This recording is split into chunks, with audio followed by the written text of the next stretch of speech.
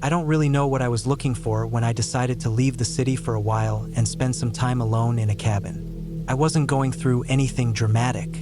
I wasn't heartbroken, didn't lose my job, wasn't sick of anything. It was just this strange itch I had in my mind for months, like I was slowly suffocating in the routine of everyday life. I'd wake up, check my phone, sit in traffic, sit at work, come home, scroll, eat, sleep. That loop made me feel like I was becoming someone I didn't recognize. So I took a leave, packed my bag, and decided to spend 2 weeks at an old family-owned cabin out in the deep part of the forest, a few hours away from any real town. The cabin had been in my extended family for decades, but no one really used it anymore.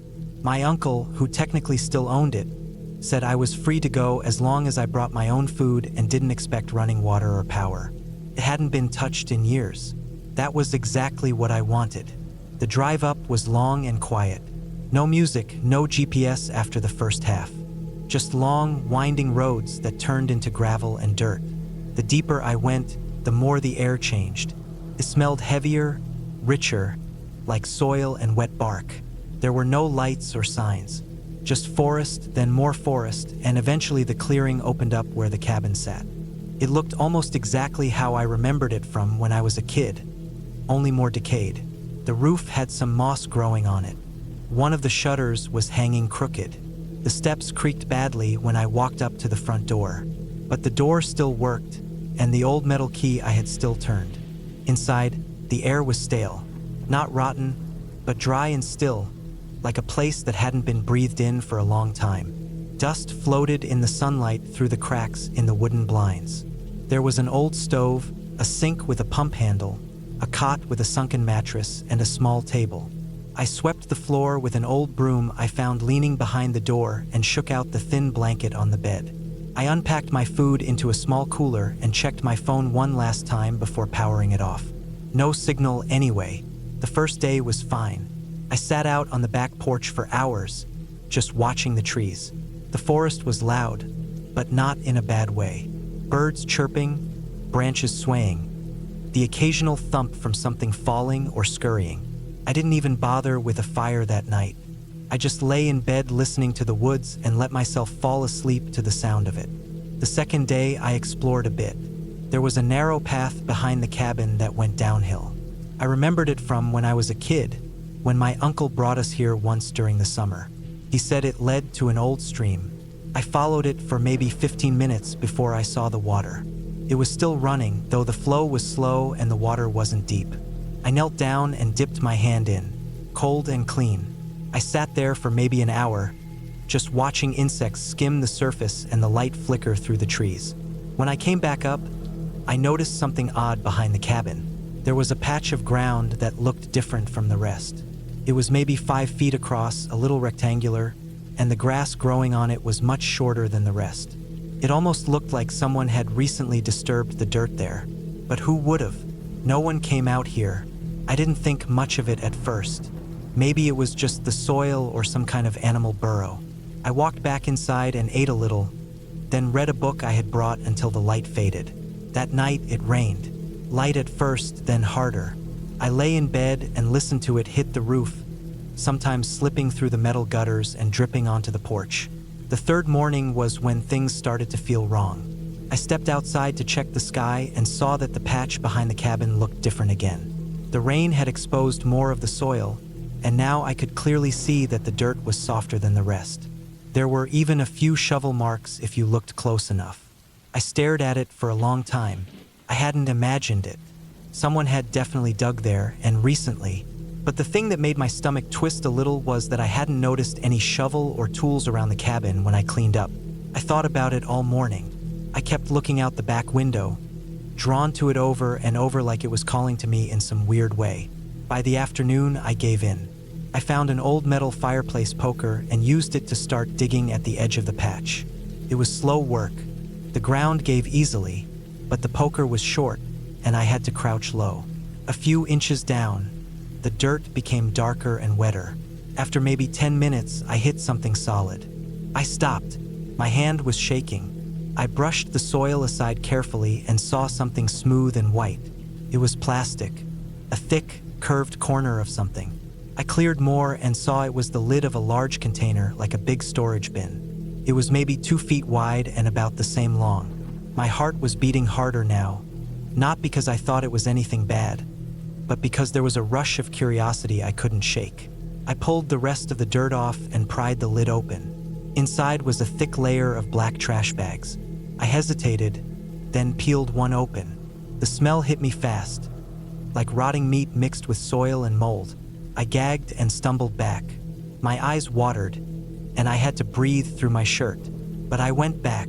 I had to see what it was. I reached in and pulled at the edges of the bag. Something inside shifted, something heavy. I ripped the plastic and a boot slid out. A worn, brown boot covered in dark stains. My stomach twisted again. I pulled more and a leg followed. Not a fake one, a real one. Skin darkened and bloated. I couldn't move for a long time. I just crouched there staring at the body curled in the container. I don't remember how long I sat there.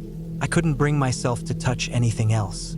I closed the lid slowly, shaking so bad I could hardly hold it.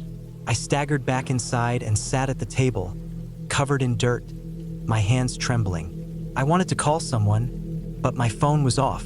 No signal anyway. The nearest town was over an hour's drive. I didn't want to leave the body there, just open like that, but I couldn't bring myself to bury it again either. That night, I didn't sleep. I didn't light a candle. I just sat on the floor with my back against the wall, watching the door. Every sound outside felt sharper. Every crunch of a branch made me jump. I kept thinking someone was going to come back, that the person who buried the body was going to return and find me here. By the 4th day, I decided I needed to leave. But something made me go back and look again, just to make sure I wasn't crazy. The container was still there. I forced myself to pull the bag out all the way this time. There were 2 legs, 2 arms, torso. The head was missing, just gone. Like whoever did this didn't want it to be identified. I threw up on the ground nearby and wiped my mouth on my sleeve. I walked back inside, packed up my things, and locked the cabin. I drove straight to the nearest sheriff's office. I told them everything, where I found it, what I saw, how long I'd been there. I gave them the key and waited while 2 officers drove back out with me. When we got there, the hole was filled in, like someone had come back during the night and reburied it. I froze when I saw it. One of the officers looked at me like I was lying, but I begged them to dig. I told them where it was.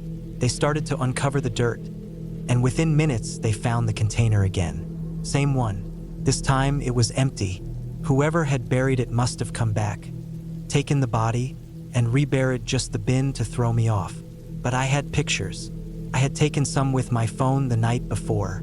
I showed them. The officers looked more serious after that. They took my statement and started a full investigation. It turned out the body belonged to a missing man from almost 2 years ago. No ID was ever found, and the case had gone cold. The head was never recovered. They said the way the bin was buried, deep with care in a spot that looked undisturbed, meant the killer had experience. Maybe even military or law enforcement. Someone who knew how to hide something for a long time. I never went back to that cabin. The police asked if I'd be willing to testify if they ever found someone. I said yes, but no one was ever arrested. They couldn't trace who had last used the cabin. My uncle hadn't been there in 10 years. I had no clue who else even knew it was there. Sometimes I lie awake at night thinking about how close I was to staying longer. What if I hadn't found it? What if I had? What if I had been there the night that person came back to move the body? I still don't know why I went up there in the first place. I thought I was trying to get away from the noise, but maybe I was meant to find something. Maybe the silence wasn't peace. Maybe it was hiding something. And the scariest part of all, whoever did it still hasn't been found.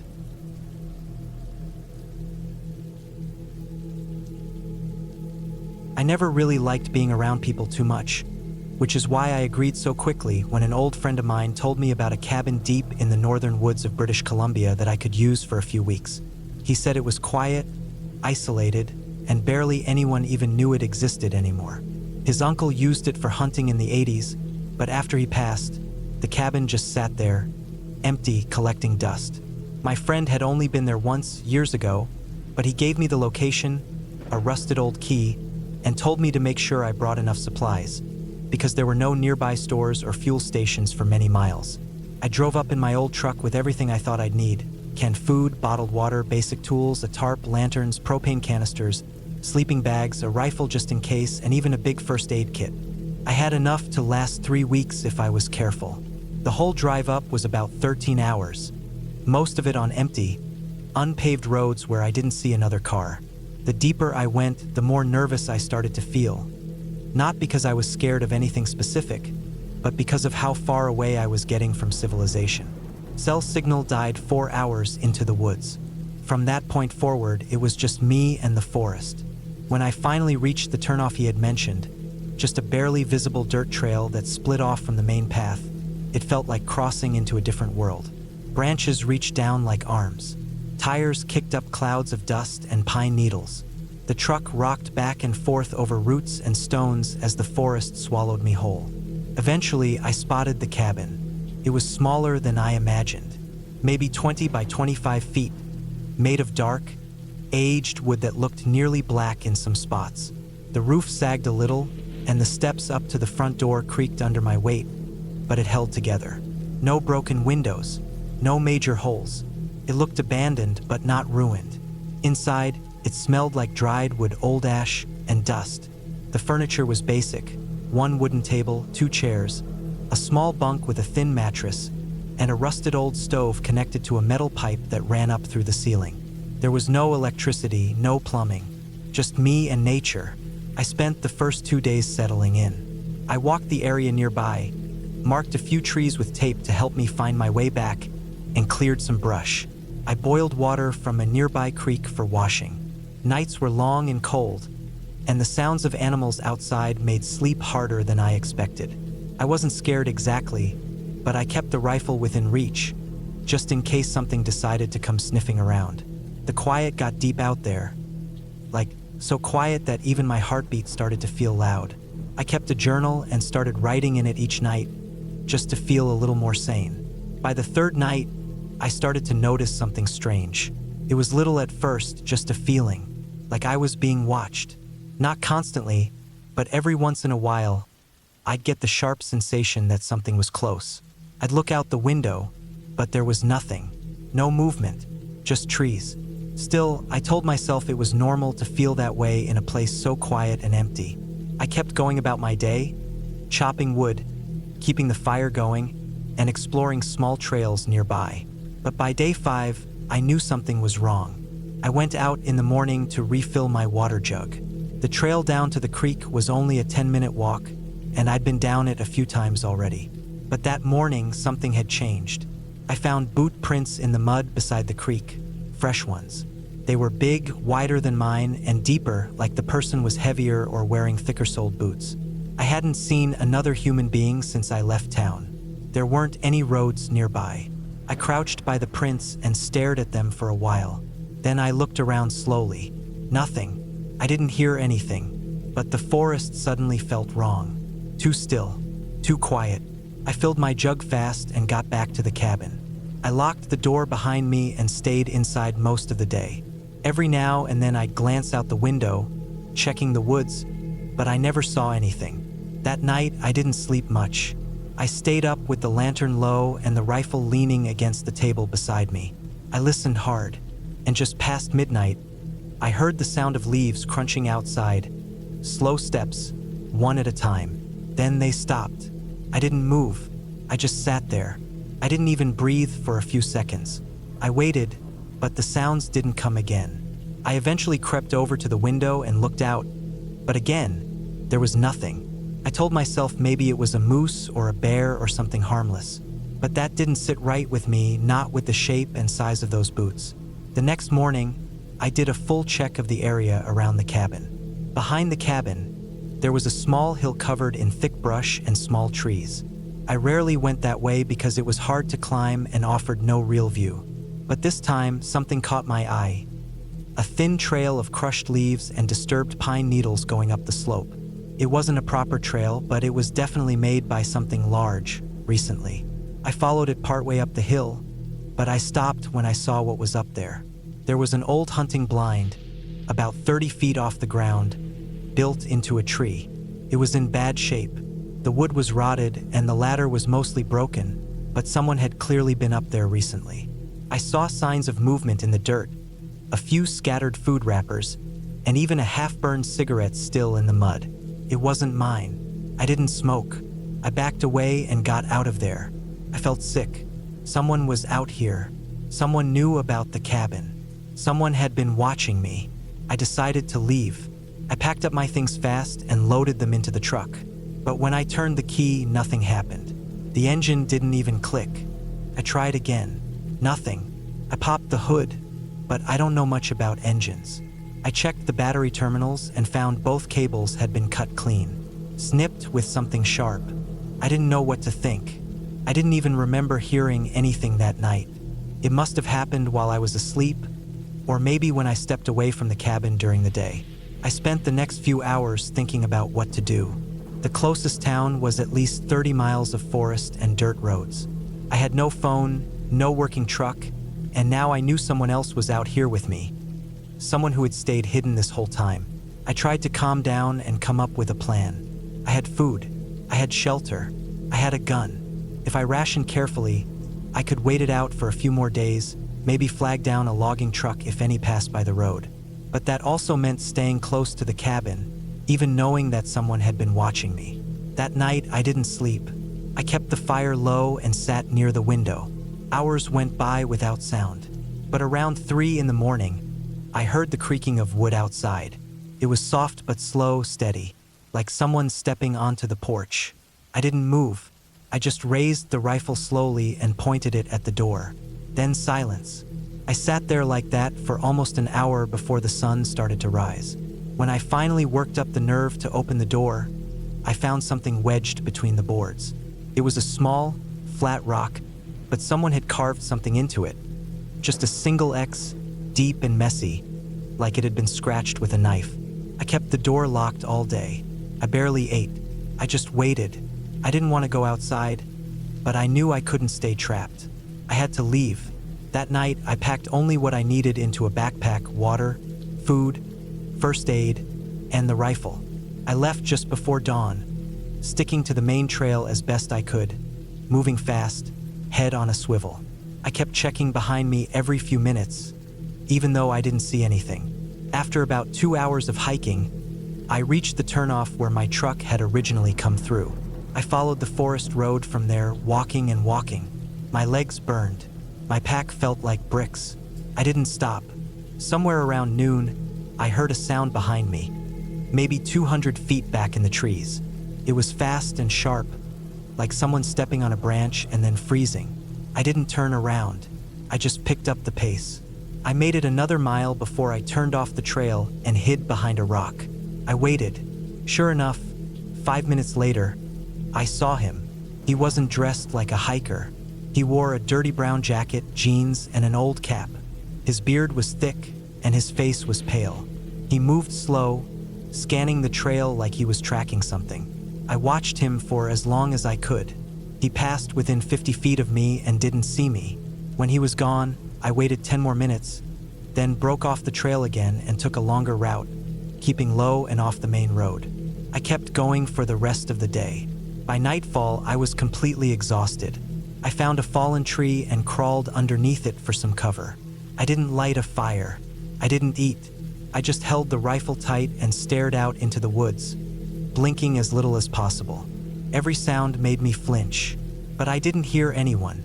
No footsteps, no voices. I think I had finally shaken him. The next morning, I pushed on. Late that day, I saw signs of tire tracks and utility poles. Civilization. A few hours later, I came across a small cabin with smoke rising from the chimney. It belonged to an older couple who let me in, gave me food, and let me use their satellite phone.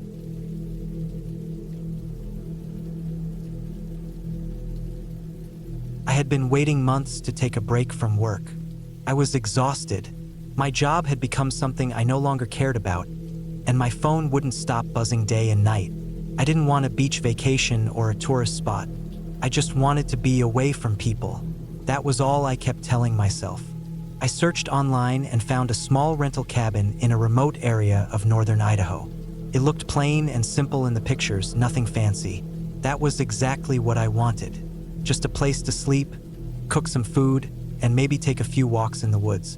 It was in the middle of nowhere, no Wi-Fi, no phone signal, no TV. Just silence. The nearest gas station was about 40 minutes away, and even that looked like it barely operated. I packed up my car with everything I thought I'd need.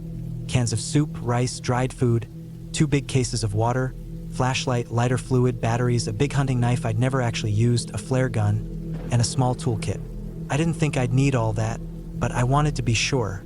I even brought a spare tire and a jump starter just in case. I'd be alone, so if something went wrong, I'd have to deal with it myself. Took a full day of driving to get there. The last hour was through a dirt road full of potholes, tree branches scraping the sides of my car. No signs anywhere. I drove slowly, looking at the GPS on my dashboard before it completely lost signal. After that, I just followed the written instructions I'd printed. When I finally saw the cabin, I let out a breath I didn't even know I was holding. It sat at the end of a long gravel path, surrounded by tall pine trees that looked like they hadn't been cut or trimmed in decades. The trees were packed so tight that barely any sunlight reached the forest floor. The cabin itself was small, just one floor, made of dark wood that had faded with time. The windows had old wooden frames, the kind you had to prop open. There was a small porch out front with 2 chairs that looked like they might fall apart if I sat on them. The door creaked when I opened it. Inside, the place was clean but clearly old. The wooden floor had long scratch marks here and there. The kitchen was nothing more than a counter with a sink, a gas stove, and a mini fridge that barely worked. There was a tiny bathroom with a shower stall, and next to that, a bedroom with a double bed that had a spring mattress and 1 thick wool blanket. I liked it. It was quiet, felt completely disconnected. The first night was peaceful. I made some rice and beans, lit a small fire in the old stone fireplace, and sat there listening to the wind push against the trees outside.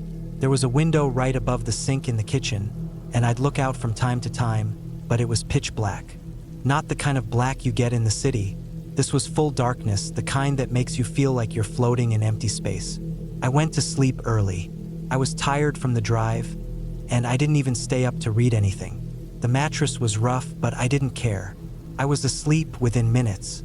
The next morning, I made oatmeal and walked around the outside of the cabin to get a better look. The forest went on in every direction. There were no fences, no markers, no trails. Just pine trees, thick underbrush, and old dry needles covering the ground like a carpet. I found a few animal tracks, deer mostly, but I also saw something bigger. I assumed it was a bear or a large dog. I didn't think much of it then. By the 3rd day, I was into a routine. I'd wake up, eat, read, walk a bit in the woods, then come back and sit by the fire. I didn't bring any electronics except an emergency radio and my phone, which stayed off most of the time. I was feeling calmer, sleeping better, thinking less. That night, around 11, I was lying in bed listening to the wind again when I heard something. It wasn't loud, but it was different. It was a crunch like footsteps, slow and spaced apart. I sat up, holding my breath. I listened. Then I heard it again, crunch, crunch, crunch. I got up and walked quietly to the kitchen window. I turned off the light so I could see outside. At first, I didn't see anything, just the shapes of trees. But then, between 2 trunks, I saw movement. A dark shape. It wasn't an animal. It was too tall. I could barely make out the outline, but it was a person, standing still. They weren't walking or doing anything, just standing there, facing the cabin. I stared at the spot, frozen. The wind picked up and moved the branches around, but the shape didn't move. I stayed there for maybe 10 minutes. Then it was gone. I didn't hear any more footsteps. I went back to bed but didn't sleep. The next morning, I went out there to look. There were broken needles and bent branches where I thought the figure was. I couldn't find tracks, but the ground was too dry for clear footprints anyway.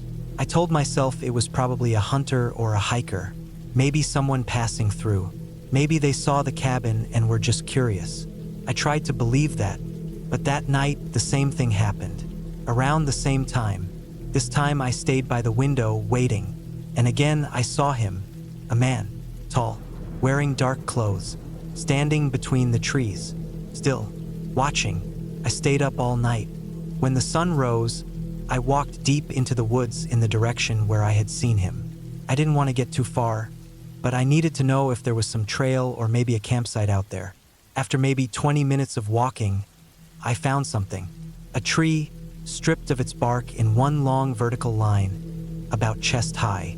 Then another tree a few feet away, marked the same way. It wasn't random. It was almost like they were signs. I kept walking, and I found something that made my stomach turn. Pile of clothes. Men's clothes, jeans, a flannel shirt, socks, even a pair of boots. All neatly folded and stacked on a flat rock. The shirt was stained. The boots had dried mud on them.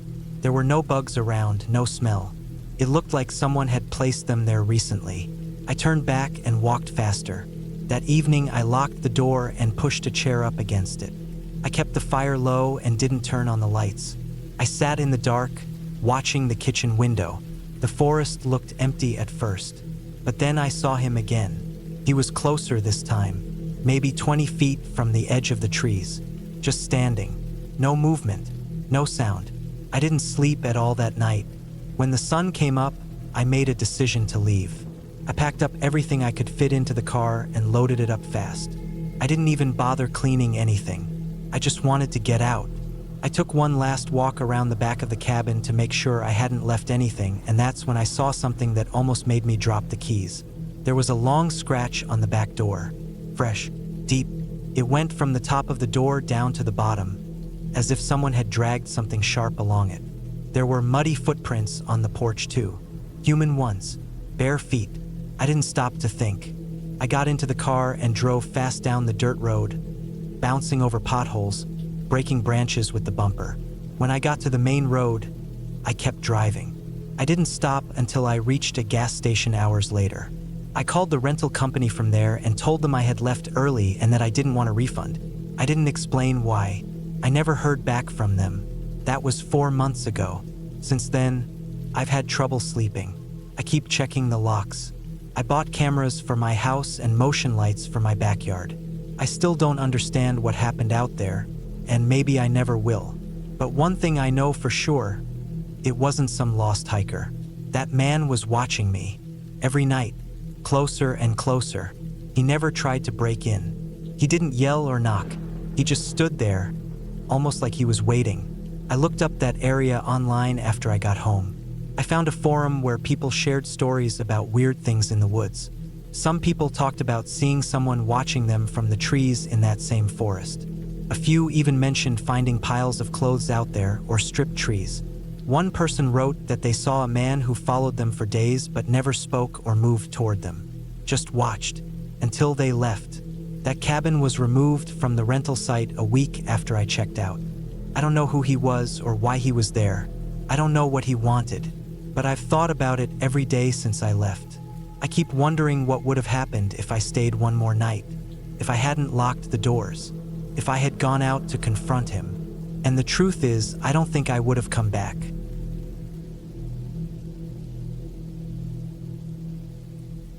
I left the city after a hard year. I had lost my job, ended a long relationship, and started getting this buzzing in my chest all the time that felt like a wire pulled too tight. I didn't want to be around anyone. Noise got to me. Screens hurt my head. I couldn't even sleep more than a few hours at night without waking up covered in sweat. I found a small cabin on a rental site. It wasn't fancy. No TV, no Wi-Fi, no cell service. Just a wooden shack in the forest about 4 hours from the nearest town. The pictures showed a little room with a single bed, a table, a chair, and a small kitchen area with an old propane stove. It had a wood stove for heat and a compost toilet outside. No plumbing. Water came from a nearby stream. It was exactly what I wanted. I brought canned food, dry stuff like rice and oats, and a bunch of water jugs I filled back home. I had a few flashlights, batteries, firewood, a hatchet, matches, and a portable radio that only caught one AM station if I was lucky. I had a map of the area printed out and a compass too. I didn't want to rely on any tech. I drove up a gravel road for nearly an hour before reaching the cabin. The last 10 minutes were the worst. Nothing but narrow trail-like road through tall trees. No sign of other homes or people. That was part of the appeal. I needed quiet. I needed space. I needed to be where no one could reach me. The cabin sat in a small clearing about 20 feet from the edge of a thick pine forest. The ground was mostly dry dirt and moss with patches of grass and some flat stones near the door. It faced west, so the sun dipped behind the trees in the late afternoon and turned everything gold for about 10 minutes before it got dark fast. My first night was calm. I unpacked, got a small fire going in the wood stove, and listened to the forest through the open window. No cars, no phones, no voices. Just the creaking of trees and the occasional animal rustling in the distance. I went to bed early. I remember waking up sometime during the night because I thought I heard something. Not a growl or a crash, nothing that obvious. More like a faint scraping sound. Maybe just a tree branch brushing the roof. I stayed in bed, listening. But nothing else happened, so I drifted off again. The first couple of days went as planned. I spent time reading, writing in a notebook, walking around the woods a bit. I wasn't brave enough to go far off the trail behind the cabin since I didn't know the area and didn't want to get lost. But I did short walks, maybe half an hour each direction. It was quiet, the kind of quiet that makes your ears ring. By the third day, I started feeling a little off. I chalked it up to being alone, not talking to anyone. No sounds from people, no distractions. Just my thoughts. Too many of them. I noticed something weird on the trail behind the cabin that afternoon. I had been walking for about 20 minutes when I saw a pile of small rocks stacked in a cone shape by the side of the trail. It looked like someone had gone out of their way to place them like that. Balanced neatly, too carefully to be an accident. There were 7 rocks, each one smaller than the one beneath it, and the bottom one was buried slightly in the dirt to keep the whole thing stable. At first, I thought maybe it was some kind of hiker's marker, but the trail wasn't even official. It was just a worn path that probably existed because animals used it often. I hadn't seen a single boot print or sign of people since arriving. I left the rocks alone and walked a little farther before turning around. I didn't want to be too far from the cabin if it got dark. That night, I had trouble sleeping again. I kept hearing small noises, scratching, distant cracks like branches snapping, and once what sounded like footsteps crunching across the forest floor. They didn't come close, but I heard them. In the morning, I checked around the cabin. No signs of animals, no footprints, nothing disturbed. I didn't want to jump to conclusions, so I told myself it was a deer or maybe a bear moving through the woods. The next few days felt different. I stopped doing long walks and just stayed close to the cabin. I kept the hatchet nearby even inside. My stomach was tight most of the time. I had this feeling I was being watched.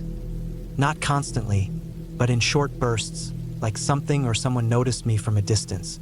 The air even smelled different some mornings, almost like metal. I know that sounds weird, but it's the only way I can describe it. It wasn't the usual clean pine air. It had a sharp edge, like the scent of blood or old water pipes. On the 6th day, I found something new. Just past the edge of the clearing, about 10 feet into the trees, there was a long, thin piece of rope hanging from a branch. It didn't look like it had been there long. It wasn't frayed or dirty. It was tied in a simple loop like a handle. Below it on the ground was a small, flat rock with a smear of dark brown on it. I didn't want to get close, but I forced myself to walk up and look. The rope didn't smell like anything, and the brown smear could have been old mud, but something in my gut told me it wasn't. I didn't touch it. I backed away, went inside, and stayed there the rest of the day. I kept the windows shut, the fire going low, and sat in the corner with the hatchet in my hand until it got dark. The next morning, I went back out to check. The rope was gone. I felt sick. Not just scared. Really sick. Like I had eaten something bad. I couldn't even finish breakfast. I packed some food into a bag, filled 2 jugs with water, and decided to walk toward the trail with the rock stack. I had this dumb idea that maybe I'd find more markers, maybe figure out who was out there. I walked for nearly an hour. No new rock piles, no signs of anything. But on my way back, I noticed something I hadn't seen before. A thin tree, maybe 6 inches wide, had been shaved clean in a vertical strip about 5 feet long. The bark was peeled off in a smooth line, and underneath the wood was dark and sticky. I touched it with a stick. It wasn't sap. It was more like tar. I went back to the cabin fast. That night, I barely slept. I kept hearing something moving outside, slow and steady like someone circling the cabin. Not running, not sneaking, just walking around. I held my breath for long stretches, listening hard, but the steps were soft and stayed just far enough away that I couldn't tell where exactly they were.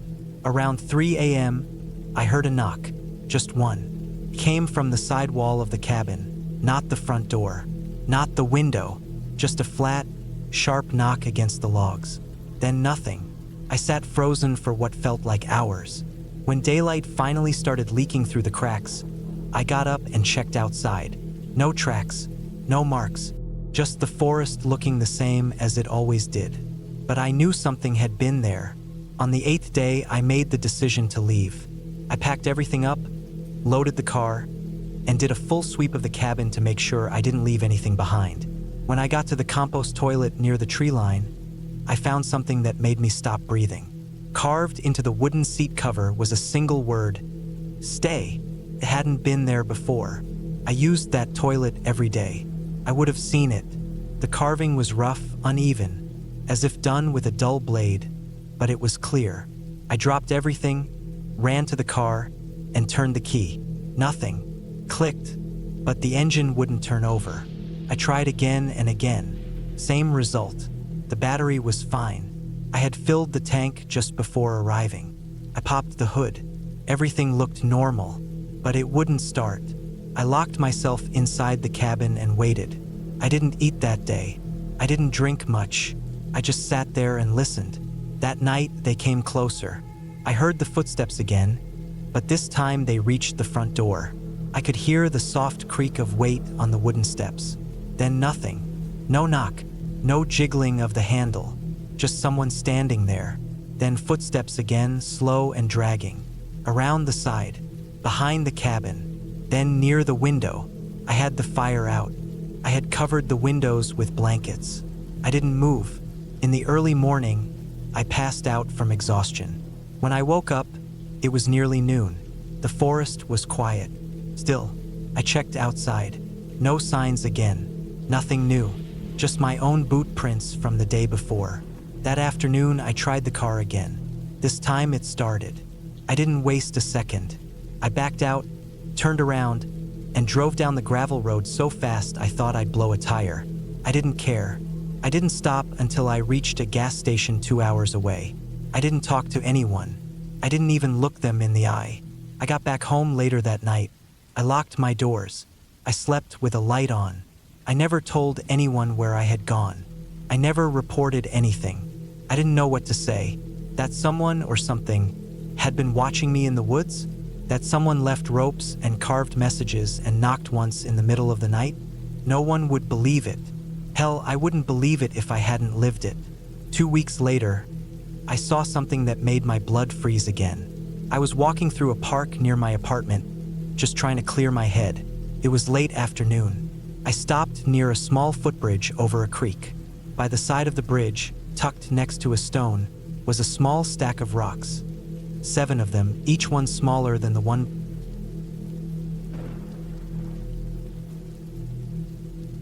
Work had eaten into every corner of my life, like mold creeping across bread. Emails at midnight, calls during lunch, non-stop projects stacked like wood in a shed. I couldn't think straight anymore. I felt hollowed out and short-tempered, always dizzy, like I was forgetting something important but couldn't remember what. My chest always felt tight. I wasn't sleeping much. I'd lie in bed for hours with my thoughts racing, staring at the ceiling until the sun came up. I knew I had to stop before something in me snapped. That's why I rented the cabin. It was way up in the mountains of northern Idaho, tucked into a fold of land so far off the main road you had to take an unmarked trail just to get to it. I found it on a listing site that specialized in off-grid properties. The guy who owned it described it as a place to recharge without cell towers, stress, or other people. That sounded perfect. No phone, no laptop, no neighbors, just a wooden cabin, some solar power, a water tank, a small generator for emergencies, and a wood stove. I drove up in early October. The weather was cold but not frozen yet. The trees were orange and red, and the road was mostly clear, though I kept the snow chains in the trunk just in case. After 4 hours of highway, an hour of gravel roads, and 20 minutes on a barely visible dirt track, I reached the place. The driveway was just a clearing between 2 rows of pine trees. There were no fences, no signs, just a dark green metal roof poking through the trees and a small porch out front. It looked smaller than I expected but solid. Weathered cedar siding, 2 small windows, one on each side, and a chimney sticking out the back. There was a woodshed nearby with a tarp over the top. It was silent all around. No engine sounds, no voices, not even birds at that moment. Just the creak of the car cooling down and the breeze moving through the trees. Inside, the cabin was simple. A main room with a wood stove, a small kitchen against one wall with a propane tank outside, a table and 2 chairs, and a bed pushed into the back corner. The bathroom was a composting toilet in a separate outhouse maybe 50 feet from the porch. There was a small shelf with a few books and a folder that had instructions about the solar battery and generator. I brought enough food for 2 weeks, plus water filters and a crank radio just in case. The plan was simple. Rest, hike, write in my journal, and stay away from everything. The first 2 days were peaceful. I slept better than I had in months. I would wake up to the light through the trees, make oatmeal and coffee, chop some firewood, then hike up the ridge behind the cabin. There was a narrow trail, not really marked, but clearly used before. It went steeply up through thick woods for a while and then leveled off where there was a nice view of the valley below. I didn't see anyone else, and there were no tire tracks or signs of other people. Each evening, I'd sit on the porch and read, or just listen to the woods. The air smelled clean. The only sounds were birds, squirrels, wind, and sometimes branches cracking deeper in the forest. It felt like I had stepped out of time. The cabin felt safe, isolated but safe. But by the 4th day, I noticed something strange. It was small at first. I went out in the morning to collect kindling and saw boot prints near the woodpile. At first, I figured they were mine, but they were pointed in a different direction than I normally walked, and deeper than mine, like the person had been heavier or carrying something. The dirt was soft from light rain the night before, and the prints looked fresh. Still, it was probably nothing. Maybe I walked that way without thinking, or maybe an animal stepped just right. I brushed it off. That afternoon, I hiked again. The trail behind the cabin was harder after the rain, muddy and slick. When I reached the clearing at the top, I sat for a while and drank water. The sun came through the clouds in thin lines, lighting up the trees below. It was quiet. Then I heard something snap behind me. Just a branch, I thought. Probably a deer. I waited a few minutes, scanning the trees behind me, but didn't see anything. Still, I had this feeling I wasn't alone. Not fear exactly, but that prickle on the back of your neck, like when someone is standing too close behind you in a line. I walked back slowly, looking around more than usual. That night, I couldn't sleep. I kept hearing small noises outside. Not loud, just the sound of movement, like someone shifting weight on the porch steps, or dry leaves being pushed aside. I got up twice and opened the door, but there was nothing there. The moon was bright, and the trees cast long shadows. I checked the woodshed, the trailhead, even the backside of the cabin. Nothing. By morning, I was exhausted and jumpy. I made coffee and walked the area again just to be sure. That's when I noticed something new. On the trail behind the cabin, where it curved around a large boulder, someone had carved into the bark of a tree. 3 small vertical slashes close together, about waist high. Not natural. Clean cuts. They weren't there before. I stared at them for a while. They looked fresh. I ran my fingers over them. The bark was still soft at the edges. Someone had done this recently. I looked around again, carefully, but saw no one. That day, I stayed near the cabin. I kept the axe nearby and didn't hike. I read, wrote in my journal, and tried to convince myself I was just being paranoid. Maybe some hunter passed through. Maybe it was an old mark I never noticed before. Still, I couldn't shake the tension. I started checking the locks twice before bed. I closed the shutters. I turned off the solar lights early so it was harder to see me inside. The next day, it got worse. I woke up to find my firewood stacked differently. I always left it in a crisscrossed pattern near the stove. That morning, the stack had been taken apart and res-tacked sloppily in a triangle shape. Not by accident. Someone had moved it on purpose. I stared at it for a long time, not wanting to believe what I was seeing. That afternoon, I found more marks. This time, 6 slashes in the same tree lower down. And further up the trail, a piece of bark had been peeled off a second tree, just stripped clean in a long vertical patch. Underneath, the wood was pale and smooth. That night, I didn't sleep. I kept the fire going low and sat in the dark with the axe on my lap. I kept imagining someone just out of sight, standing at the edge of the trees, watching the cabin, waiting. But I never heard footsteps, just that awful silence. At one point, something knocked against the far wall of the cabin. One loud thud. I jumped up, heart pounding. But when I opened the door, there was no one there, just cold air and moonlight. I started to lose track of time after that. Every morning, I found something else disturbed. Once, the door to the outhouse was left wide open. Another time, I found a stone placed in the center of the porch. Just one small, round stone. It hadn't been there the night before. Another morning, the metal latch on the back window was bent like someone tried to pry it open. I stopped hiking completely. I stayed inside most of the day. I kept the lights off. I stopped using the stove so the smoke wouldn't give away I was there. I ate cold food, canned beans and dry bread, and kept the axe with me all the time. I barely slept. I kept thinking of the slashes in the trees. First 3, then 6. What next? 9? Was it a count? A signal? Then one day, I found footprints in the soft soil just 10 feet from the cabin. 2 sets. One going toward the cabin, one walking away. Both boot prints. Deep and sharp. Bigger than mine. I followed them carefully with my eyes. They came from the ridge trail, looped around the side of the cabin, and went back up. That broke something in me. Whoever was doing this wasn't just messing around. They were getting closer. They were watching, testing me, seeing how far they could push before I snapped or left. I thought about leaving right then, but my car was parked down the trail, and if they were watching, they might do something to stop me. The road out wasn't fast.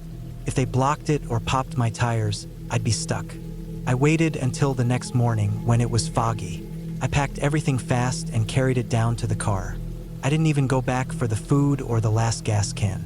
I got in, locked the doors, and drove down the dirt road as fast as I could without crashing. My hands were shaking the whole time. When I reached the main gravel road, I felt like I could breathe again. I didn't stop driving until I hit the highway. I didn't tell anyone. I didn't call the owner. I didn't file a report. What would I say? That someone followed me into the woods and moved my firewood? That they scratched trees and left rocks on my porch? It sounded crazy even to me, but I know what I saw. I know someone was out there. And the worst part is this. I still don't know why. They didn't hurt me. They didn't steal anything. They never showed their face. They just watched, came closer each day, left signs to let me know they were near. It's been months since I left the cabin, but I still wake up in the middle of the night thinking I hear footsteps outside. I live in an apartment now, far from any woods, but I keep a chair wedged under the door.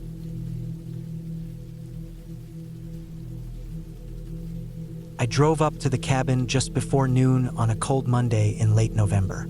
The sky was dull gray, the air sharp, and most of the trees were bare, though the pines around the area were still thick and dark green. The leaves had already fallen weeks ago and left the ground soft and crunchy in patches, depending where you walked. It had rained the night before, and the mix of old leaves, pine needles, and cold mud made a smell I could only ever associate with late fall in the woods. The cabin was on a leased property deep in a part of northern Minnesota I hadn't been to before. I got the place for cheap because I was staying during hunting season, and the owner had warned me about hunters using the trails nearby. He said as long as I wore orange if I went out, I'd be fine. I had a couple orange vests in my bag, but I didn't plan on doing much hiking anyway. I mostly wanted to be alone for a while. Work stress, family stuff, and just noise from life made me want to get away from everything. I thought a quiet cabin without phone service and no internet would do the trick. The place was basic. 1 floor, 2 small bedrooms, a bathroom that barely had hot water, and a kitchen with an old stove and a rusting refrigerator that hummed louder than I liked. There was a propane heater near the center of the cabin that made everything smell faintly like gas when I turned it on. A big window looked out into the woods from the living room, and a small wooden deck wrapped halfway around the side. The driveway was gravel and wound for about a quarter mile from the main dirt road. No one could see the cabin unless they were deep in the woods or came right up the drive. It felt private in the way I wanted it to. I unloaded the food first, mostly cans, some dry pasta, a few apples, a cooler of meat, and bread I figured would last me a few days. I had enough for the week and didn't plan to leave until Sunday. Then I brought in the heavier stuff, my rifle just in case, my duffel bag, a heavy blanket, and a thick coat. I set everything up, got the heater going, and opened a window to air the gas smell out. The silence inside the cabin was heavy. There was no hum from the fridge at that point because the power was out temporarily. The owner had warned me that sometimes the solar battery wouldn't hold its charge, but the generator would kick in if I flipped the breaker. I did that, and a few minutes later, the fridge and some of the lights started working again. The first day was quiet. I made some pasta, read a little, walked down the path that curved around behind the cabin, and didn't see anyone. The trail had old footprints and boot tracks, some fresh but not new, maybe a day or 2 old. I wasn't worried. This was public land surrounding private lots, so people walked through. Still, I kept an eye out just in case. I was far enough out that cell service dropped about 10 miles before I reached the turnoff. I didn't mind, but I did keep the rifle near the door, safety on, just a habit. I'd done that in other cabins in the past too. That night, it got real quiet. I don't mean just peaceful quiet. I mean dead quiet. No wind, no birds, no movement. The kind of silence where every small sound sticks out sharp. The refrigerator clicking, the heater hissing, a mouse scuttling through the wall. I noticed all of it. I slept early that first night, though I woke up once around 2 a.m. when I thought I heard something brush against the deck outside. Not a knock or a bang, just something soft, like a branch or a boot brushing the wood. I stayed still for a few minutes, listening. Then I stood up, walked slowly to the window and looked out. I didn't see anything. The porch light had one dim bulb that barely lit the deck, but I didn't see movement or shadows. I told myself it was probably a raccoon or some other animal. I went back to bed, and I think I eventually fell asleep around 4. Next morning, I woke up at 8 and went outside to stretch and take a leak near the trees. That's when I saw the tracks. They weren't animal. They were boot prints, heavy, and they came from the woods behind the cabin. Stepped onto the edge of the deck, walked halfway across it, and stopped by the main window. Then they turned around and walked back the same way, back into the woods. The weird part was how careful the steps were. Each one was clean, straight, even, as if whoever walked there wanted to avoid dragging their feet or slipping. I bent down and looked at the shape. It was a size 10 or 11 boot. Pattern looked like the type you'd get at a farm supply store. Not brand new, but not worn out either. I didn't hear anyone the night before, and the steps didn't look panicked or rushed, just deliberate. I got uneasy after that. It wasn't proof of anything bad, but it was strange. People don't normally just walk out of the woods in the middle of the night, walk across someone's private cabin deck, and stare in through the window. Not unless they're up to something or think no one's inside. I walked the path the steps came from. About 20 yards into the woods, I found more prints. They kept going until they veered off into thicker brush. I didn't follow too far, not because I was scared, but because I didn't want to get turned around, and I wasn't carrying the rifle at that moment. I made a mental note to keep it nearby for the rest of the week. That day, I stayed mostly inside. Read, made coffee, watched the trees. I started leaving one window cracked so I could hear better outside. I don't know why. I think I just wanted some warning if someone came close again. That night, just before I went to bed, I turned on the outside light again and checked the deck. No new footprints. Everything looked normal. But around 3 in the morning, I woke up again. This time it was footsteps. Not a soft brush like the first night. I swear I heard slow, Heavy steps walking across the deck. 2 steps, then a pause, then one more step, then silence. I laid there, not breathing for a few seconds. The heater had turned off already, and the air was cold, but I didn't move. My eyes were open, facing the wall.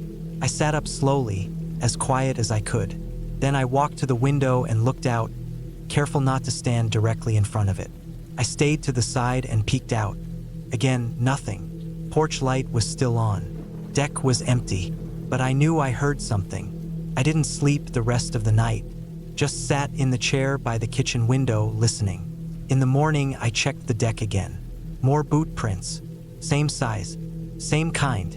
This time they got even closer to the window, and whoever it was had stood right up against the glass. There was a faint smudge where their forehead must have pressed. I walked around the cabin, checked the woods again. I looked for cameras. I looked for trail markers. I didn't see any, but I started thinking maybe this was someone who had been watching the place for a while.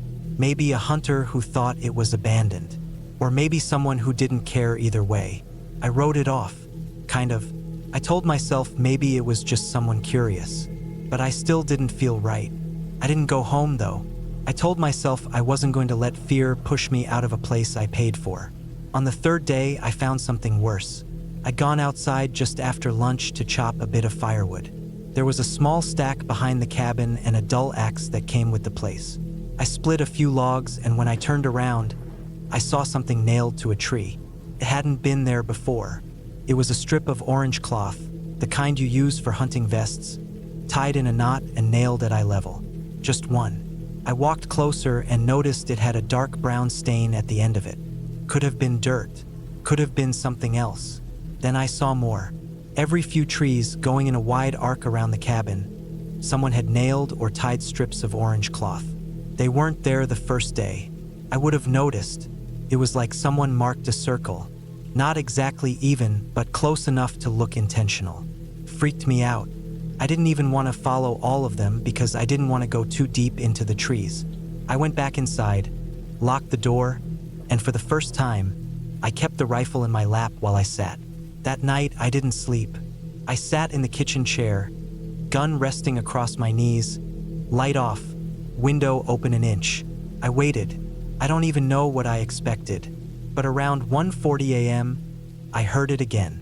Footsteps, closer this time, then a sharp creak of the deck. Then something touched the handle of the door. I heard it click, not turn all the way but jiggle, like someone was testing to see if it was locked. I held the gun and stayed dead still. I didn't move. I didn't breathe too loud. Then the sound stopped. Whoever it was stood there for a minute. I swear I felt them through the wall. Then slow steps walked away. No rush, just the same calm, even pace. Back across the deck, into the woods. I didn't sleep. When the sun finally came up, I went outside again. More prints, same ones, but this time a gift. On the deck, just outside the window where I had been sitting, someone left a dead squirrel. Clean, no head, just placed on the wood like an offering or a warning. Blood had soaked into the cracks. That was the last straw. I packed everything, threw food into the cooler, shut off the heater, locked the cabin. I got in the truck and left. I didn't wait to see if anyone followed. I drove straight until I hit the main road and didn't stop until I was 2 towns away. I stayed at a cheap motel that night and didn't sleep much there either. Later, when I told the owner,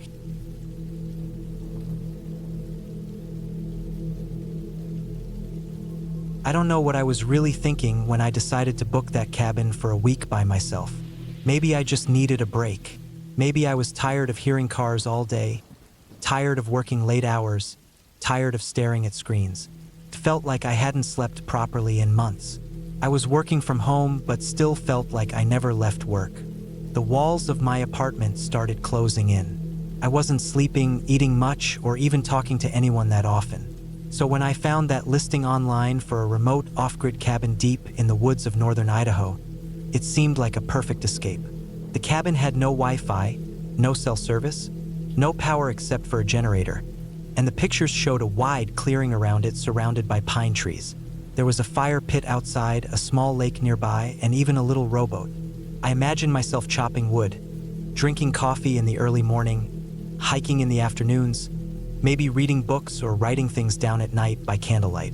Something simple, something quiet, something I thought I needed. The drive up was already longer than expected. The gravel road after the main highway twisted up through the hills for nearly an hour. It was steep, rocky in some areas, and not really marked very well. My rental car had a rough time handling it, and there were times I thought I might actually get stuck. When I finally pulled into the small dirt clearing in front of the cabin, the sun was low and orange, cutting sideways through the trees. It looked peaceful. It really did.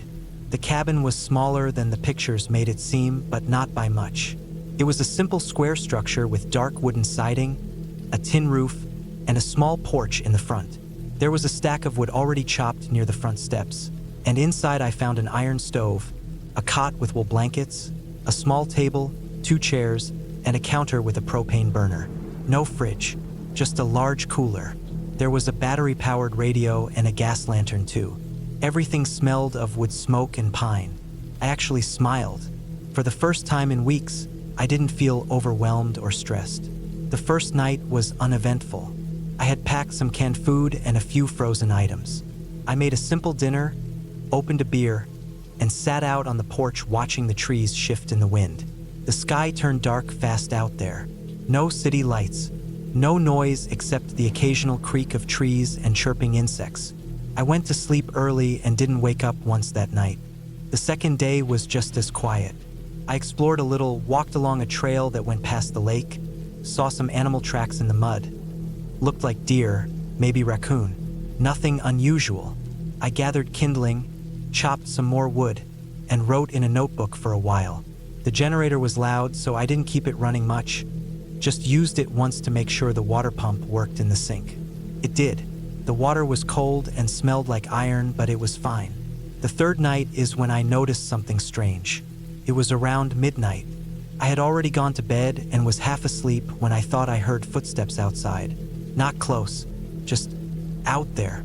At first I thought maybe it was an animal, elk maybe, or a bear. They're out here, but the sound was strange, slow, and it crunched in the dry needles like someone walking carefully. One step, then silence, then another. I sat up and waited. I didn't move much. I was just listening, but after maybe 30 seconds, it stopped completely. I convinced myself it was probably nothing. Wind maybe, a branch falling, or a deer wandering through. I eventually went back to sleep. The next morning I looked outside. The grass and dirt around the cabin didn't show anything clear. A few scuffs maybe, but that could have been from me. I told myself not to think too much about it. I went for another long walk. I followed a different trail that looped up into higher ground. The trail narrowed into thick trees at one point and I had to push through some overgrown parts. But I reached a rocky overlook and saw the whole valley. The lake below, the forest stretching forever.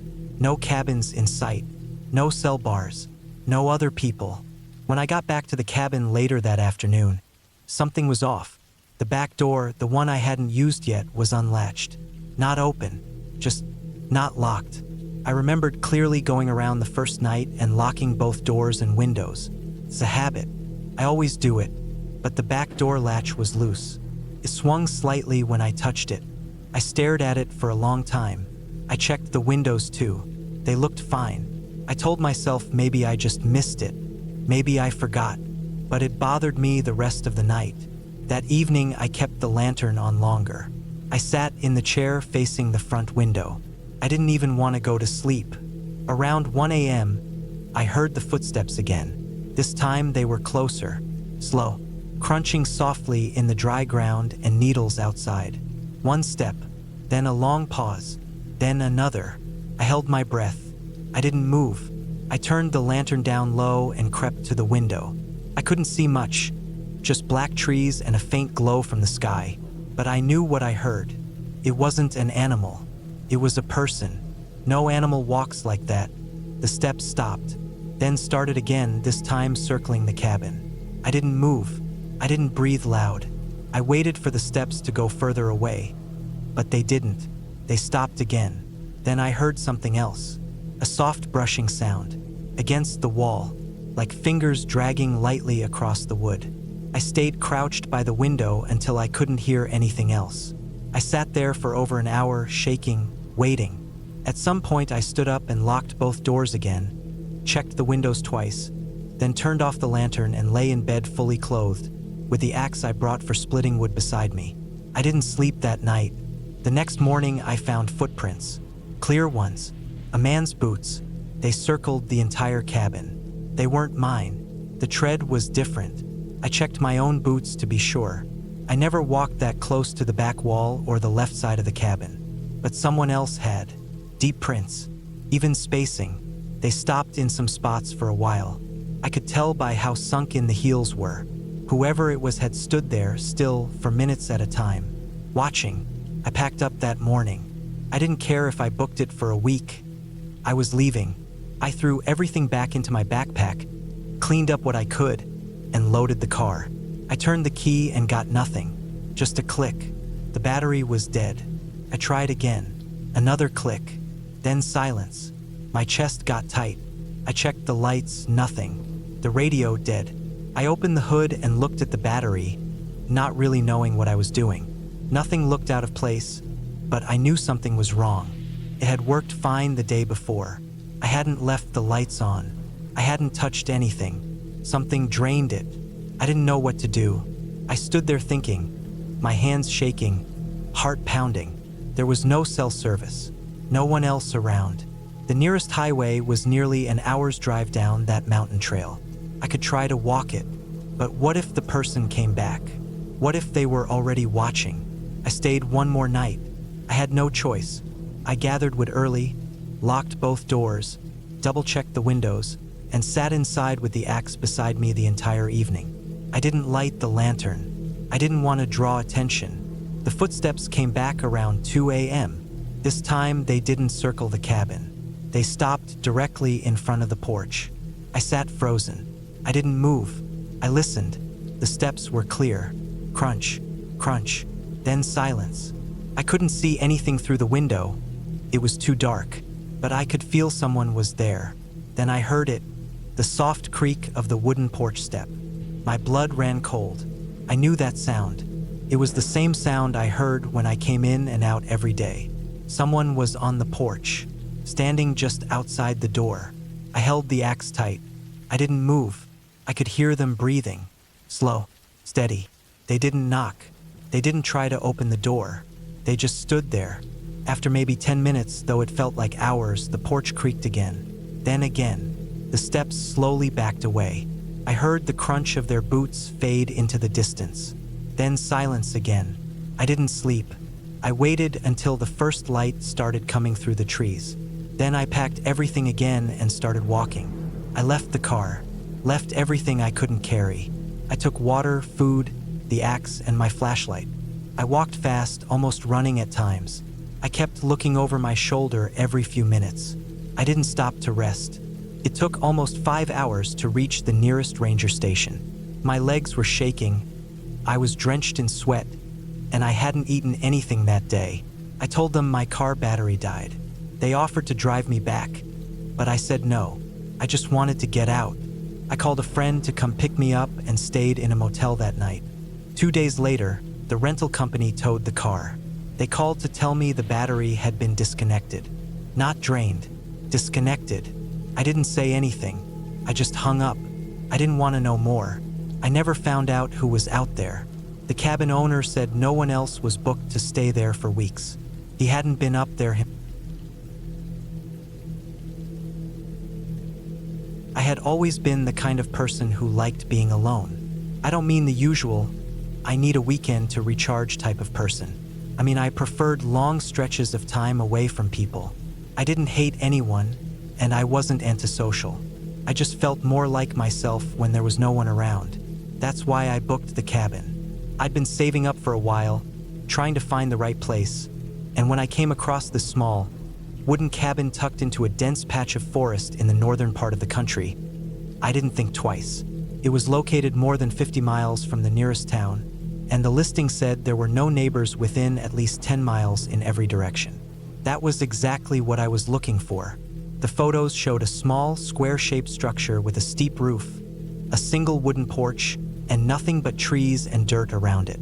No paved roads, no lights, no signs of anything modern. It looked quiet and untouched. It looked like solitude.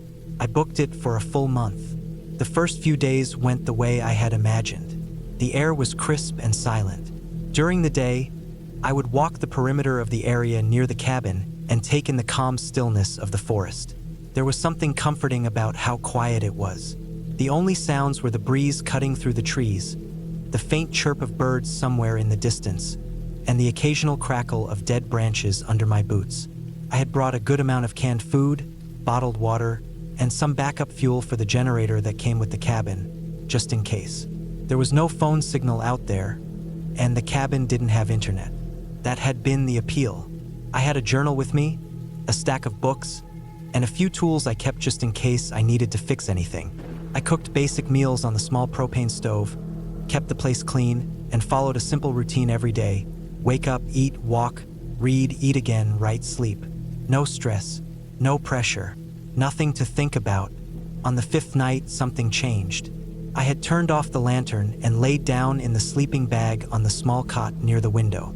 I didn't have any curtains, just a thin mosquito net nailed to the frame, and from where I laid, I could see the trees moving gently outside. The moon was dim behind some clouds. It had rained earlier, so the ground outside was still wet. Just as I was drifting off, I thought I heard something faint, a dull snapping sound. I stayed still. Sometimes, deer or other animals passed near the cabin, and twigs snapping wasn't unusual, but something about this felt off. The sound wasn't like a regular step. It wasn't heavy like a bear or rhythmic like a deer moving. Came once, then silence, then another crack, slower, from a different direction. It wasn't until I really listened that I noticed it wasn't coming from the same spot every time. I told myself it was just animals, maybe a group of them passing by. Maybe the rain had weakened some of the branches and they were falling on their own. I closed my eyes again and tried not to overthink it.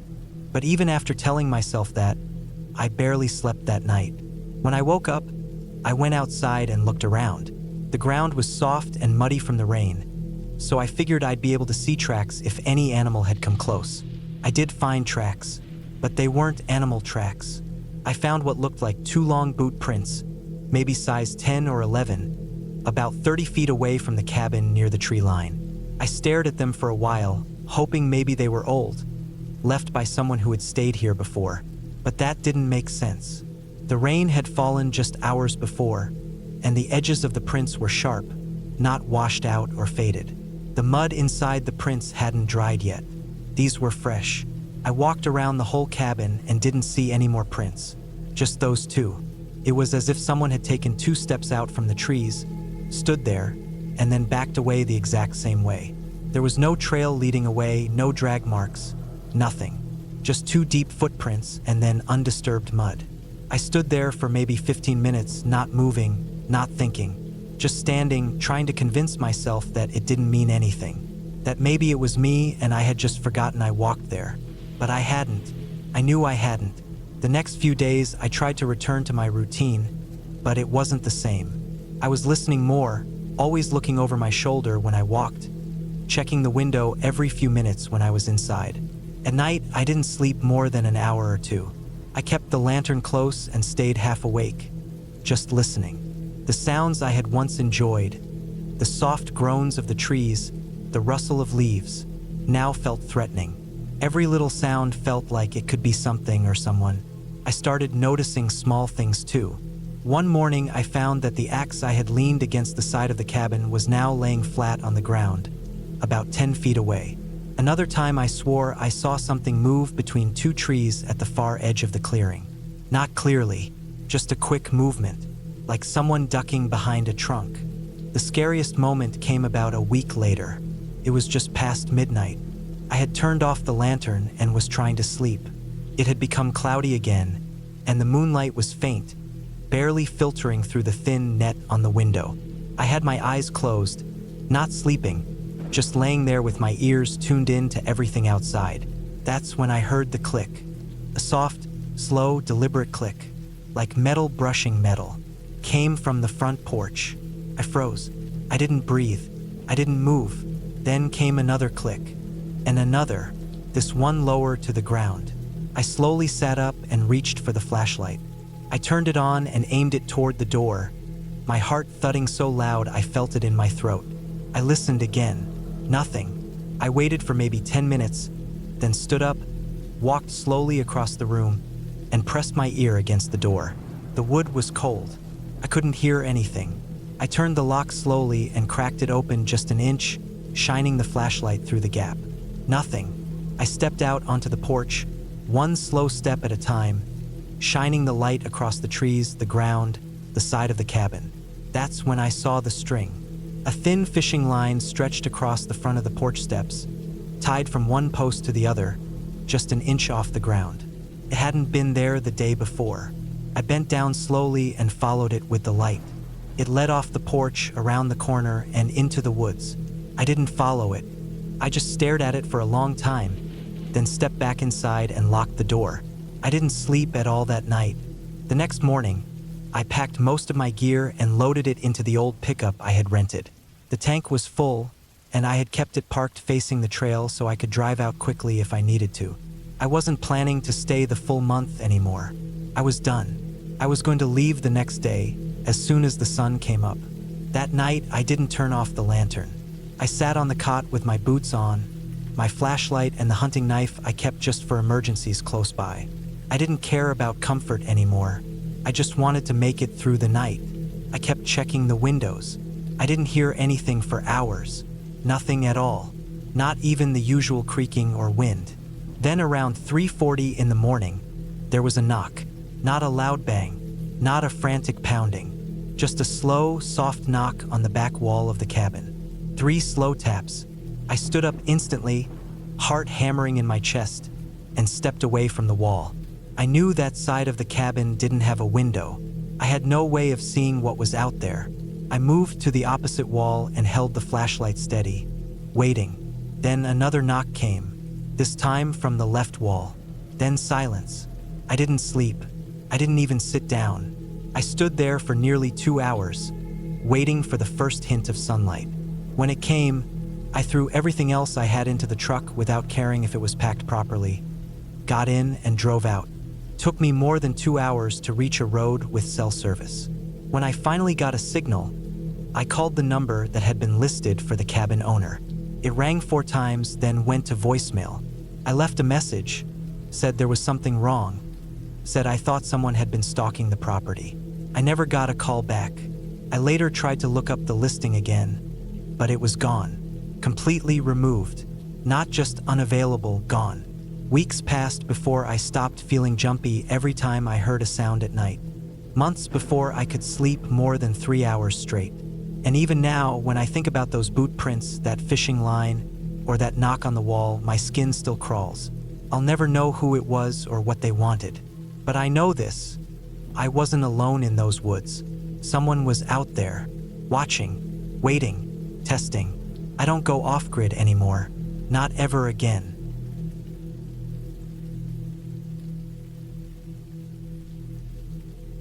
I had been looking for a quiet place to get away for a while. Work had been eating me alive from the inside out. Emails never stopped. Meetings drained me. I lived in a crowded apartment with thin walls, where someone was always yelling or playing music too loud or cooking something that filled my room with some awful smell. Couldn't sleep right. I was anxious all the time. So I decided I'd take a week off, rent a cabin, and just disappear for a little while. I found the place online. It was a small wooden cabin in the mountains, listed on a site where private owners rented out their places. The photos showed a one-room cabin surrounded by trees, with a gravel path leading up to it, a small porch out front, a tiny wood stove inside, and not much else. It was deep in some forested part of the northern range, where there was no cell signal and the nearest gas station was about 30 miles away. That was exactly what I wanted. I didn't even tell anyone the exact location. I just said I'd be gone for a week. I left early on a Monday morning, packed my small car with a cooler of food, a duffel bag full of clothes, a small hatchet, a flashlight, and a few other supplies I thought I might need. I printed out directions because I knew GPS would eventually cut out. The last stretch of road was just a narrow gravel track that went uphill for what felt like forever. I had to drive slow so I wouldn't blow a tire on the loose rocks. Trees crowded in on both sides of the road, dark and heavy, their branches hanging low like they were trying to block out the sky. I got there just after noon. The cabin looked just like it did in the photos. Old but clean, solid. It was sitting in a small clearing, with a rusted fire pit off to one side and an old axe stuck into a stump out front. The air was cool and smelled like pine and wet dirt. I could hear birds somewhere far off, but no cars, no people, no machines. It was perfect. I unloaded everything and went inside. It was small, just one room with a bed, a little kitchen set up with a sink that didn't run unless you poured water into a tank, and a wood stove for heat.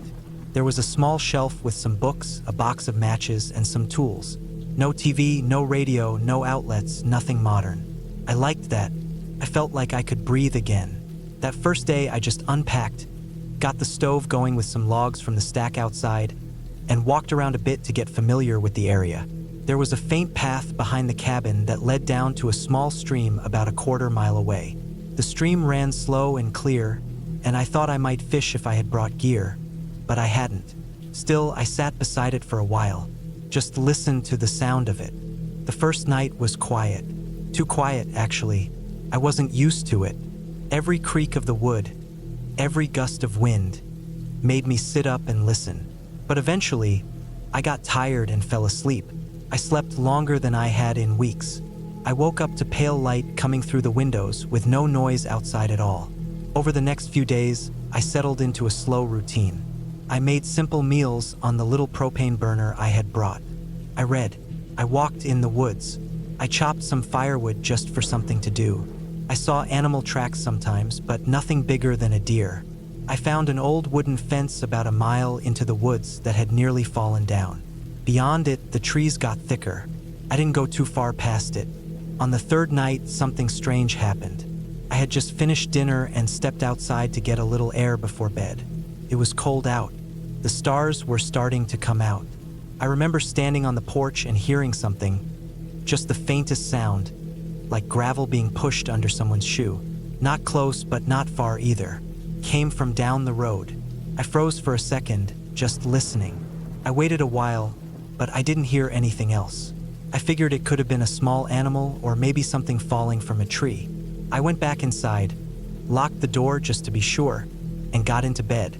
The next morning, I saw the footprints.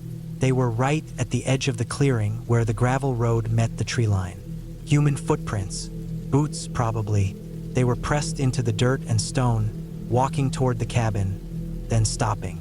Not turning around. Not walking away. Just stopping. I looked around but didn't see anyone. I walked to where the prints ended and followed them a little way back toward the road. They faded after a bit where the ground got harder. I looked down both ways, but the road was empty. I stood there for a long time, just staring at the trees. I told myself it was probably nothing. Maybe a hunter passing through. Maybe someone just curious about the cabin. Still, something about it didn't sit right.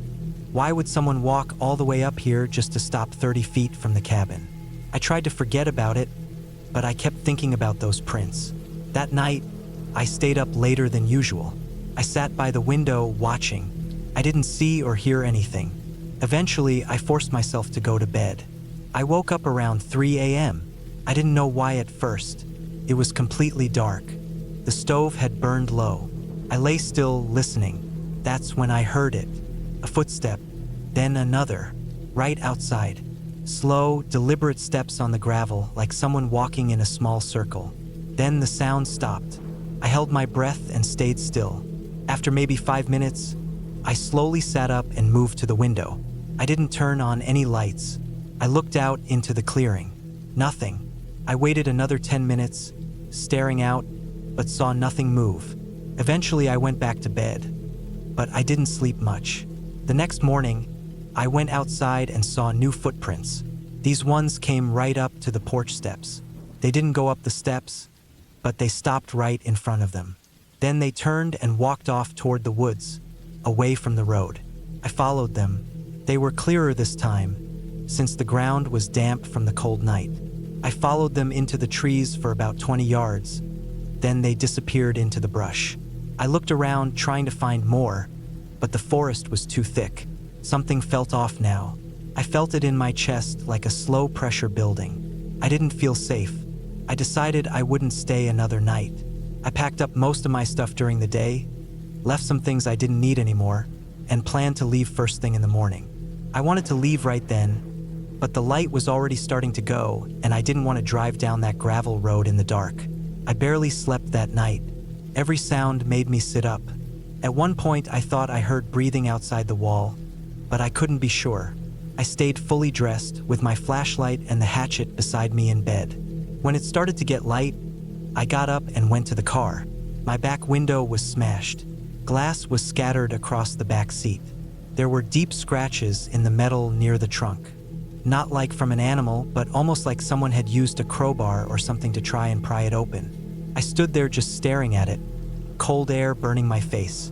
The car still started, thankfully. I didn't check anything else. I threw the rest of my stuff in the passenger seat and got the hell out of there.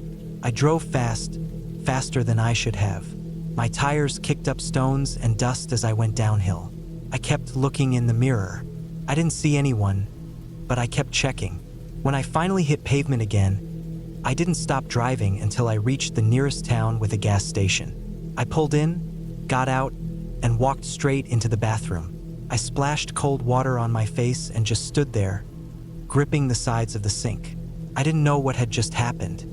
I didn't understand it, but I knew I never wanted to go back there. Later that day, I called the site where I had rented the cabin and told them what happened. They said the owner would check on it. I never heard anything back. A few weeks passed. Then I saw something on the news. A local report, buried in a corner of a small news site from the area. A man had been found living in the woods near one of the old forest roads. He'd been building little shelters from fallen logs and tarps. He'd been out there for years, mostly staying away from people. But sometimes, they said, he got too close. One of the shelters had a backpack inside it. Inside the backpack were some small items: pocket knife, some food wrappers, a piece of paper with coordinates scribbled on it. The coordinates pointed to that cabin. They never said who the man was, just that he had been taken into custody for evaluation. I never went back. I think about it sometimes, usually at night when I can't sleep. I see those footprints in my head. I think about how they came close, stopped, turned, waited. How he was just watching me. He didn't try to break in right away. He waited. He watched. He circled the cabin. For how many nights? I don't know. Maybe since the first night I got there. Maybe even before. I wonder what would have happened if I had stayed one more night. If I hadn't seen the smashed glass in time. If I hadn't packed early. I don't go to the woods alone anymore. I don't rent cabins off unknown sites. I don't go anywhere without telling someone where I'm going. That trip changed me, because sometimes the scariest thing out there isn't some ghost or creature. It's a man, waiting quietly by the road.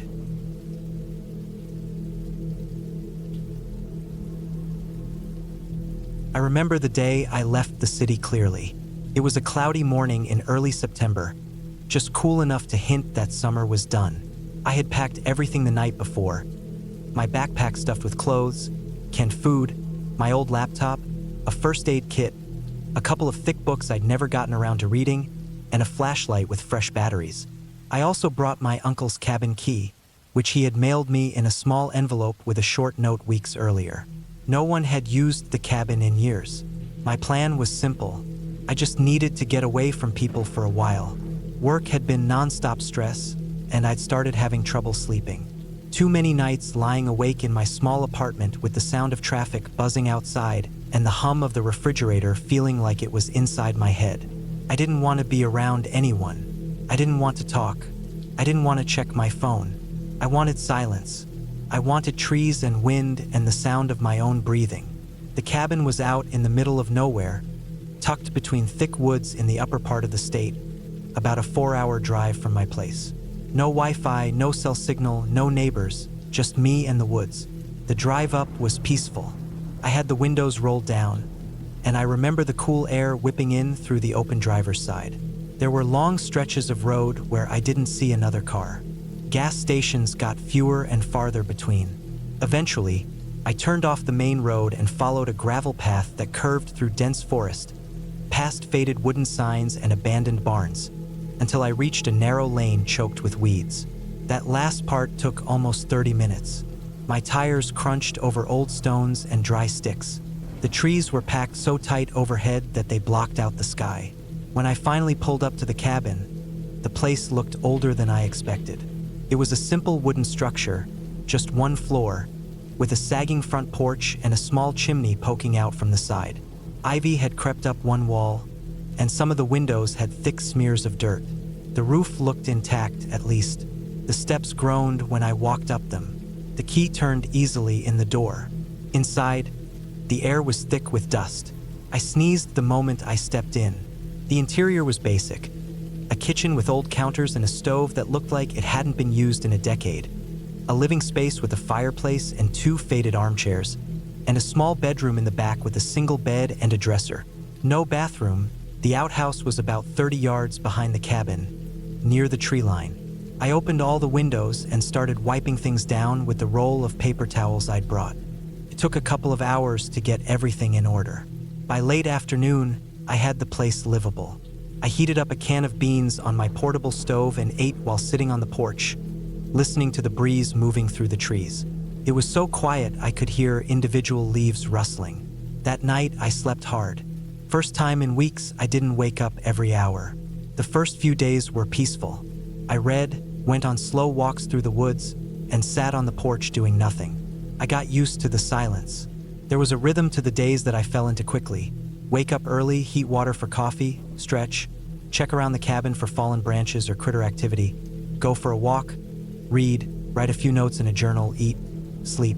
I started feeling better, but things started changing around the 4th night.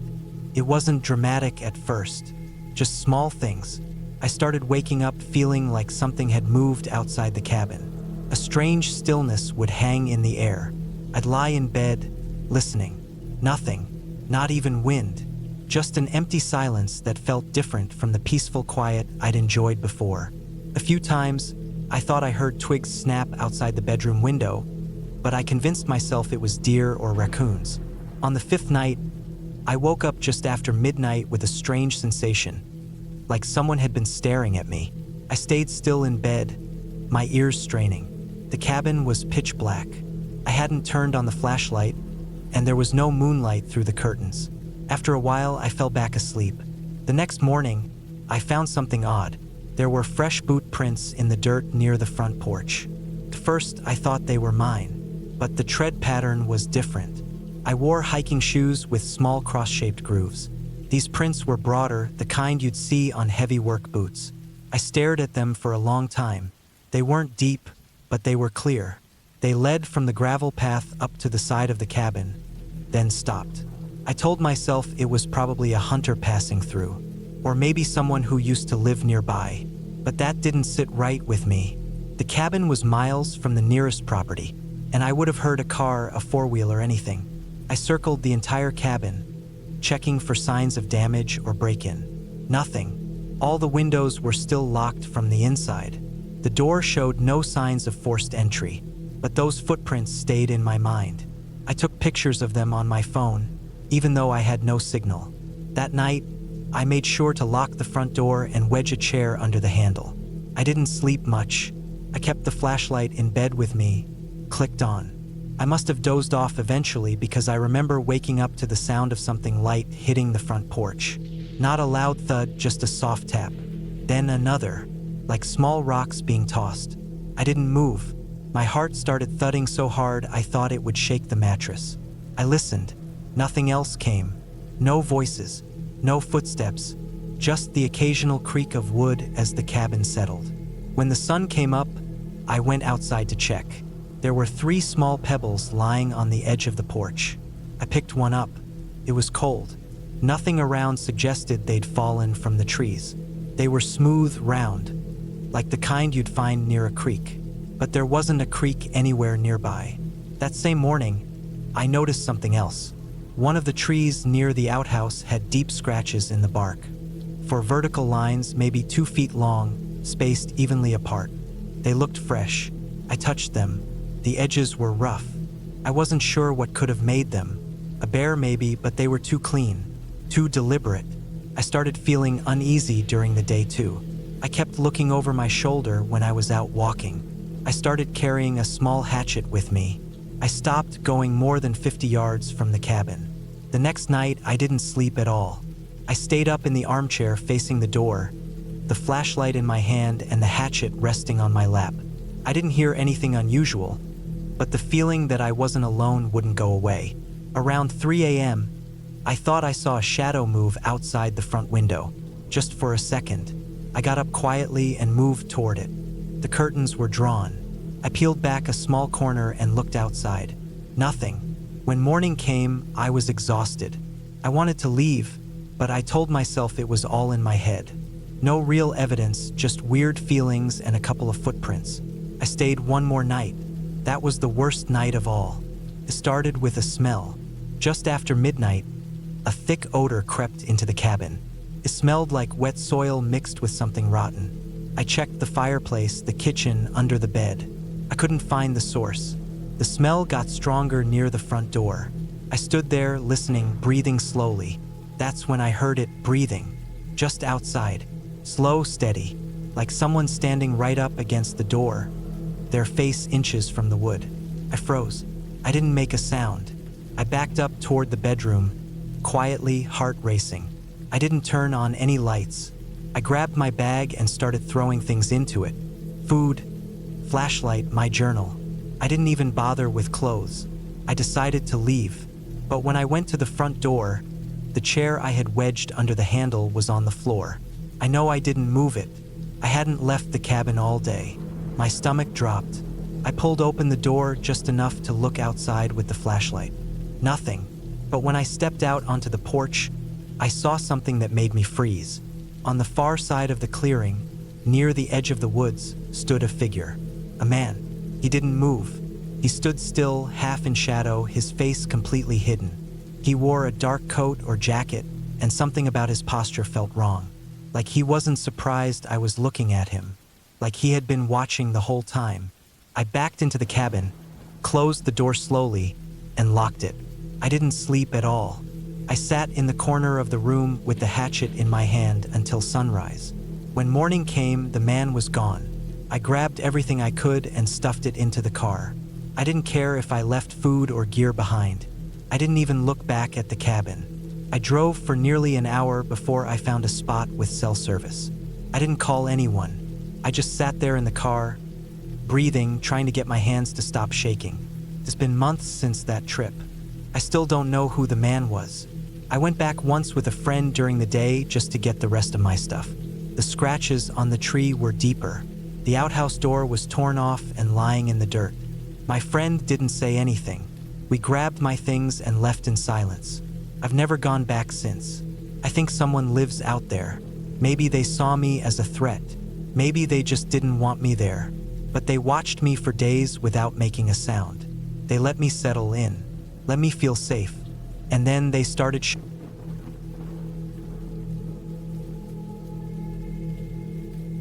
I decided to take a break from everything in late October. I'd been working long shifts for months, always tired, always staring at screens, barely noticing how quickly the days were flying by. When I finally had a week off, I didn't want beaches or crowded cities. I wanted quiet. I wanted space. So I booked a small rental cabin up north, near a lake, surrounded by forest. It looked perfect. No internet, no neighbors, just a wood stove and a simple kitchen. The ad said there were trails nearby for walking or hiking, and the photos showed tall trees all around. It seemed peaceful. The drive took a while and the last stretch was rough. Once I turned off the main road, I followed a narrow dirt path for nearly 40 minutes. The trees got denser the farther I went. I lost cell service halfway there. It was just after 3 in the afternoon when I arrived. The air felt cold but fresh, and the only sound I could hear when I stepped out of the car was the wind through the leaves. The cabin looked just like the pictures. It was small, one floor with a short wooden deck on the front. The boards creaked a little when I walked on them. The key had been left under a loose brick, just like the owner had said. Inside, it was clean but old. Wooden walls, uneven floors, a small table by the window, a twin bed against one wall, and a wood stove in the center. There were pots and pans, some canned food in the cupboard, and a big jug of fresh water. There was also a little metal cabinet with matches, batteries, and a flashlight. No phone, no radio. Felt like a place frozen in time. That first night was quiet.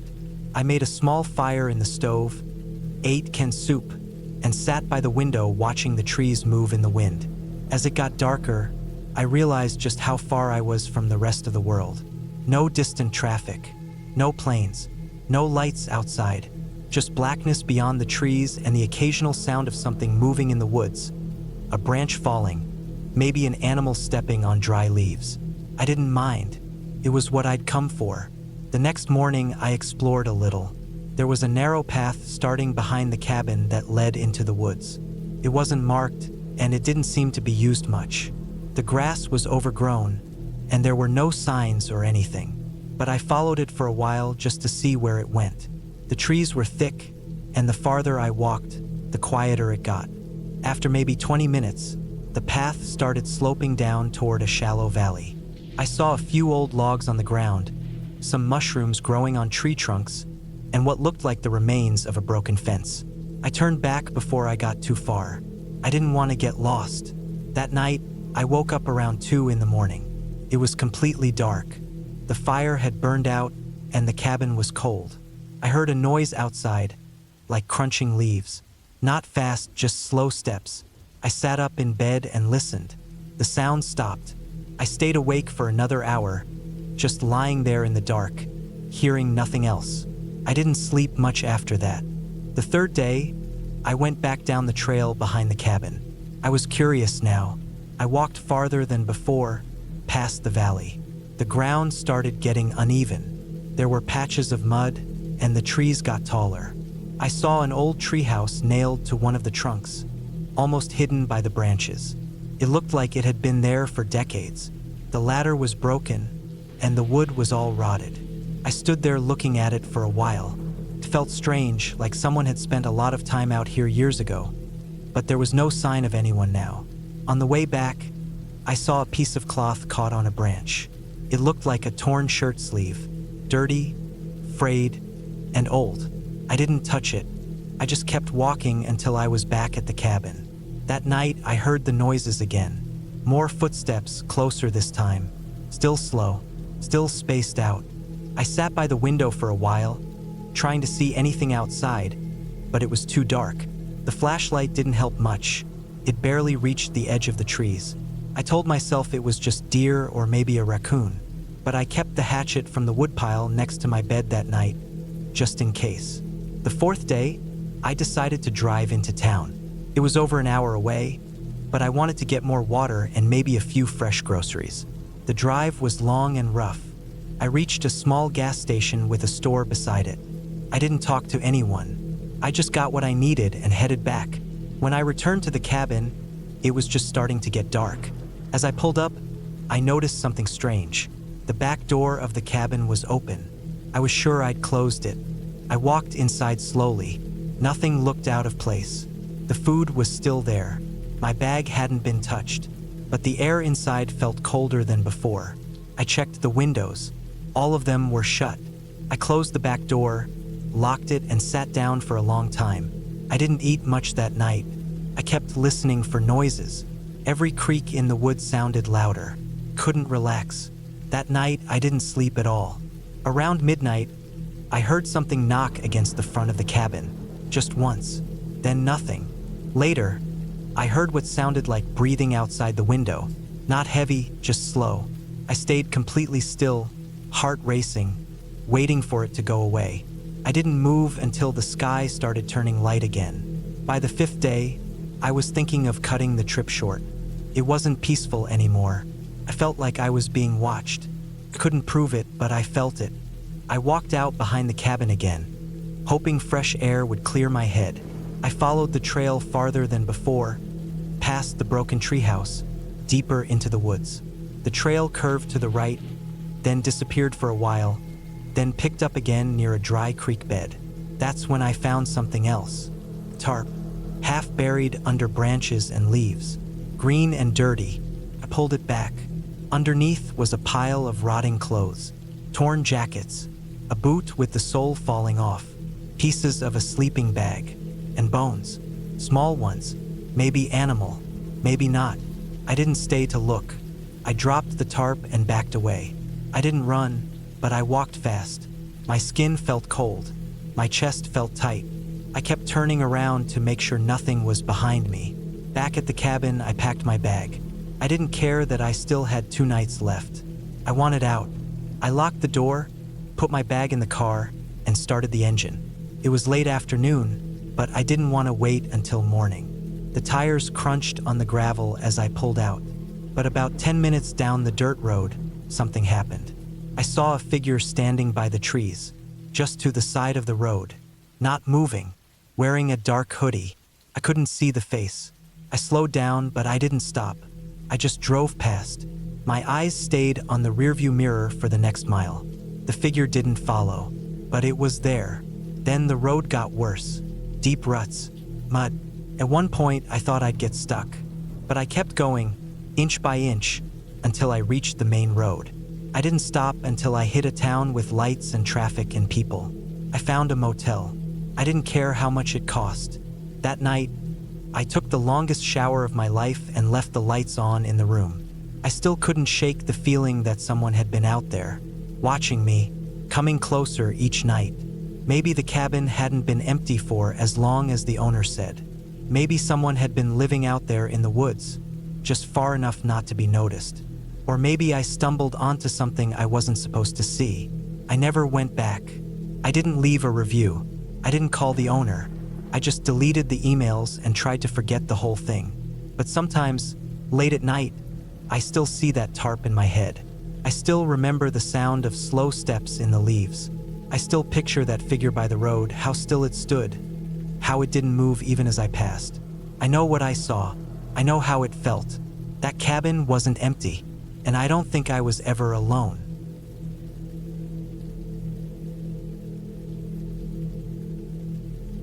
It was supposed to be a quiet weekend. That's all I wanted. I had been working long hours back to back in the city. No time to think, no time to breathe, always stuck between traffic lights and screens and meetings and noise. I felt like my brain was getting tangled up in wires. I hadn't really slept in weeks, not properly. I'd lie in bed with my phone in my hand and just scroll through pointless news and videos until my eyes started burning. So when I found the cabin listing online, no Wi-Fi, no TV, nothing but trees and silence, I booked it right away without overthinking. It was a small wooden place in the middle of nowhere, about 3.5 hours outside the city, deep in some forest near an old logging road. The owner had left a short description saying it was for people who wanted to truly unplug. I remember those words exactly. Truly unplug. I packed light, just clothes, some groceries, my sleeping bag, a flashlight, a few books I hadn't touched in years, and a portable solar charger just in case I needed to check my phone for emergencies. But I promised myself I wouldn't touch it unless I had to. I didn't even tell anyone where I was going. That part felt kind of freeing, like disappearing for a while. No calls, no messages, just me. The drive there was peaceful for the most part. Once I got past the highway and smaller towns, the road started curving through hills and thick woods. Eventually, I turned onto an old gravel path that stretched deep into the forest. My GPS stopped working after a few minutes. All I had to go by was the directions the owner gave me. Follow the gravel road for exactly 4.6 miles, then turn left onto a narrower path that looked more like a hiking trail than a road. That trail led straight to the cabin. When I finally pulled up, the place looked exactly like the photos. Small wooden structure with a slanted metal roof, a little porch out front with a creaky chair, and a woodpile stacked beside the door. There was no one for miles. I stepped out of the car and just stood there for a while, taking in the quiet. Not the kind of quiet you get in the suburbs. This was deep silence.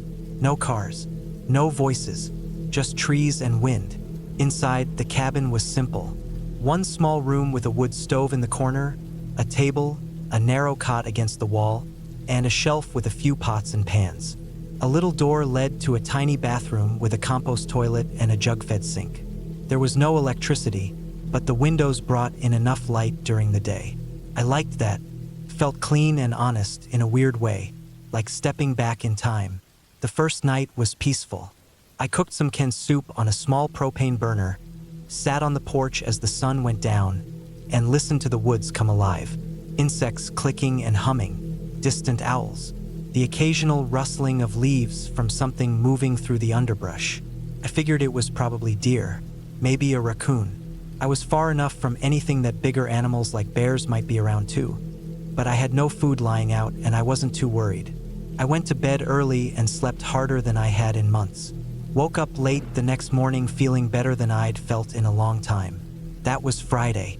Saturday morning started off the same. I made instant coffee, walked around the trail behind the cabin for a bit, and read on the porch. I didn't notice anything strange until that afternoon, when I found something odd near the tree line. About 20 yards from the back of the cabin, something shiny caught my eye on the ground.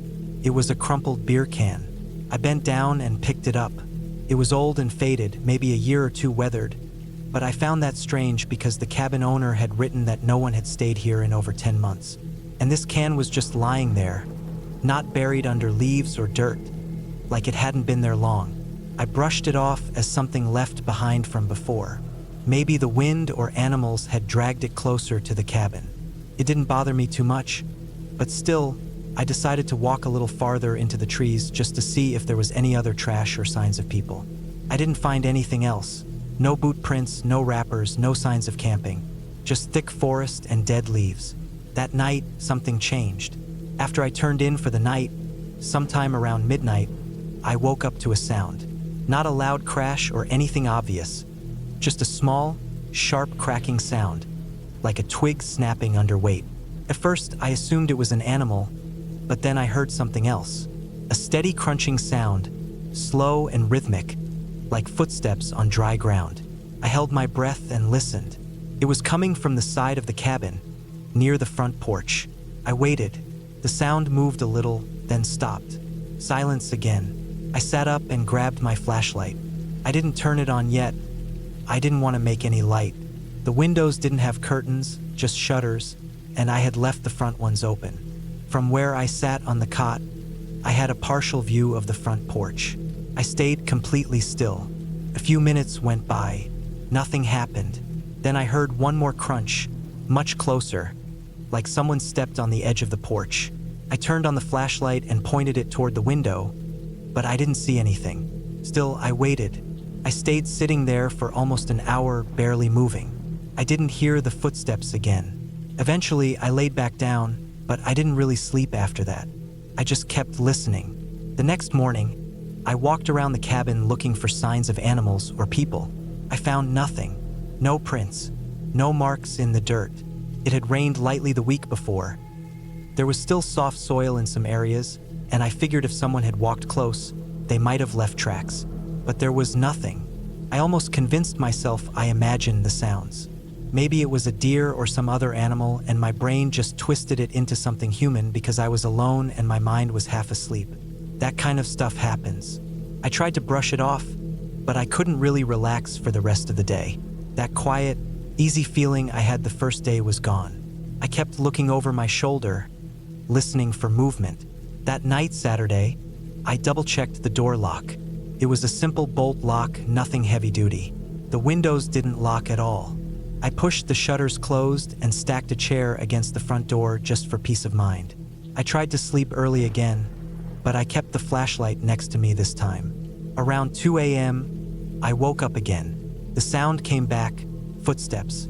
This time, they were more deliberate, slower. I could hear them circling the cabin. Crunch, pause, crunch, pause. They moved around from one side of the cabin to the back. I sat up again, flashlight in hand. My breathing felt louder than the footsteps. I wanted to get up and check the window, but I didn't want to make noise. I just stayed there, holding my breath. Then I heard it, 2 distinct taps on the back window. Not loud, not aggressive, just taps, like knuckles or fingers. I didn't move. I I sat there frozen for at least 20 minutes. No more sounds came after that. No footsteps walking away. Just nothing. Eventually, I got up and tiptoed to the back window. I opened one shutter just a crack.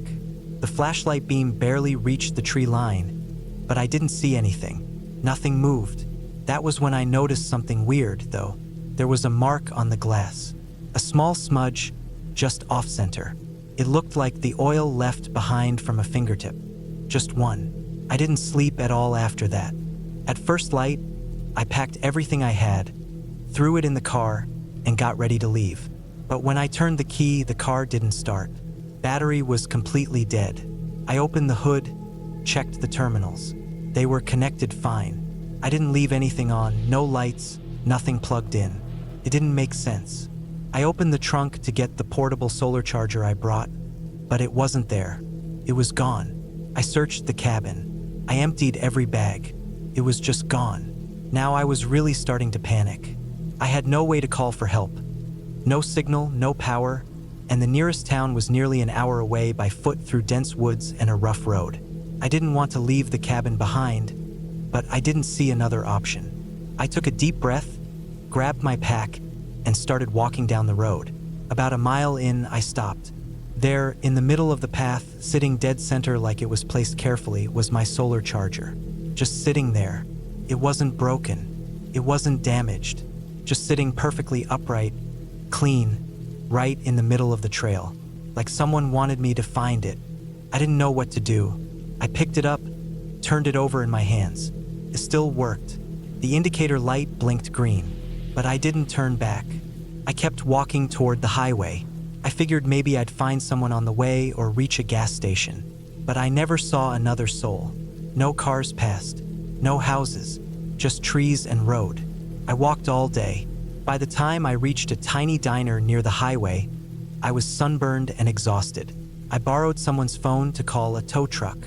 When they brought me back to the cabin that evening, the car started without any issue. Nothing was wrong with it. I didn't sleep there that night. I didn't even go inside.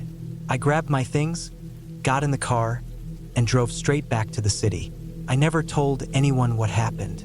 Never went back. I still don't know who was out.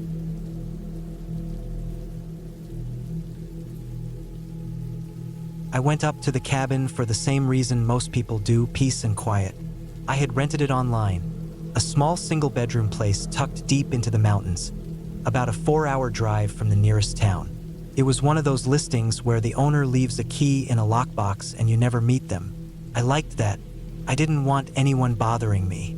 I wanted to be alone, to think, and to get away from everything. It was late November, and most of the mountain had already gotten a couple rounds of snow. Not a full winter storm, but enough to turn the trees white and cover the roads in a thin sheet of ice that crunched under the tires. The cabin sat at the end of a narrow gravel road, steep and winding, with no cell service past a certain point. I had brought everything I needed: canned food, water, propane for the small heater, and enough firewood to last a week. The place was simple. One room with a bed, a wood stove, a small kitchen setup, and a tiny bathroom with a composting toilet. No electricity except a couple of solar-powered lights. It was rustic, but that was what I wanted. I unpacked everything right away, lined up my gear, made sure the heater worked, and tested the firewood to make sure it wasn't damp.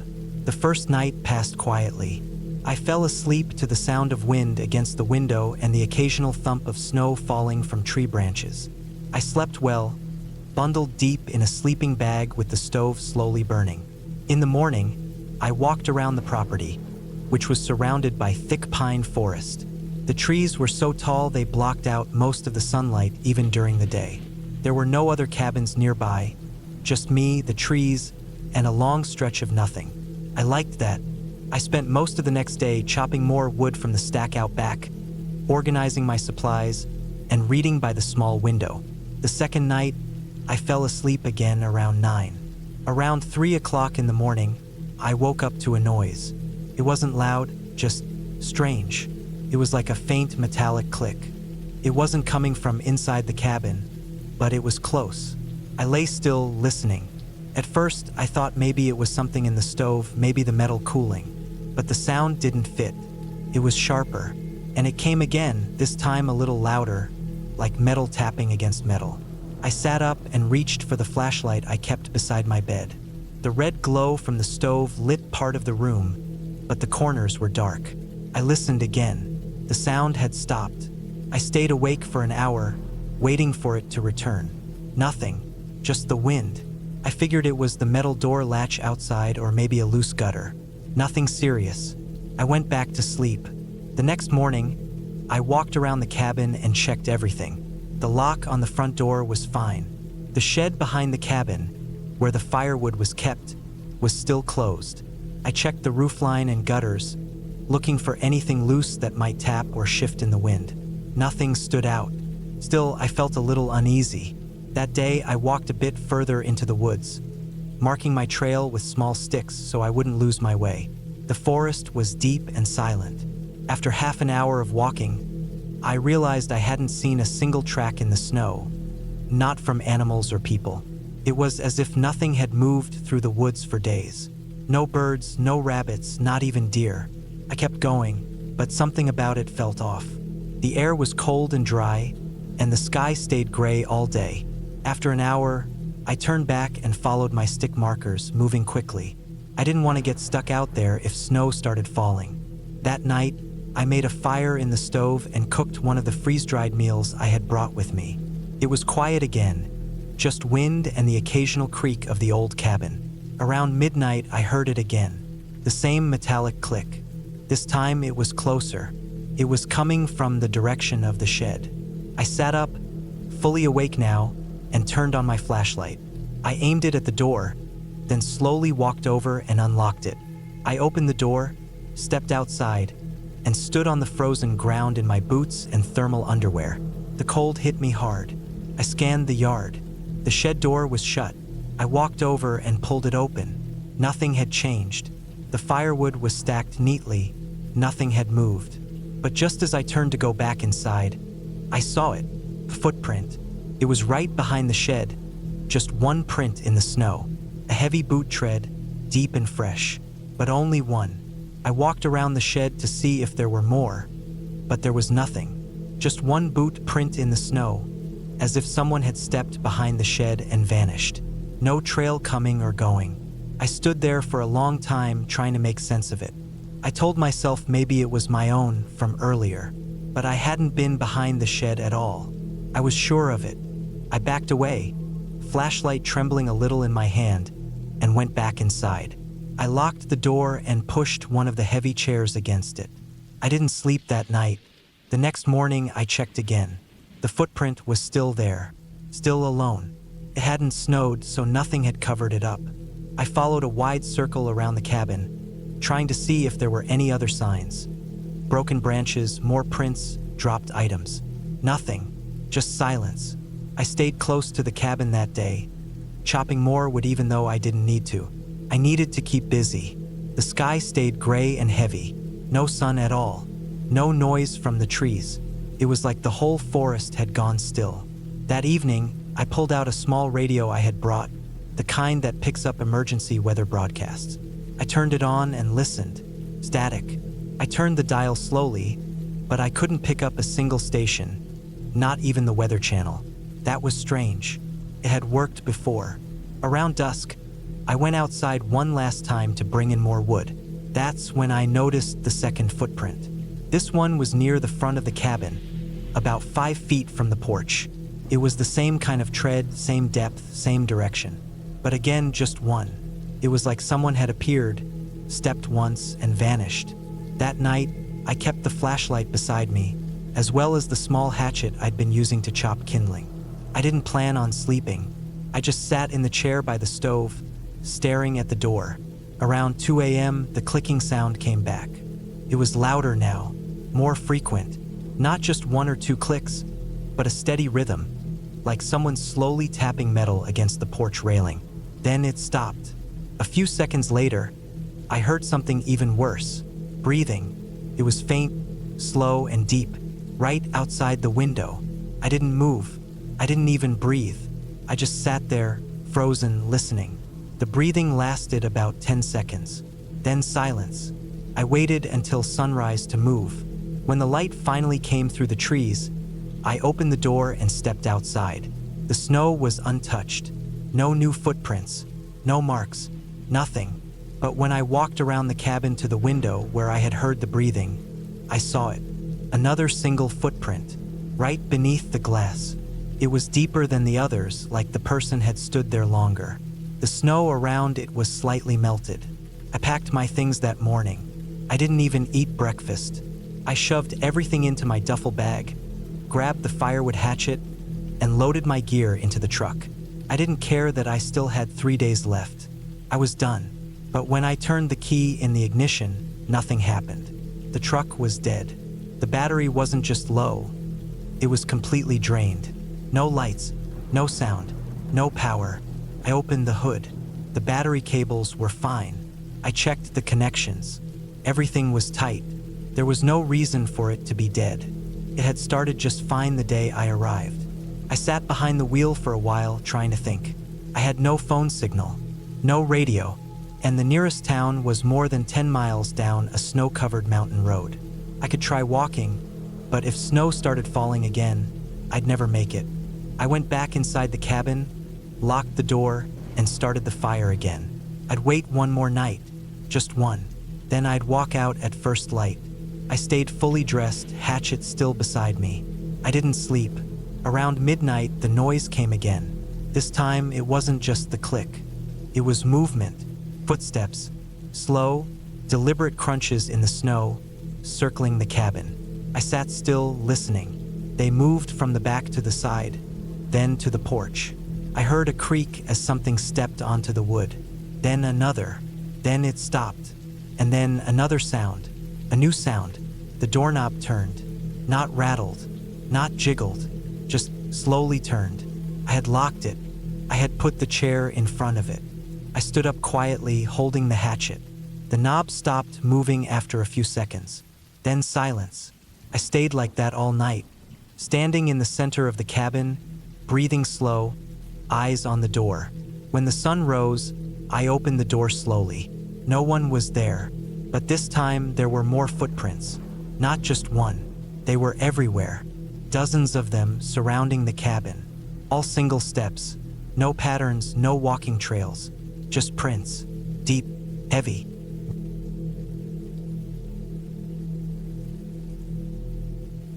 I had rented the cabin for one reason: quiet.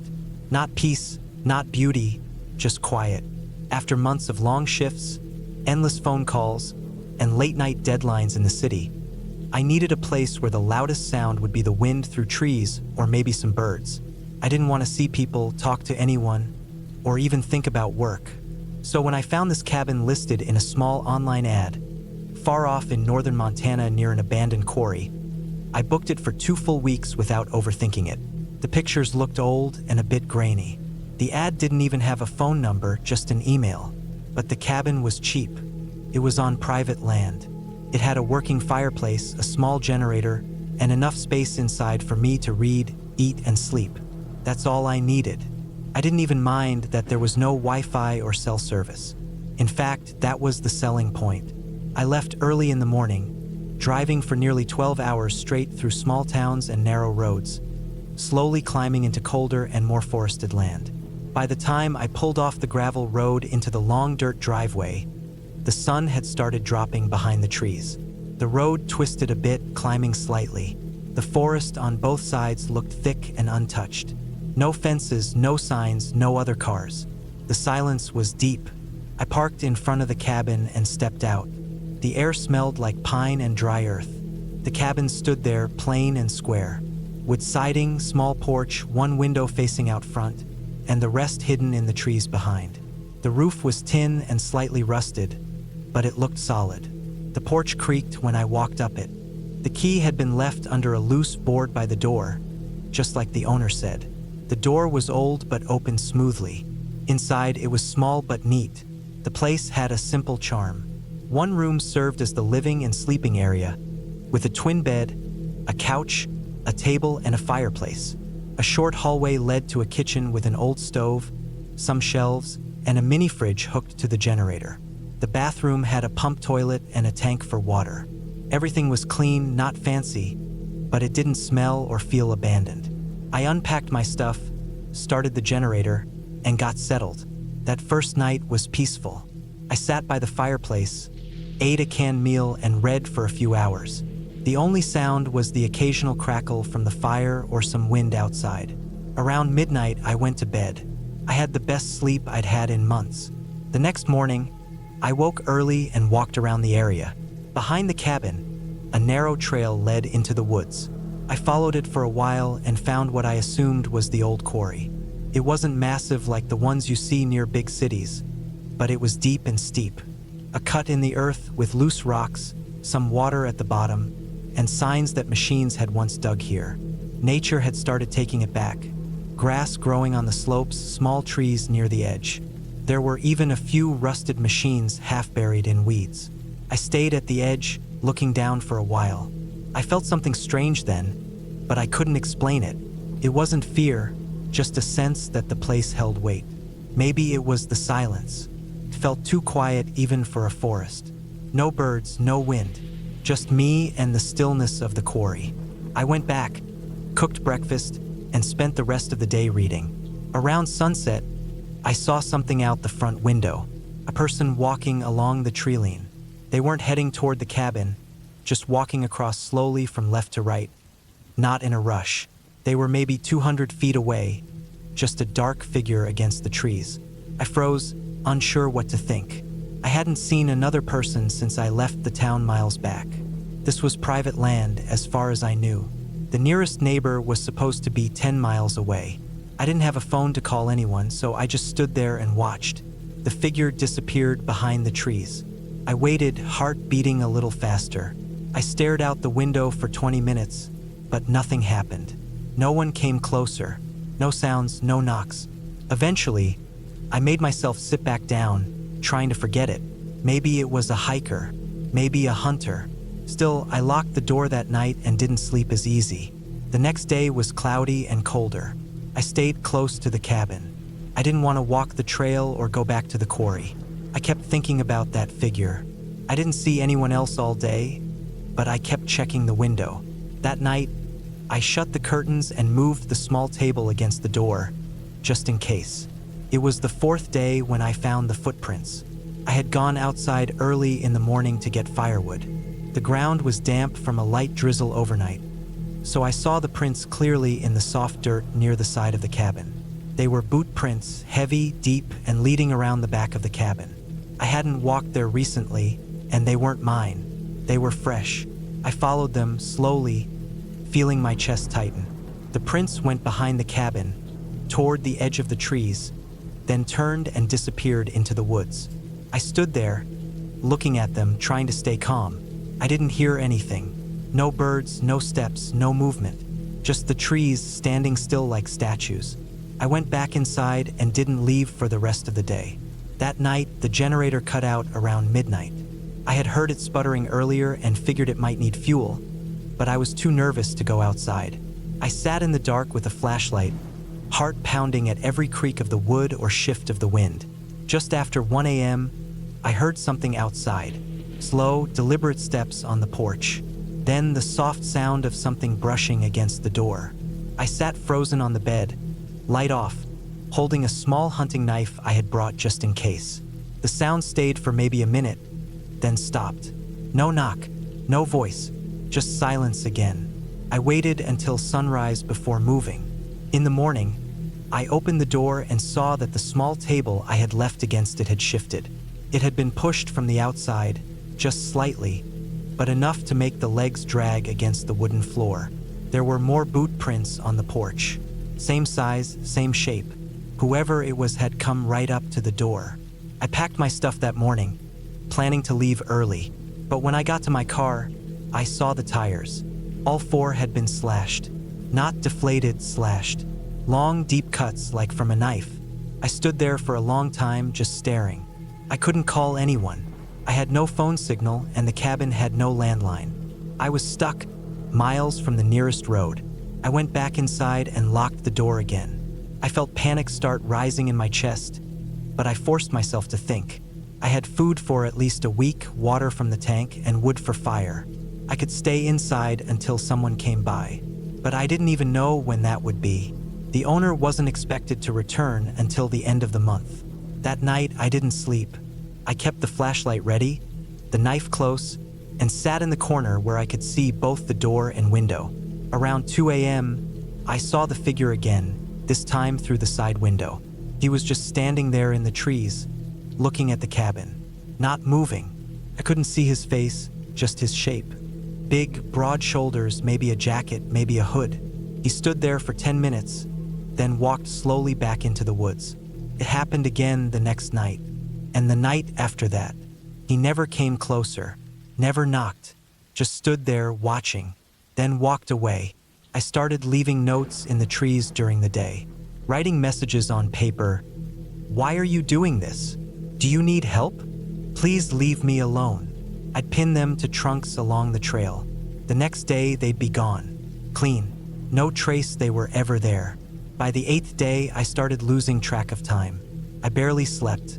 I ate cold food straight from the can. I kept the fire low so the smoke wouldn't show. I heard footsteps some nights, moving in circles around the cabin. Once, I heard breathing right outside the window. Deep, slow breaths. I didn't look.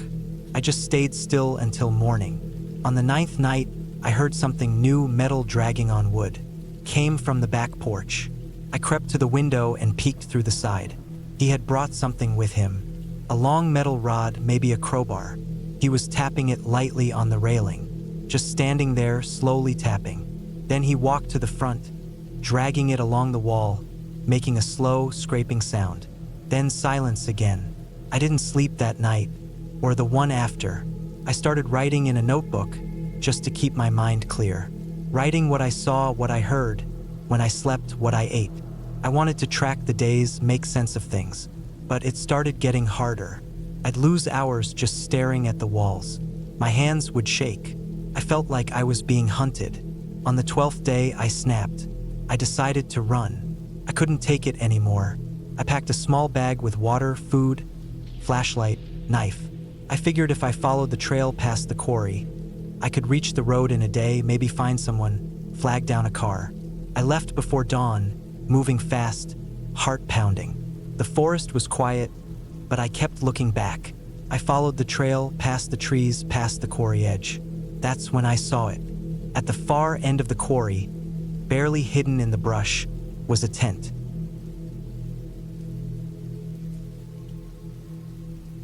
I had never been the kind of person who needed a break from the world.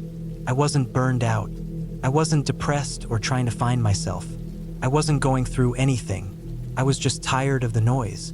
All day, it was phones buzzing, traffic outside, people yelling into their microphones on calls, the thumping of someone's music in the apartment above mine.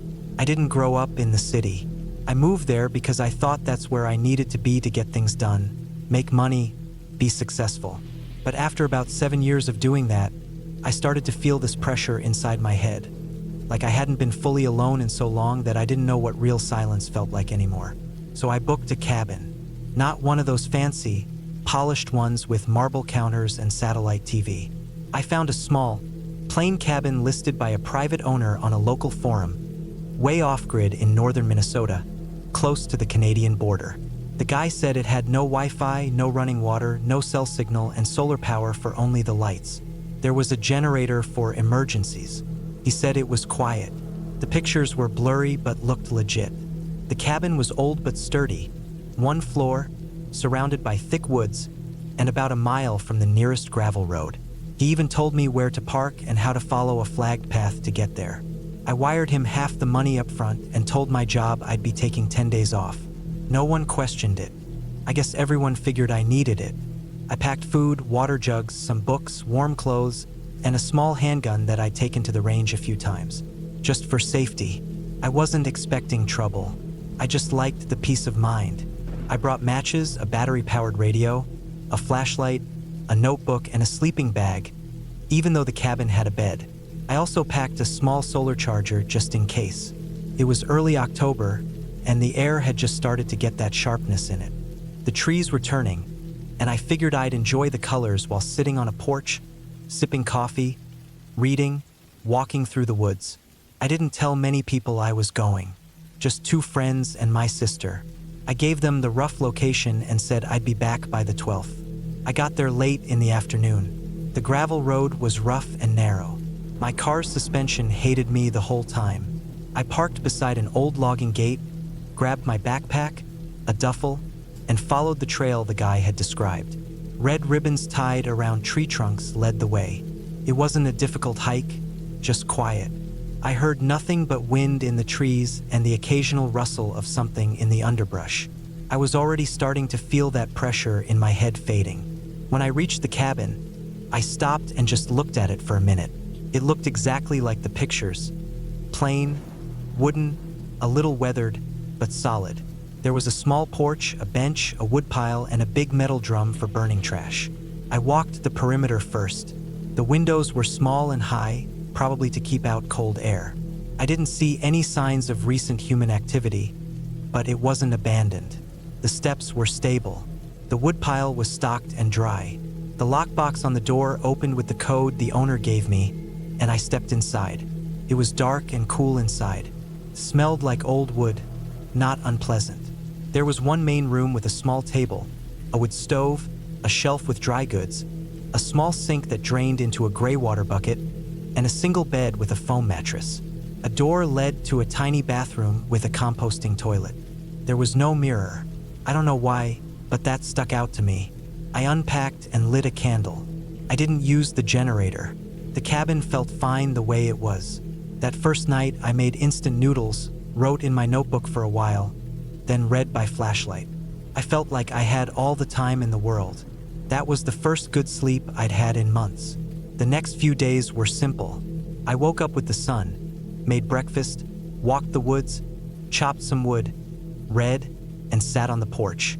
It was quiet in a way that almost made your ears ring. I didn't hear planes, sirens, or cars, just birds, squirrels, the creak of trees. I started hearing my own thoughts clearly again. I remembered small things I hadn't thought about in years. The sound of the gravel under my bike tires as a kid. The way rain used to hit the tin roof of my grandfather's barn. On the 4th day, I walked farther into the woods than usual. I followed a faint game trail and came across an old hunting blind, half collapsed. Nearby, there were 2 empty beer cans, half buried in the leaves. I looked at the dates. One said 2017. I kept going and reached a small pond. It was shallow and full of fallen logs. I saw deer tracks in the mud. I stayed out there for hours just sitting until the sky started to turn orange. That was when I felt something shift. On the way back, I noticed something strange. About 100 yards from the cabin, I saw a tree with the bark stripped off in long vertical lines, about 6 feet up. At first, I thought it was a bear marking, but the scratches didn't look deep or random. They looked deliberate, parallel, evenly spaced. I touched the marks. The wood underneath was fresh, pale. I didn't remember seeing that on the way out. I took note of it but kept walking. That night, I stayed inside. The wind had picked up, and the trees made all sorts of groaning noises. I sat near the stove and read, but I couldn't stop thinking about the scratches. I told myself it was probably just an old mark I hadn't noticed earlier. The forest was full of strange things. The next morning, I went back to look at the tree.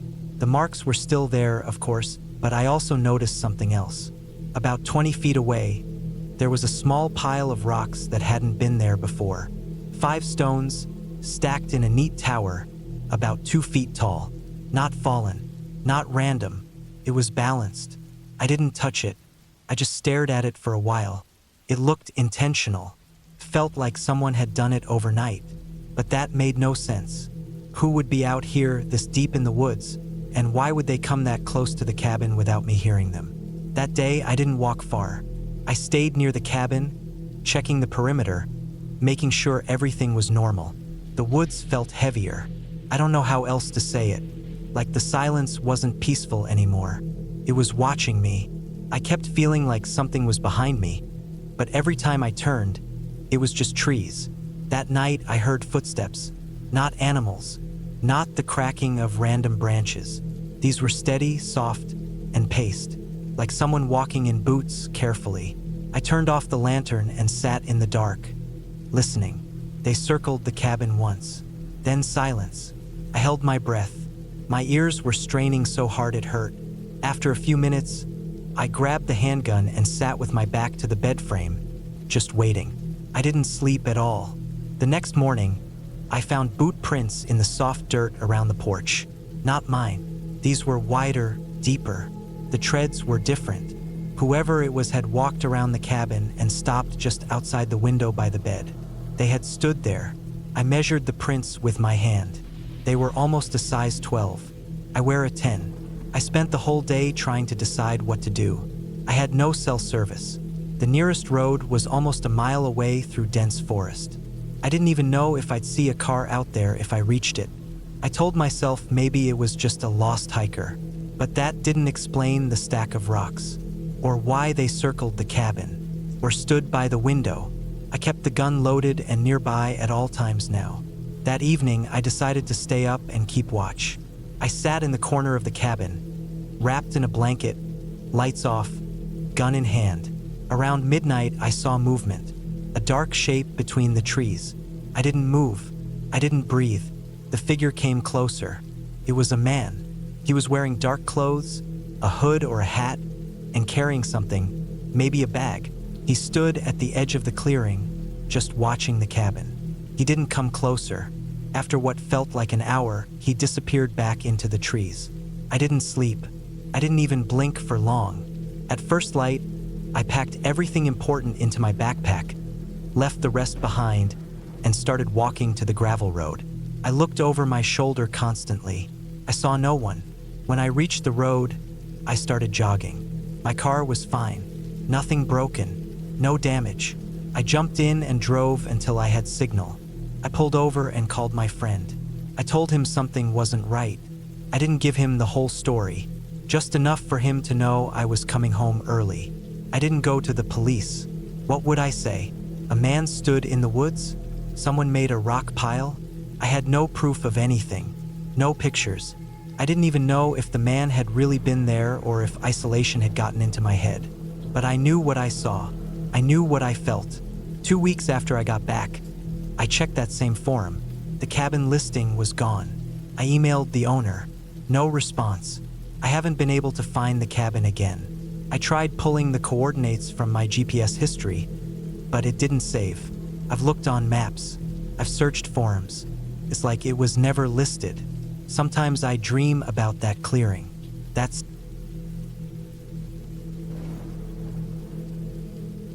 I don't remember what exactly made me want to go up there. Maybe it was just how loud everything had gotten lately. Work emails piling up. My phone buzzing constantly. People needing things from me all the time. Or maybe it was just one of those moods where I felt like I needed to get away before something in me snapped. I had some unused vacation days and a little money saved up, and I found a listing online for a cabin in the mountains about 4 hours away from where I live. It was old, basic, but the pictures looked peaceful. Trees, a small river nearby, and no neighbors for miles. I booked it for 10 days. I packed up my car the night before I left. Just essentials: clothes, some canned food, a few books, a flashlight, a portable battery pack, and a solar charger. The listing said the cabin had a wood stove for heat, an outhouse behind the cabin, and rainwater collection for washing dishes. No electricity except for a single solar light on the porch. No Wi-Fi, no cell service. It sounded exactly like what I needed. The drive was long and quiet. The farther I got from the city, the less traffic there was. By the time I turned off onto the gravel road leading to the cabin, I hadn't seen another car for at least 45 minutes. Trees closed in around me, thick and green, the road narrow and full of dips and potholes. My small SUV made it just fine, but I kept thinking about how screwed I'd be if I popped a tire or the engine gave out up here. I reached the cabin around 4 in the afternoon. It looked smaller than in the pictures, but still decent.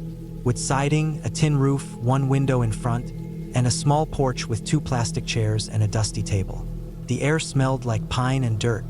I didn't see any power lines or mailboxes or anything nearby, just endless forest in all directions. There was a shed about 30 feet behind the cabin, and an outhouse just past that. Inside, the cabin was dark at first. I opened the single front door and stepped in. The floor creaked, and everything smelled faintly of old wood and something earthy, maybe moss or damp dirt. There was a small bed with a wool blanket, a wooden table with one chair, a counter with a hand pump for water, and a small black iron stove in the corner. It was exactly what I needed. No noise, no screens, no people. I unpacked my things slowly, made a small dinner from a can of soup, and went outside to sit on the porch. The sun was going down, painting everything orange and gold. It was quiet, so quiet that I could hear the wind moving through the branches above me. That night, I fell asleep early. There was no clock, no internet, no one to text or call. It was just me and the sound of the woods outside. The first few days were peaceful. I went for long walks in the woods around the cabin, took some photos, wrote in a notebook, and read books I hadn't touched in years. I ate simple meals, mostly canned food or oatmeal, and boiled water for coffee on the stove in the mornings. I even chopped some wood from a pile behind the shed and kept a small fire going most nights just to stay warm and feel cozy. But by the fourth day, I started noticing little things that felt off. Not big things, just small details that made me stop and think for a second. Like one morning, I noticed the door to the shed behind the cabin was open. I remembered checking it the day I arrived, and it was locked with a rusted latch. I hadn't touched it since. I walked over and peeked inside. It was dark and full of junk.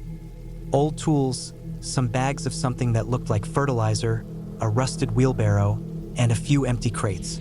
Nothing had obviously been moved, but I felt uneasy anyway. I closed the door and latched it again. Another time, I woke up and found a small pile of rocks stacked neatly on the porch rail. 5 or 6 of them, all about the same size, arranged in a little tower. I didn't do that. I assumed maybe wind or animals knocked them that way somehow. Still, I swept them off the porch and moved on. On the 6th day, something happened that made me realize I wasn't as alone as I thought. It started when I went out for a longer hike than usual. I left around 9 in the morning, followed the river upstream for about 2 hours, then cut through the woods to loop back. I was gone maybe 5 or 6 hours total. When I got back to the cabin, the front door was open. At first, I thought maybe I forgot to close it properly, but I knew I had. I always checked the latch even if there was no real lock. I stepped inside slowly. Nothing looked disturbed, not at first. But then I noticed that the chair at the table had been moved. Just slightly, not pushed in like I left it, but angled out like someone had sat there. I checked everything. My bags were untouched. My food was still in the same place. My notebook was still open to the page I had left it on. Nothing had been stolen, but it felt wrong. It felt like someone had been there and wanted me to know it. I stayed awake most of that night, sitting by the stove, listening. Every creak outside made my stomach tighten. I thought about leaving, but I was already 6 days in, and I didn't want to panic over something that might have just been an animal or my own mistake. The next morning, I walked the area around the cabin in a wider circle, checking for footprints or signs that someone had been nearby. The ground was mostly dry, but in one spot behind the shed, I found a shoe print, a man's boot larger than my own. It was faint but clear enough. Fresh. I didn't wear boots like that. That changed things. I went back inside and made sure all the windows were closed and latched. I found a rusted axe in the shed and kept it inside with me. I even pushed the table in front of the door that night. I didn't sleep much, and every time I drifted off, I jolted awake thinking I heard something moving outside. On the 8th day, things escalated. I went outside mid-morning to wash a pot in the rain barrel. When I came back in, I found that the notebook I'd been writing in was gone. I searched everywhere for it. I looked under the bed, behind the stove, even outside in case I somehow dropped it. It was just gone. That afternoon, I hiked a short trail that looped past the edge of a small ridge, maybe half a mile from the cabin. It was a place I had been to before on day 2. This time, I saw something that hadn't been there before. Tied to a low branch just off the trail was a piece of string, and hanging from it was a small bundle of twigs wrapped together with twine. It looked like a crude ornament or a charm. I don't know how else to describe it. It was about the size of my hand, and the sticks were arranged in a kind of triangle with lines crossing inside, almost like a kid's drawing of a house. I didn't touch it. I just stared at it for a long time before turning back. Back at the cabin, I tried to tell myself it was a prank, maybe something another hiker left behind. But I hadn't seen a single person in 8 days. No tire tracks, no footprints, nothing. And now something was clearly watching me. That night, I didn't light the stove. I didn't want any smoke giving away that I was inside. I ate cold food and sat in the dark with the axe beside me, listening for any sound. Around 1 in the morning, I heard soft footsteps on the porch. Not animals, not wind, slow, heavy footsteps. Then the creak of the plastic chair shifting. Whoever it was didn't try to get in. They just sat out there for a while, maybe 30 minutes. I was frozen the entire time, afraid to even breathe too loud. Eventually, the sound stopped. I waited another hour before I dared to move. When the sun came up, I opened the door. The chair had been turned to face the woods, not the door like before.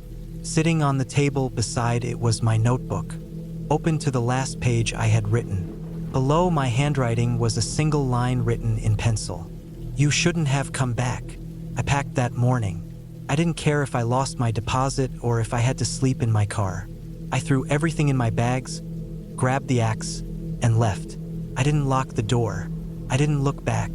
The drive out was long and tense. I kept checking the mirror, half expecting someone to step into the road or follow behind me. But I made it to the main road and back to the city by evening. For days after, I kept thinking about that place. Who was out there? Why didn't they do more? Why did they wait? I never reported it. I didn't have proof, and honestly, I didn't want to explain it. People would have thought I was crazy. Maybe I was. But I know what I saw, what I heard. I threw out the clothes I wore up there. I never finished that notebook. Sometimes, late at night, I wonder what would have happened if I stayed all 10 days. I never went back to that part of the state again, and I never will.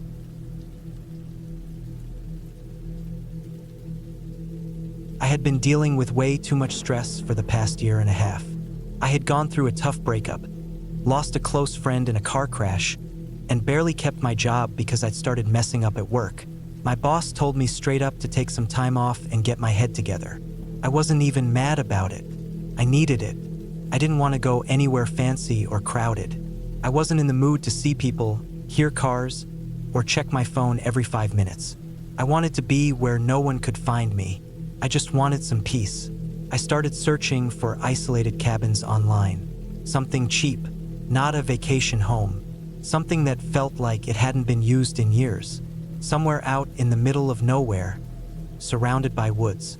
After digging for a few days, I found this one cabin listing on a really basic site. The photos were blurry, but the place looked exactly like what I had in mind.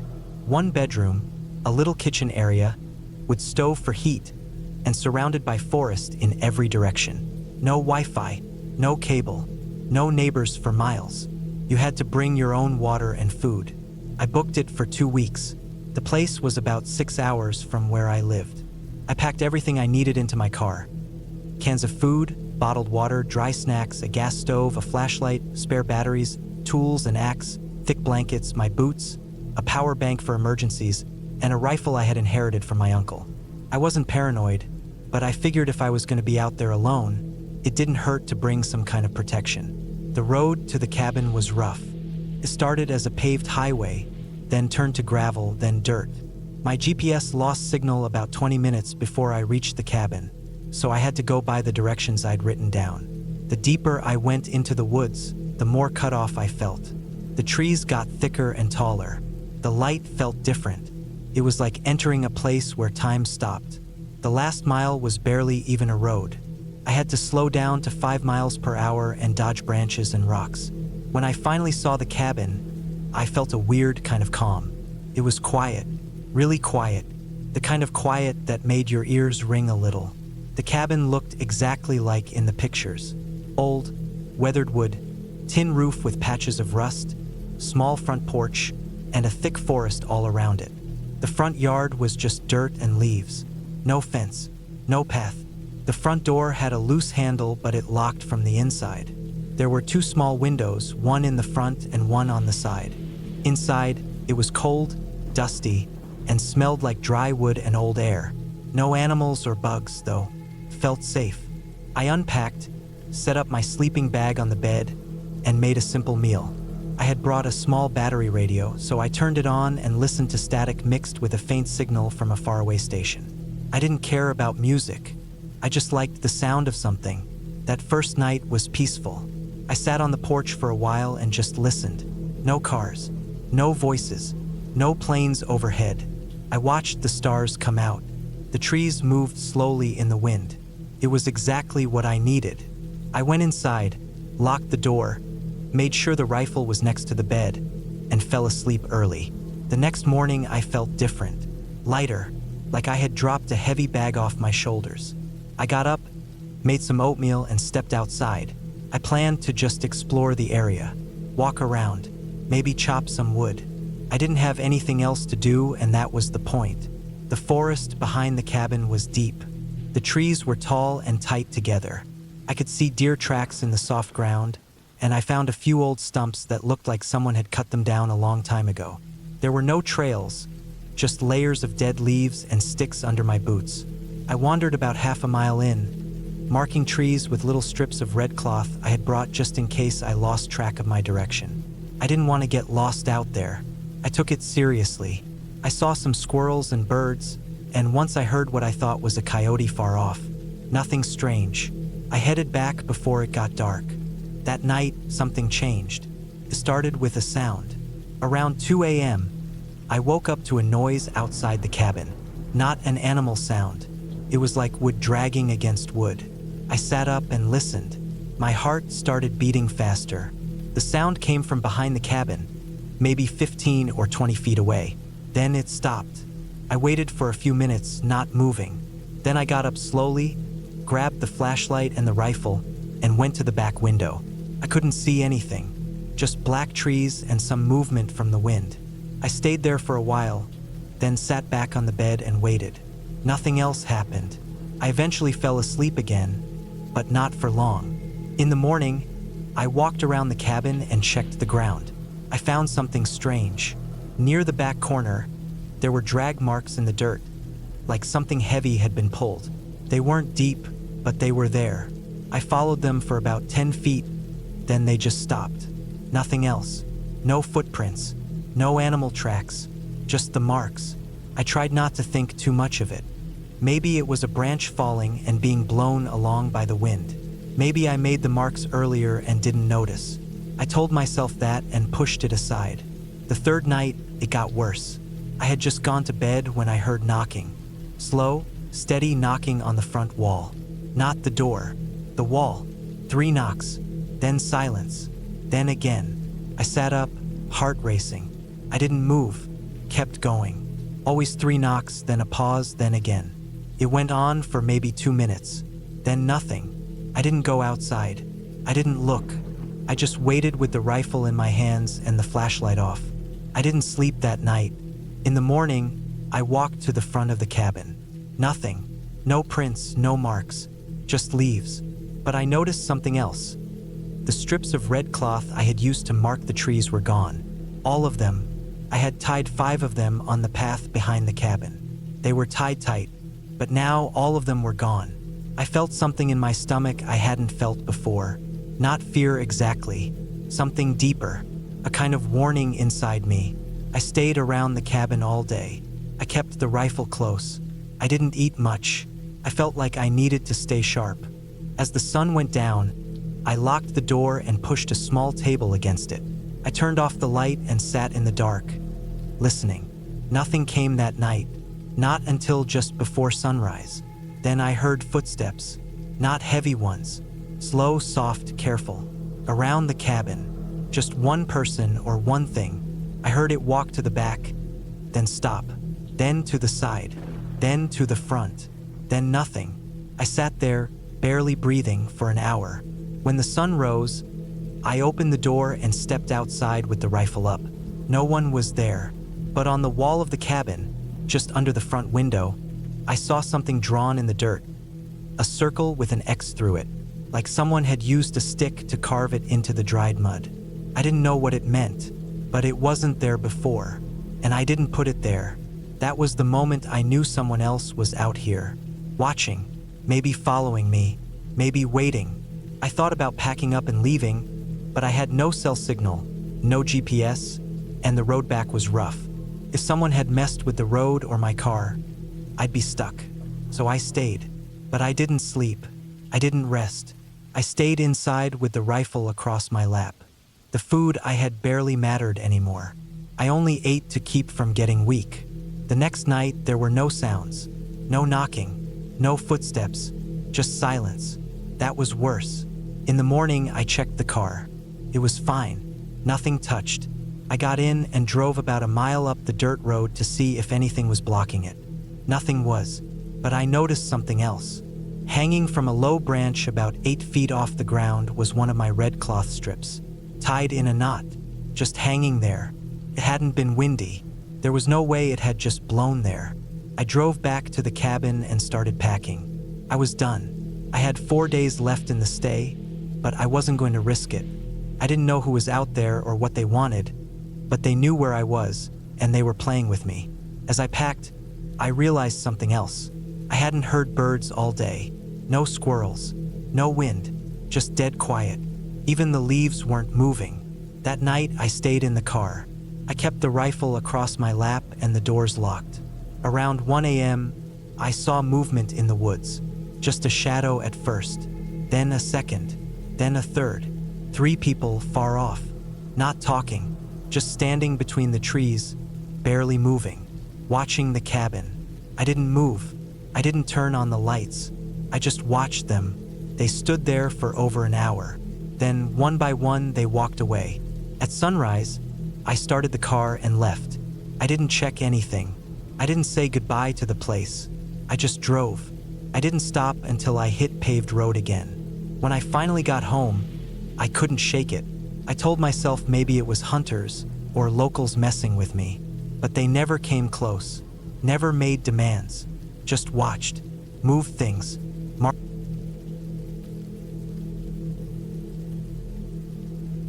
I didn't want to be there in the first place. The cabin had been in my family for years, but no one had used it in a long time. My uncle passed it down to me when he moved across the country, and I was just planning to sell it. It was sitting empty deep in the woods near a lake, about a 30-minute drive from the nearest small town. The idea was simple: go up there alone for a few days, clean the place up, make a list of what needed repairs, and then contact a local realtor to sell it. That was it. A short trip. Nothing complicated. I took a week off work, packed my truck with some tools, cleaning supplies, canned food, water, and basic camping gear just in case. I brought a small folding cot because I didn't want to sleep on the old mattress that was probably still in the bedroom. The drive was long and quiet. The road turned from pavement to gravel for the last 10 miles, and eventually the gravel faded into dirt. My GPS stopped working near the last stretch, but I had printed directions and remembered parts of the route from when I was younger. I hadn't been to that cabin since I was maybe 12 or 13. When I got there, the place looked about how I expected, old, worn down, but still standing. The wooden steps creaked under my boots as I walked up to the front porch. The door was locked, and the windows were dirty but intact. There was a musty smell as soon as I stepped inside, the kind that builds up over years without fresh air. Dust coated almost every surface. Old furniture sat where it always had. The table in the small kitchen, a couch with sagging cushions, the wood-burning stove in the corner. I spent the first hour just opening windows and airing the place out. I swept the floors and wiped the cobwebs off the window frames. I walked through each room making a mental checklist. The back bedroom had some water damage near the ceiling. The bathroom needed a new toilet seat and maybe new plumbing altogether. The kitchen sink barely trickled any water when I turned the tap. I figured the water pump might need priming. I checked that later. After I unpacked some food and settled in, I got the power on. The breaker box outside the back door was old but still worked. Some of the outlets were dead, but the lights came on and that was good enough. I set up my cot in the living room since it was the cleanest room and had decent light. I wasn't expecting much sleep that night anyway.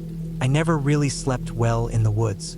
Even as a kid, it always made me a little uneasy being so far from anything. The sounds were different. There were no cars, no sirens, no people talking nearby. Just trees shifting in the wind, owls calling in the dark, and the occasional sound of something walking through the underbrush that you couldn't quite see. That first night was quiet.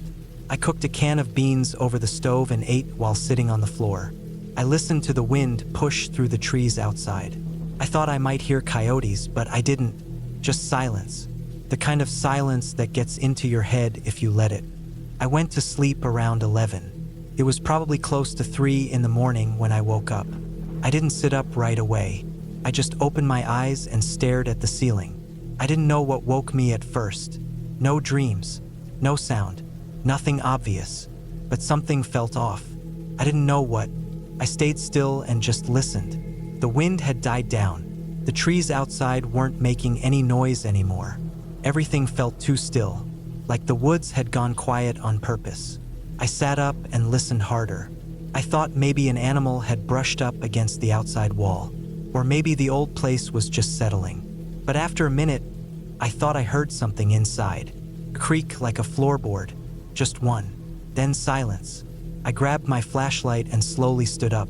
I scanned the room. Everything looked the same. My backpack was where I left it. The stove was off. The windows were shut. I told myself the noise was probably just the house, or maybe a raccoon on the roof. I checked the front door. Still locked. I even opened it and looked outside. The porch was empty. I closed it again and double-checked the back door, then went back to bed. I didn't sleep much after that. I think I dozed off for a few minutes here and there, but I kept waking up to little sounds, soft thumps, shifting wood, that kind of thing. The next morning, I tried to convince myself it was all in my head. I was alone in the woods in a place I hadn't been in 20 years. It made sense to feel on edge. I spent the whole next day cleaning. I opened the shed out back and found some old tools, a lawn chair, and a few rusted cans of gas. I swept the floors, dusted shelves, cleared out the kitchen drawers, and tossed anything with mouse droppings. I also checked the crawl space vent. It had been open, so I closed it and slid a heavy rock in front of it. Didn't want anything climbing in there. When I went to take out some trash that evening, I noticed something strange. The garbage bags I left outside that morning had been moved. Not ripped or torn open like an animal would do, just moved. One of them had been dragged a few feet toward the trees. There weren't any footprints, just a smooth trail in the dirt, like it had been pulled. I figured maybe a raccoon or something smaller had tried to drag it away but couldn't get it far. That night, I locked both doors again and placed a small broom across the inside of the back door, just as a makeshift alert. If anyone came through it, the broom would fall and make noise. I woke up again around 3, same time as the night before. This time I knew I heard something. It sounded like movement. Not inside the cabin, but just outside the window. Not footsteps, just the sound of something brushing against the wood siding. Then nothing. I sat there, heart racing, flashlight in hand, listening for anything else. After a minute or two, I heard a soft clicking sound, like someone tapping gently on the window glass with a finger. I stayed frozen. I didn't want to shine my flashlight toward the window because if someone was really out there, I didn't want them to know exactly where I was. The tapping stopped after maybe 10 seconds. I waited another 10 minutes before I even moved.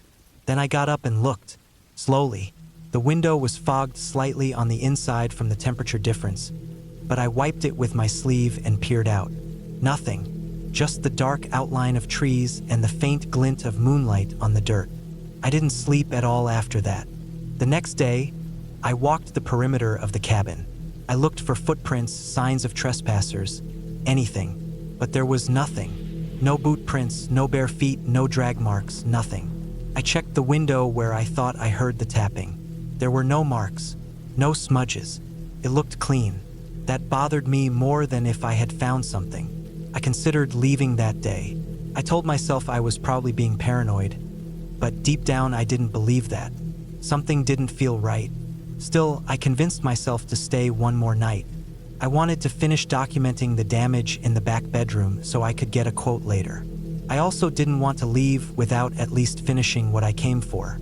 I cooked a quick dinner and sat in the living room again as the sun went down. I didn't turn on any lights. I sat in the dark with my back against the wall near the fireplace and just listened. Around midnight, I heard something again. This time, it wasn't outside. It was above me, the attic. There wasn't much up there. I had glanced up the day I arrived.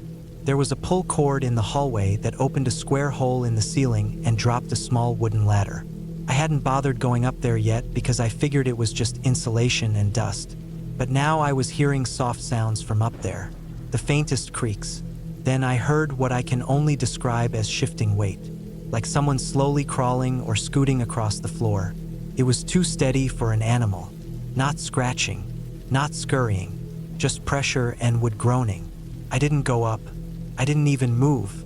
I sat there for over an hour listening. My legs went numb from how stiff I was sitting. Eventually, the sounds stopped. Not suddenly. They just gradually faded, like someone had slowly backed away or stopped moving. The next morning, I made up my mind.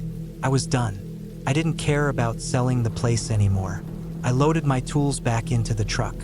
I threw out what food was left and packed everything else. Before I left, I did one thing I probably shouldn't have. I pulled down the attic ladder and went up.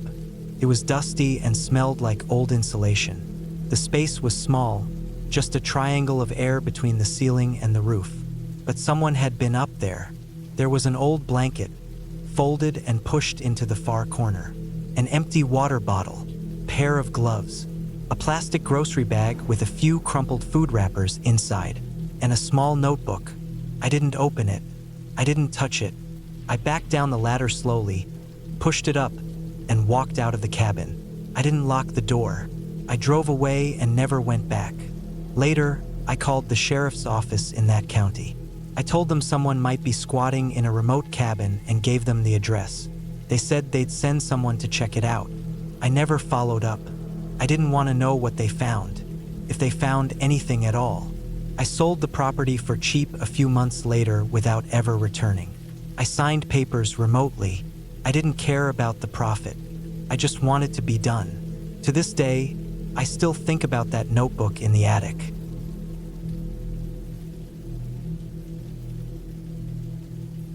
I don't know what I expected when I rented that old cabin out in the forest. I guess I just needed a break from everything. Work, the city, the noise, my phone constantly buzzing, the same faces, same streets. I wanted quiet. I thought going deep into the woods, miles from any road, any other person would help me reset. I wasn't running from anything big, not some dramatic event. I just felt drained, like every part of my day was being chewed up by little, meaningless things. Emails, notifications, ads, loud neighbors. So when I found a listing for a cabin with no Wi-Fi, no electricity, and the nearest town 30 miles away, it felt perfect. The pictures showed a small wooden place with a tin roof and a wide porch. Just trees and space and stillness. I booked it for 2 weeks. I remember the day I arrived. The hike from where I parked took about an hour and a half. There was no proper trail, just vague markers nailed to trees. It was early October, just cold enough that I needed a jacket. The forest was dry and full of that dead leaf smell. I was sweating by the time I reached the cabin, even with the cool air. The place looked even better than the photos. It had a certain charm, like it had been forgotten by time. The porch creaked as I stepped onto it. There were 2 wooden chairs and an old table covered in pine needles.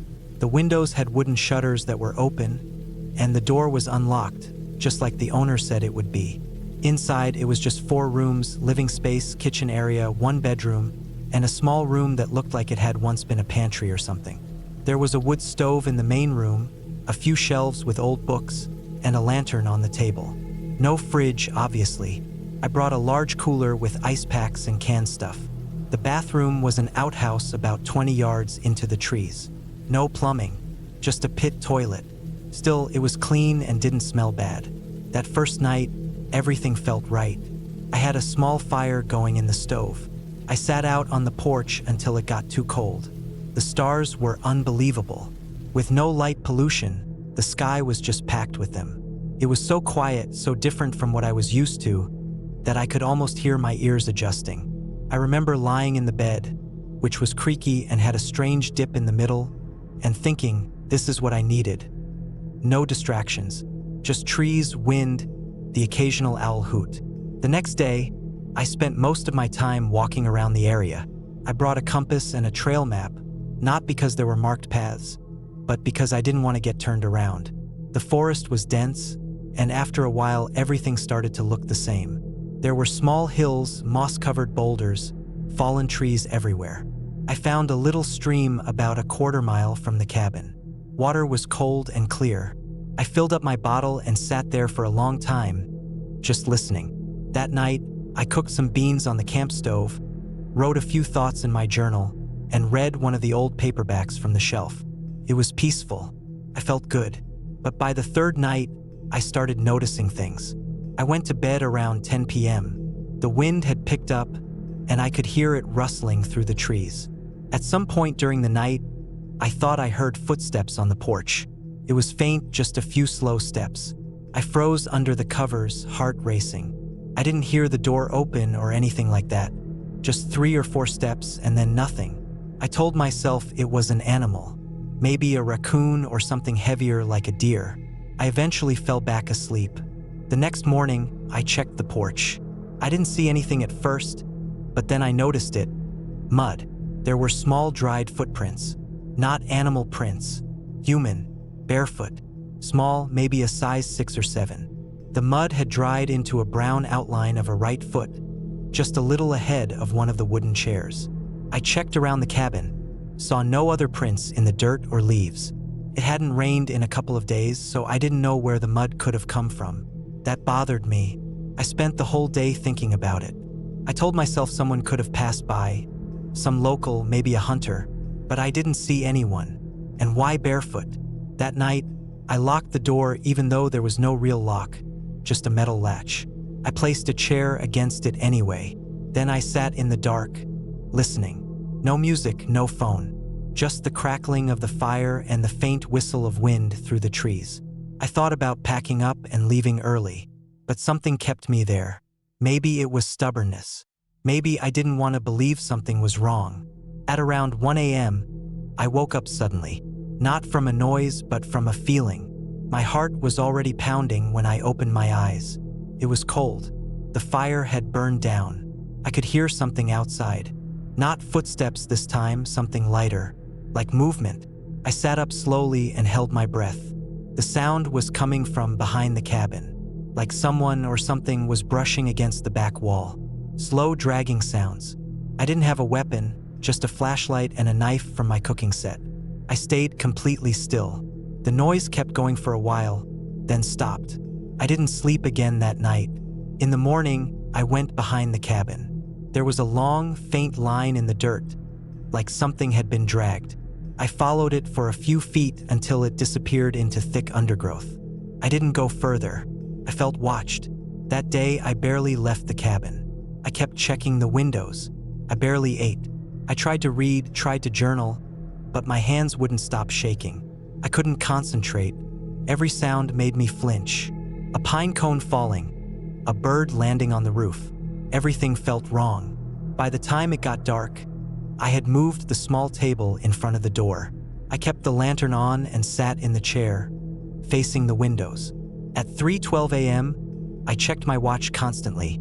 The door latch clicked, not loudly, just a soft metal noise. Then silence. I didn't move. I didn't breathe. I stared at the door, waiting for it to swing open. Didn't. Nothing happened. I waited an hour before I finally moved the table and checked. The door was still closed. The latch hadn't moved. But I know what I heard.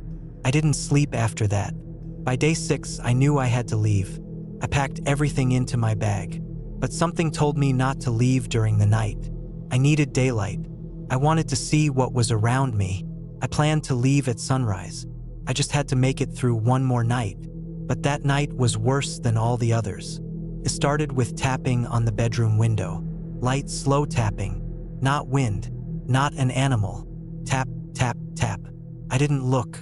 I just stayed in the bed, holding the flashlight like a weapon. The tapping stopped. Then it started on the other side of the cabin. I got up, turned on the lantern, and stood in the living room. The tapping moved again, kitchen window, then back to the bedroom. Then the porch creaked. Someone was walking on it. Slowly, one step at a time. I heard the wooden chair scrape slightly, and then silence. Not even wind. I stood there, shaking, for probably 2 hours. At some point, I passed out in the chair. When I woke up, it was dawn. I grabbed my pack, opened the door, and ran. I didn't stop until I reached the car. I threw everything in the back, jumped in, and drove. I never went back. 3 days later, I got a call from the owner of the cabin. I hadn't told them anything about what happened. They just wanted to ask why I left early. I didn't pick up the phone. I let it ring. A week later, I checked online. The cabin listing was gone. A few months passed. I tried not to think about it, but I couldn't stop wondering. Who was out there? Why were they barefoot? Why did they wait until I was asleep every night? What would have happened if I hadn't left? I don't have answers, but I know this. When I got home and emptied my pack, I found something I hadn't packed. It was a small pine cone, perfectly clean, wrapped in a piece of cloth, and in faded ink on the cloth was something written. Next time, don't lock the door.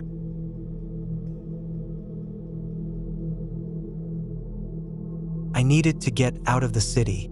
Everything was closing in on me. Work, traffic, noise, people, screens, all of it. I was starting to feel like I couldn't breathe anymore. I hadn't taken a real break in almost 2 years. So when I found a remote cabin listed online, tucked deep in the forest about 6 hours from where I lived, I booked it without thinking twice. It looked like a basic setup. 1 bedroom, kitchen, a bathroom with running water but no Wi-Fi, no cell service. It even had a little wood stove and a front porch that looked out into the trees. That was all I needed. I just wanted silence. I packed up my car with food, some books, warm clothes, and my old camera. The drive out there was long but beautiful. The farther I got from the city, the more relaxed I started to feel. Trees grew taller, traffic vanished, and by the time I turned off the main road and started creeping down a narrow gravel path through the woods, I felt like I was finally alone. The cabin was small and simple, just like the pictures had shown. It sat on a gentle hill with the forest wrapping all the way around it. There were no other houses nearby, no signs of people, no fences, just endless trees and soft wind through the branches. I got there in the late afternoon and unpacked quickly. I walked around the place to get a sense of it. The forest behind the cabin was thick. The ground was soft from fallen needles and leaves, and I could see animal tracks in the dirt. Mostly deer or raccoons, maybe a fox. Felt wild but peaceful. That first night was quiet. I lit a small fire in the stove and cooked something simple, eggs and toast. I didn't even read. I just sat on the little porch for a while, watching the trees move under the moonlight. When I went to bed, I slept harder than I had in months. No horns, no sirens, no blue glow from my phone screen, just silence. The next day, I hiked a little ways into the woods. There were no marked trails, so I made my own path but kept it close enough to the cabin that I could find my way back without getting lost. I didn't bring a compass or GPS. I wanted to feel off the grid. I took some photos of mossy logs, a spider's web full of dew, a broken tree that looked like it had been struck by lightning long ago. When I got back to the cabin, I felt sore but good. I cooked again. I journaled a bit. I read. I sat in the quiet and didn't think about work or people or anything at all. It was the 3rd night when something started to feel off. I had gone to bed early after sitting on the porch again for a long time. It had gotten cold, and I brought the small oil lamp inside. The fire was dying down in the stove, and I was bundled up under the heavy blanket the cabin had in the bedroom. I don't know what time it was when I heard the noise, but it was late, middle of the night.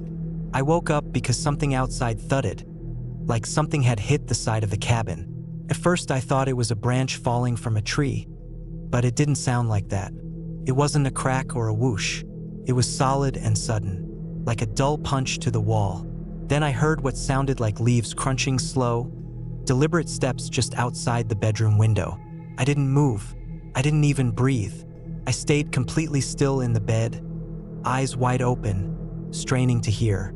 The steps stopped after a few seconds, and then nothing. I lay there for what felt like an hour, waiting for it to happen again. Didn't. Eventually, I must have fallen back asleep because the next thing I knew, it was morning and sunlight was pushing through the curtains. I got up slowly and went outside. There was nothing around the cabin. No damage, no fallen branches. But in the soft dirt below the bedroom window, I saw something that made my stomach twist. Footprints. Not boots, not hiking shoes, bare feet. 2 of them leading up to the wall and then turning back the way they came. They looked fresh. The edges were still clean. The toes were deep in the mud like someone had been walking slowly and heavily. I told myself it had to be some local weirdo or someone hiking through who didn't realize the cabin was occupied. I thought about leaving that day, but I had paid for the whole week, and a part of me didn't want to feel like I had been chased off by something I couldn't explain. So I stayed. That next night, I didn't sleep much. I left the lamp on, and I kept the fireplace going so I could hear if anything happened. Around 2 or 3 in the morning, I heard it again. This time, it wasn't a thud. It was more like a scratch. Light at first, then harder. Came from the back of the cabin, near the kitchen wall. I got out of bed slowly and tiptoed over, not turning on any lights. I listened with my ear to the wooden wall. Something or someone was dragging something sharp across it. Slowly. I didn't have a gun. The cabin owner had said there was a hunting rifle in the closet, but it didn't have any ammo. I hadn't brought anything with me, not even pepper spray. I found the largest kitchen knife and stood there in the dark, heart pounding so hard I could feel it in my teeth. After maybe 30 seconds, the scratching stopped. Then silence again. I stayed up until dawn, sitting in a chair with the knife in my lap, staring at the door. When the sun rose, I went outside again. I walked around the cabin, and this time I found more than just footprints. On the back wall, there were fresh scratches, long vertical lines carved into the wood. Some were shallow, some deep. They were at shoulder height, human shoulder height. I checked again for boot prints, but there weren't any. Just more of those same barefoot tracks. Whoever it was had walked through the woods, barefoot, in near freezing temperatures, just to scratch the wall of my cabin in the dark. That day, I didn't hike. I stayed close. I kept the knife with me. I stacked some furniture against the front and back doors. I even tried to call out on my phone, even though I knew there was no signal. I considered getting in my car and leaving, but something held me back. Maybe pride. Maybe fear of driving that long forest road while someone might be watching. That night, I didn't sleep at all. The sounds started earlier this time, just after midnight. They were everywhere. Scraping, crunching footsteps, soft knocking on the walls, as if the person was circling the cabin again and again. I sat in the corner of the room, light off, fire dead, holding the knife. I didn't move. I couldn't tell how many footsteps I was hearing. At times it sounded like one person, other times maybe 2. At one point, I heard what sounded like someone pressing their hand against the bedroom window, a slow drag of fingers across the glass. It lasted until just before dawn. Then silence again. When morning came, I checked the walls. More scratches. The window had a faint smudge, like grease from skin. More barefoot tracks, deeper now, like whoever it was had stood in place for a long time. I didn't wait any longer. I packed everything as fast as I could, threw it all in the car, and drove out. I didn't even bother to clean up. I just left. That long gravel road felt like it would never end, and the entire time I kept checking the rearview mirror, waiting to see someone stepping out of the trees. I never did. When I got back to the city, I didn't tell anyone right away. I felt stupid. No one had broken in. Nothing had been stolen. I didn't have any proof. Just a few photos of scratches and footprints and a couple blurry shots I took through the window when I thought someone was outside. They didn't show anything useful, just trees and shadows. But about a week later, I couldn't get it out of my head. I wanted to know more. I went online and searched for anything about that cabin. I found the listing again, but it was gone. Deleted. The host's profile said, "No longer available." That was odd. So I dug deeper. I searched the coordinates of the cabin on satellite maps. then looked for old land records. Took hours, but eventually I found a forum post from 3 years ago. Some guy talking about the same area. Said he had gone hunting out there and found a burned-out car and a bunch of animal bones in a fire pit. Said he felt watched the entire time. I messaged him, but he never responded. I found another post from someone who had stayed at a cabin nearby. They said something had banged on their windows all night. They thought it was kids playing a prank until they found dead rabbits hanging from the trees the next morning. They left, never went back. I don't know who or what was out there. Maybe someone living off-grid, maybe someone unstable. Maybe it was some backwoods cult or a twisted family hiding in the woods. I'll never know. But I do know this. I was not alone out there. And if I had stayed one more night, I don't think I would have made it out.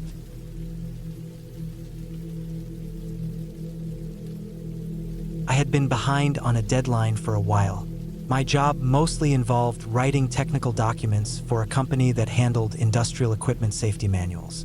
It was repetitive work, but it paid well enough. I had been slacking off for a few weeks and pushing things off more than I should have. And by the end of that month, my manager told me bluntly I had just over a week to complete everything for one major project or it would be passed to someone else. That meant I'd lose out on the final payout bonus, which I really needed. So I decided I had to disappear somewhere for a few days and just finish it all. No phone distractions, no internet, no people, nothing. I thought if I could just isolate myself somewhere quiet and get my head straight, I'd be able to push through it. I looked around for a place to rent and found this small off-grid cabin about 3 hours out of the city. The listing described it as an old forester's cabin from the 1970s, meant for writers, hunters, and people seeking peace and clarity. There was no TV, no Wi-Fi, and barely any mobile reception. The only power came from a small solar panel setup, and water came from a gravity-fed pipe that led into a tank from a nearby stream. That sounded perfect. I packed my laptop, battery backups, a solar charger, and brought enough groceries and coffee for 4 days. I left early on a Wednesday morning and arrived at the cabin just after noon. The drive had taken longer than expected because a good portion of the road leading up to it was unpaved, and I had to go really slow to avoid ruining the suspension on my car. The place was about as remote as I'd hoped. No houses around, no fences, no mailbox. Just this slightly weathered, dark-stained wood cabin tucked behind a small patch of pine trees, with a thin dirt trail barely wide enough for my car leading up to it. There was no lock on the front door, just an old metal latch from the inside, but the owner had told me not to worry about that, saying no one else came up there.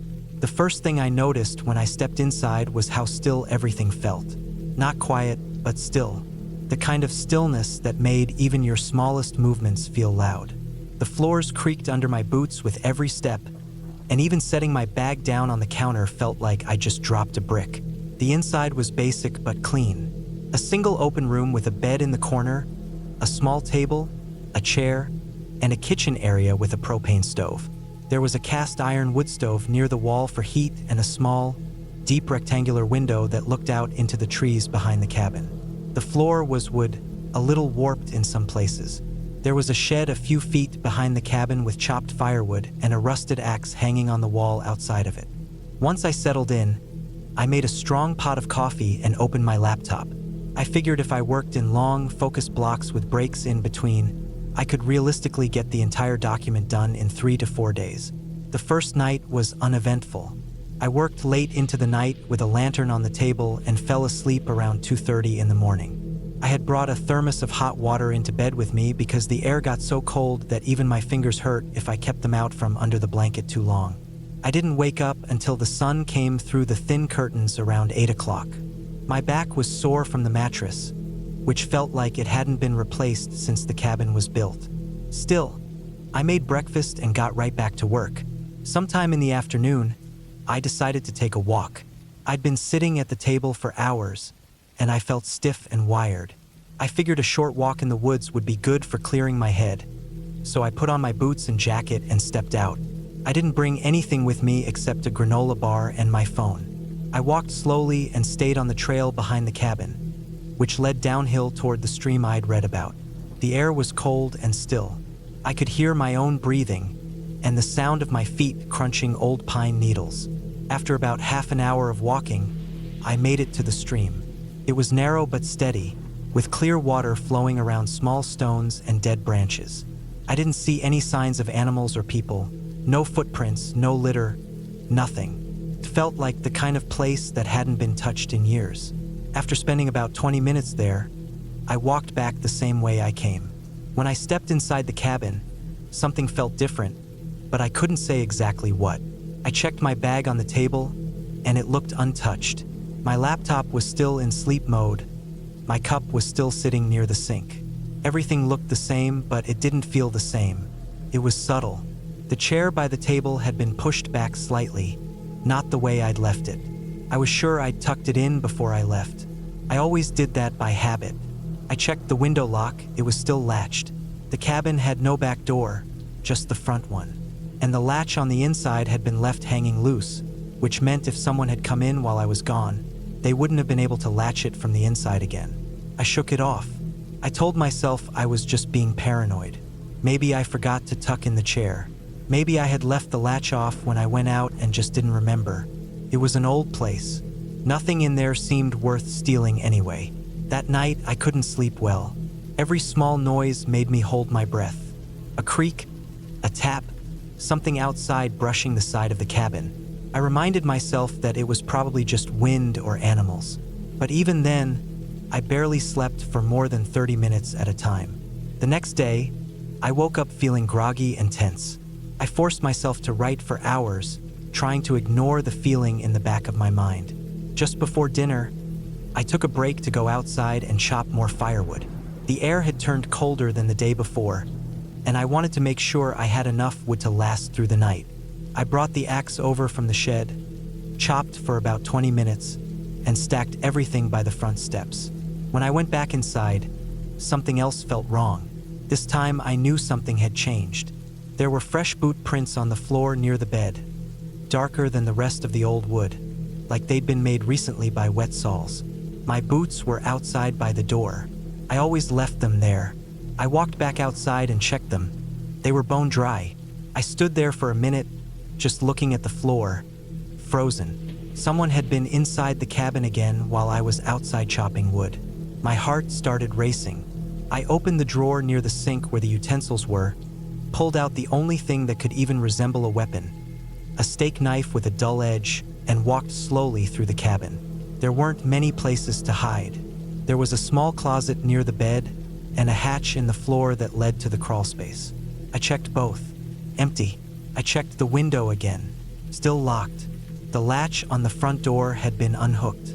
Whoever had come in either knew I was outside or had been watching me long enough to time it.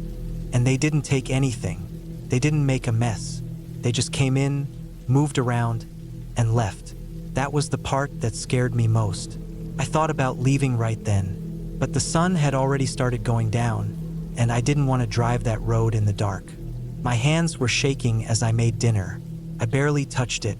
I just sat at the table with the knife in my hand and tried to think. Why hadn't they taken anything? Why didn't they try to hurt me? Why keep coming back? I didn't sleep at all that night. Every 10 minutes I got up to check the window or walk to the door and listen. Once I heard something move outside near the shed. A small, crunching step. But when I opened the door and looked out with my flashlight, there was nothing there. Just the stacked firewood and the black trees behind the clearing. By morning, I felt like I was unraveling. I had 2 days left on the cabin rental, but I'd made up my mind to leave.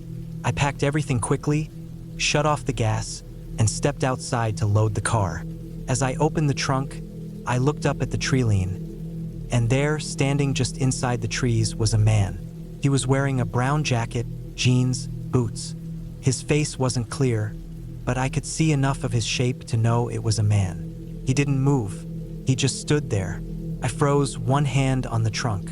He must have been watching the cabin all night. I didn't look away. I got in the car, locked the doors, and backed out of the trail as fast as I could without sliding off the edge.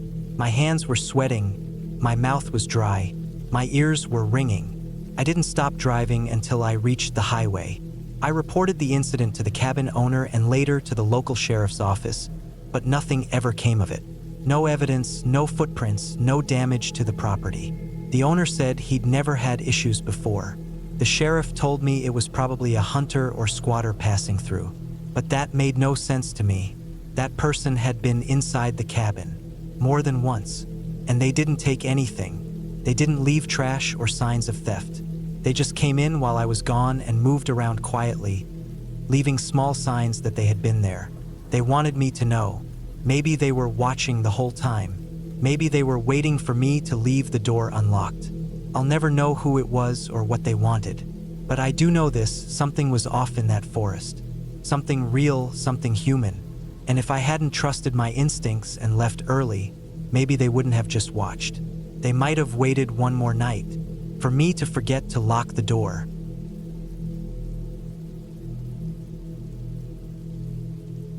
I took the trip because I needed to get away from everything for a while. I had just finished a long, stressful project at work, and I was burned out. My job in the city kept me around screens, deadlines, and noise all the time. I thought a quiet weekend in the woods would help clear my mind. I didn't want anything fancy, just a simple cabin, far from traffic and people. I booked a cabin online that was a few hours north, near a lake and surrounded by deep woods. The listing said it was peaceful, private, and perfect for solo travelers. The pictures showed a small wooden cabin with a front porch, a fire pit out back, and trails leading off into the forest. It looked exactly like what I needed. I drove up on a Friday morning. The roads got narrower and rougher the farther I went. By the time I reached the dirt path that led to the cabin, I hadn't seen another car in 20 minutes. My cell signal was already gone. The dirt path twisted through the woods for what felt like forever before the trees finally opened to a small clearing, and there was the cabin. It was exactly like the photos, maybe even nicer in person. It had a small porch with 2 old wooden chairs, a tin roof, and a chimney made of stone. There was no one around, no neighboring cabins, no road noise, just wind in the trees and a few birds. I parked the car beside the cabin, unloaded my backpack, a small cooler of food, and a duffel bag with clothes. I left most of the electronics at home. Inside the cabin, everything was basic but clean. A bed pushed against the far wall, a tiny kitchenette, a small table with 2 chairs, and a wood stove in the corner. The air smelled faintly of pine and dust, but it was good, peaceful. I unpacked and settled in quickly. The fridge ran on propane, there were a few lanterns for light, and a pump sink that drew from a rain barrel. Simple living. No Wi-Fi, no distractions. That first afternoon, I just walked around the clearing, breathed in the silence, and sat on the porch with a cold drink. I didn't even think about work. When it got dark, I made a small fire out back and sat by it for a while, watching the sky turn purple and then black. I hadn't felt that calm in a long time. The first night was quiet. I slept with the windows cracked open. It got a little cold, but the blankets were thick. I slept like a rock. The next morning, I made coffee on the small gas stove and sat on the porch again. The only thing I could hear were birds and the occasional creaking of trees in the wind. Around mid-morning, I decided to explore a bit deeper into the woods behind the cabin. There were some rough trails behind the fire pit area. I put on boots, grabbed a small backpack with water and snacks, and started walking. The trail was narrow and barely used. It was mostly packed dirt with roots and leaves everywhere. After about 15 minutes of walking, the trees got thicker and the sunlight became more scattered. I kept going deeper into the woods without any real destination in mind. I walked for maybe an hour, stopping here and there to look at weird mushrooms or listen to woodpeckers in the trees. At one point, I passed through a patch of forest where the trees looked much older, taller, and more gnarled. The trail disappeared completely, but I wasn't worried. I had my GPS watch and figured I could backtrack easily. That's when I saw the patch of disturbed ground. It wasn't obvious right away, just a change in the way the forest floor looked. A small area where the leaves and sticks looked like they had been recently brushed away. The dirt looked darker, like it had been dug up not long ago. I might have just kept walking, but I noticed a piece of something sticking out of the soil, something flat and grayish. I walked over and crouched down. It was a large plastic tarp, partially buried. I pulled at it a little and more of it came loose. The dirt wasn't packed hard, so I kept pulling at the edges. After a minute, I realized the tarp was covering something large. I stopped and sat back for a second. I told myself it could be anything. Trash maybe. Someone dumping something out here in the middle of nowhere. But I was curious. I looked around. No sounds except birds. I tugged at the tarp again, harder, until more of it came free. What was underneath wasn't trash. It was a duffel bag. A large, military-style one. And it was zipped up tight, but I could smell something faint, something foul coming from the gaps. I stared at it for a long time. My hands were shaking. I didn't want to open it, but I had to know. I unzipped the top slowly. Inside were clothes, dark ones, muddy and damp. Some tools too, bolt cutters, a small shovel, a flashlight, and rope. And there was a strong chemical smell, like bleach mixed with something metallic. I felt a cold rush in my chest. I zipped it back up and stepped away. This wasn't something someone forgot. This was hidden here on purpose. I stood there for a while, just staring at the ground, heart pounding.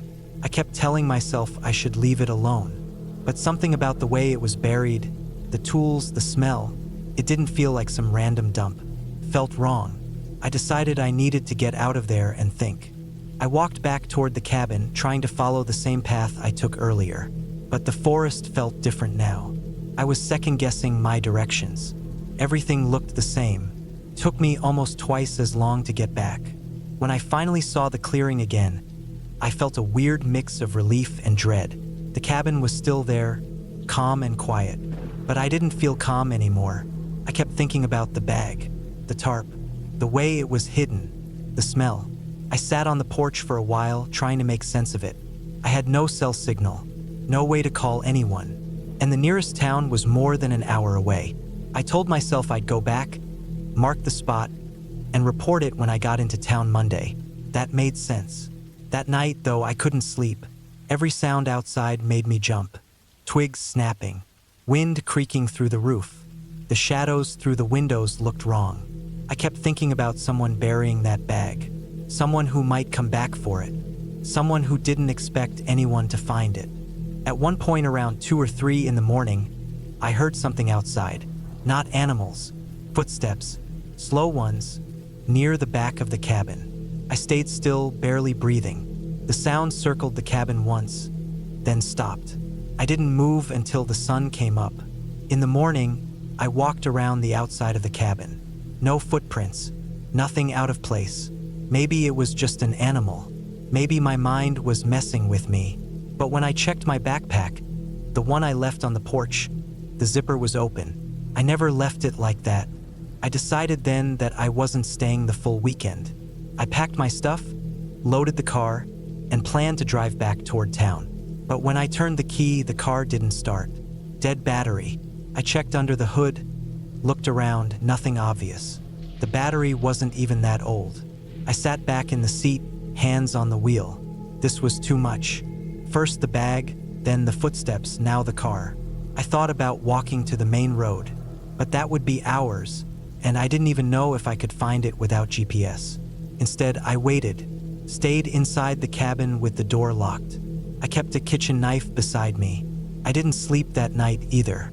Around 4 a.m., I saw lights through the trees. A flashlight, far off, moving slowly between the trunks. Then it disappeared. A few minutes later, I heard the footsteps again, closer this time, crunching leaves, breaking twigs. But whoever it was didn't come all the way to the cabin. I sat in the dark, heart pounding, barely breathing. They were checking, watching, maybe looking for the bag. By morning, I was completely on edge. I kept looking out the windows, watching the tree line. Around noon, I heard a motor, an ATV, coming down the trail. I ducked low and watched as it came into the clearing. A man was riding it, dressed in dark camo. He looked around slowly, then stopped the ATV near the edge of the clearing. He didn't see me through the window. He sat there for maybe 5 minutes. Then he drove off. I waited 2 more hours, then grabbed my pack, a flashlight, and some water, and I left on foot. I didn't care about the car. I didn't care about food. I just wanted to get out. I walked for hours, sticking to where I thought the old dirt road might be. Eventually, just before sunset, I reached it. A pickup came by not long after, and I flagged them down. It was a local guy heading into town. I told him my car broke down and I needed help. He gave me a lift to the gas station. I didn't mention the bag. Not yet. I waited until I was home, back in the city, before I called the police. I gave them the coordinates from my GPS watch, described the bag, and told them where to look. They called me 2 days later. They found the bag just like I said, but they also found more. About 20 feet from the tarp, they uncovered a shallow grave. Inside were bones. Not recent, but not old enough to forget. Human remains. They were opening a full investigation. I asked if they found anything else. They said yes. They found a trail cam, a motion-activated. I had been meaning to take a long break from work for a while. Everything back home felt loud. City traffic, non-stop calls, emails that never stopped, and people everywhere. I needed to be away from all of it. I needed silence that didn't feel artificial. Not the kind of silence that comes with noise-canceling headphones, but the kind you only find when you're really alone. Deep in the woods, no cars, no voices, no hum of machines. Just the wind, trees, and your own breath. I found this cabin listed on an old forum post about secluded places for digital detox. It wasn't even on Airbnb or any of the modern rental apps.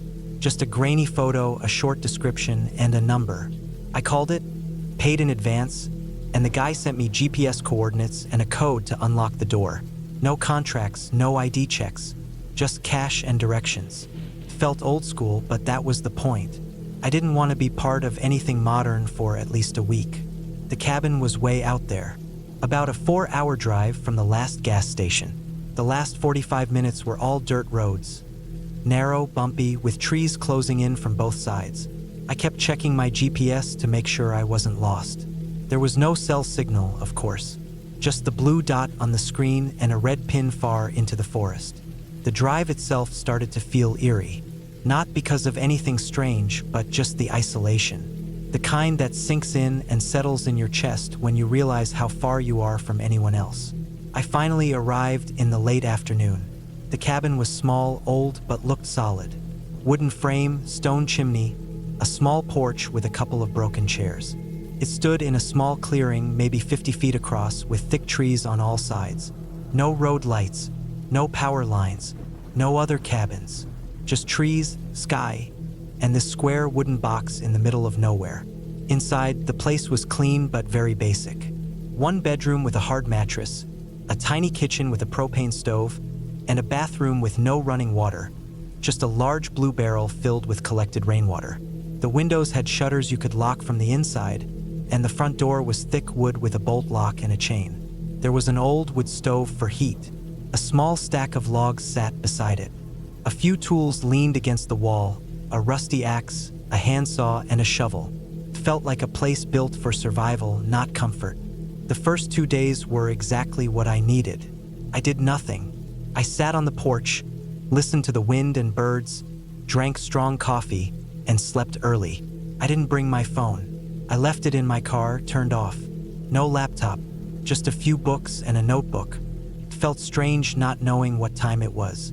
I measured the day by the sun and the temperature drop after dusk. No beeping alarms, no notifications. On the third night, I woke up around 2 or 3 a.m. The cabin was cold. I hadn't fed the stove before sleeping, and the fire had died. I got up, grabbed a flashlight, and opened the stove's door. Cold ash. I went outside to get more wood. The moon was bright enough that I didn't need the flashlight. The clearing was quiet. No wind, no bugs, just cold air and tall trees that stood like black walls. I grabbed a couple of logs and turned back. That's when I noticed it. Near the back of the cabin, hidden behind some brush, there was something on the ground I hadn't seen before. A square piece of wood, about the size of a small door. It looked like a hatch. I walked closer and moved some of the dead branches off it. It was a wooden trapdoor, old, gray, the kind you'd use to cover a root cellar. It had a rusty metal handle but no lock. Pulled it, creaked but opened easily. Inside was darkness. My flashlight beam showed wooden steps going down into the earth. There was no smell, just cold air coming up from below. I should have closed it right there and walked away. But I was curious. This wasn't in the listing. It wasn't mentioned anywhere. Why would a tiny cabin in the middle of nowhere have a cellar? I told myself I'd just take a quick look and come back up. The steps creaked under my weight. The air grew colder as I went down. My flashlight showed dirt walls, wooden beams holding up the ceiling, and a tunnel stretching away from the stairs. Not just a small storage room, an actual tunnel. It was about 5 feet wide, 7 feet tall, and went in a straight line for maybe 20 feet before it turned left and disappeared from view. I stood there for a minute. Everything was quiet. No movement, no sound. The tunnel felt older than the cabin above it. The wood was darker, the dirt more packed down, as if it had been there for decades. I took a few steps forward. The floor was solid. No signs of collapse. The flashlight beam shook slightly as my hands trembled. I walked to the corner and turned. The tunnel went on for a while, then ended at a wooden door. Not like the hatch above, this was an actual door with hinges and a handle. It looked out of place, too well made. No cobwebs, no dust. I grabbed the handle and turned it slowly. The door opened into a room. It was bigger than I expected, about the size of a garage. The walls were wood and dirt. The ceiling had a few thick beams holding it up. But the weirdest part was what was in the room. There were shelves, lots of them, lined up like in a small storage unit. And on the shelves were cans, hundreds of them, all unlabeled, just metal cans, same size, no writing, no colors, just plain silver cans. Beside the shelves was a metal table. On it sat a can opener, a hunting knife, and a dirty plate. The plate had dried brown stuff on it. Maybe old food, maybe something else. I felt my stomach turn. Next to the table was a chair, metal, with straps. That's when it stopped feeling like curiosity and started to feel like something else, like danger. I backed out of the room and walked quickly back through the tunnel, up the stairs, and slammed the hatch shut. I dropped the log I was holding and went back inside the cabin, locking the door behind me. I didn't sleep the rest of that night. I sat by the window listening, but there was nothing, just silence. The next morning, I went back outside and checked the hatch. Still shut. I put some heavy stones on top of it and covered it with branches again. I tried to go about my day, but my mind kept going back to that room. The cans, the chair, the knife.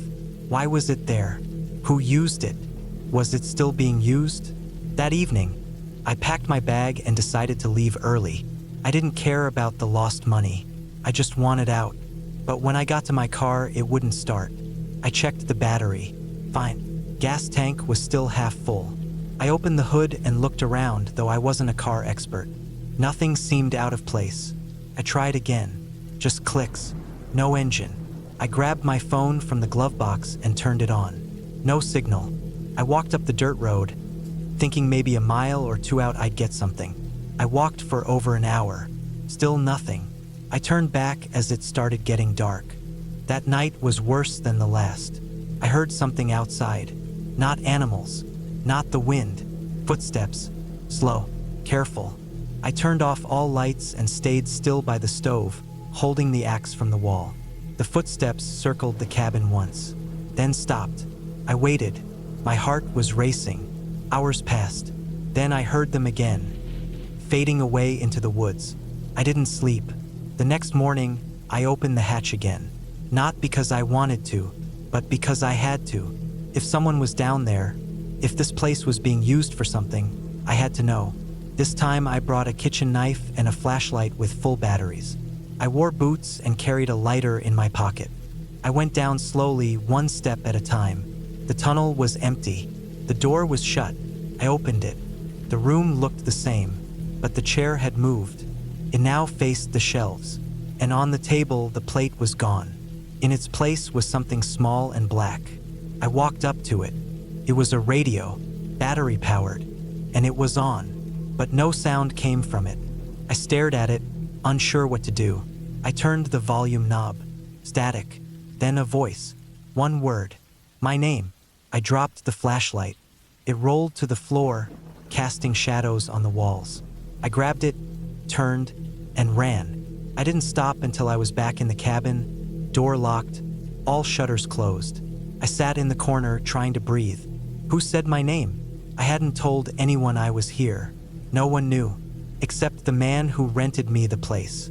I stayed one more night. The next morning, the car started. No problem. I drove as fast as I could down that dirt road, heart pounding the whole way.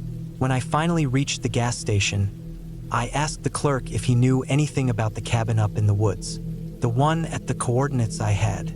He frowned, then told me it had burned down 10 years ago, but the land was still owned by someone. An old man, never came to town, just paid the taxes and kept the property. I didn't say anything else. I got in my car and drove home. For weeks I had nightmares. The chair, the voice.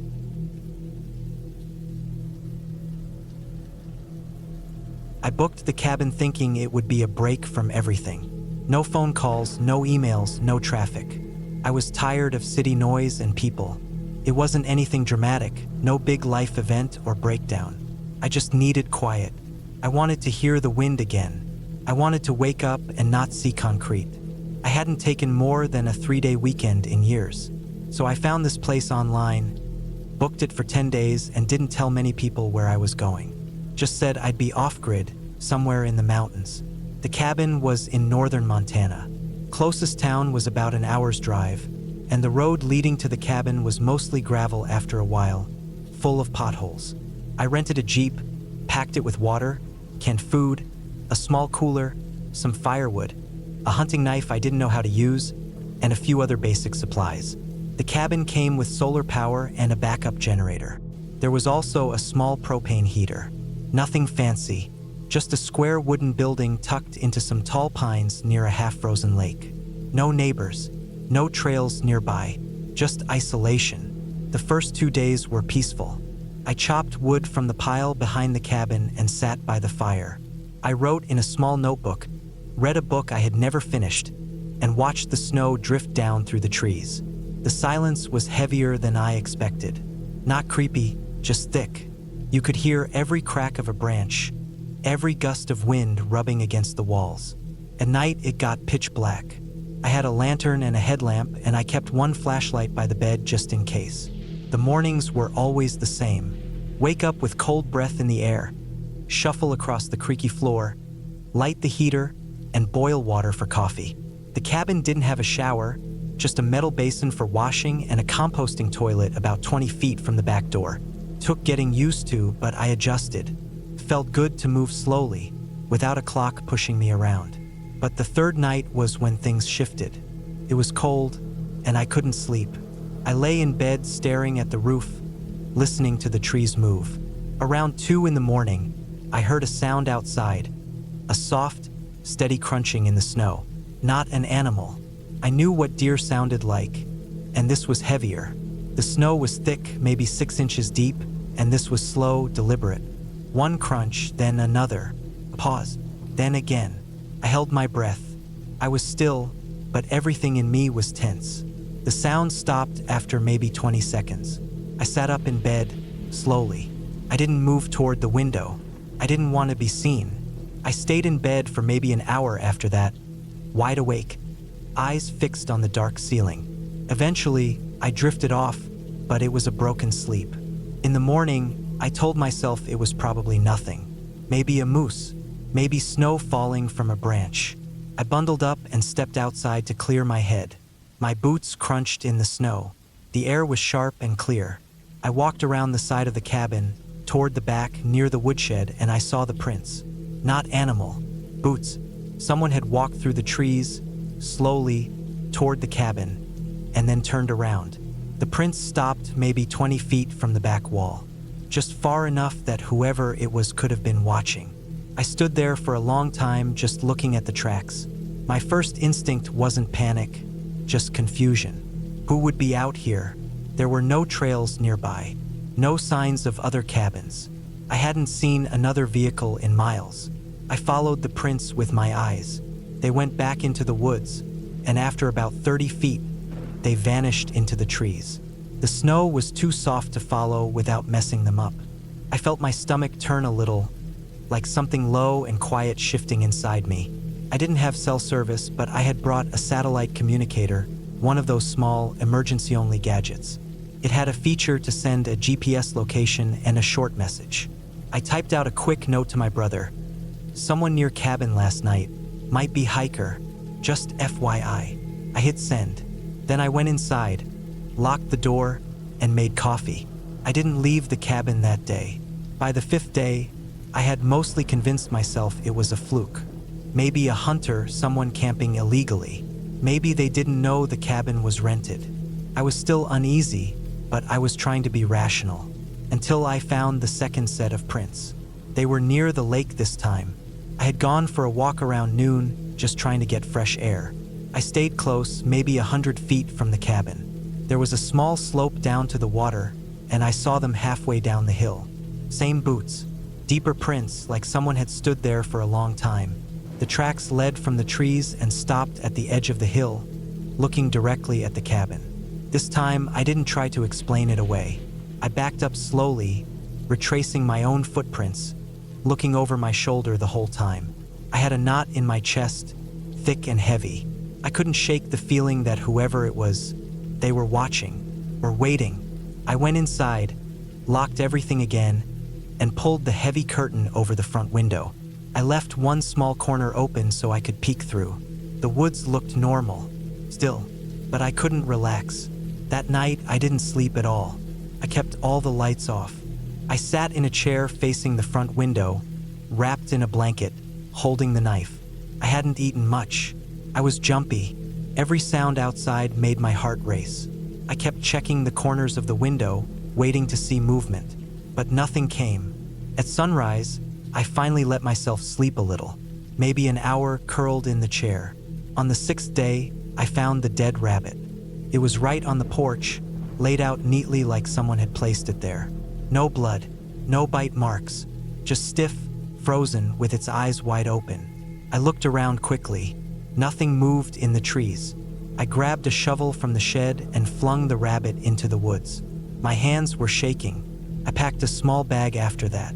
I didn't have a gun, but I kept the knife, the satellite communicator, and a small axe close. I thought about leaving, but I didn't want to walk out to the road. It was miles, and I didn't know who might be out there.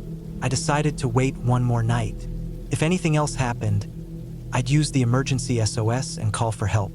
The 7th night was worse than any before. Around midnight, the generator clicked off. I hadn't used much power, so I didn't understand why. The solar battery should have kept things running. I checked the controls by lantern light. The wires looked fine. Fuel was good, but it was dead.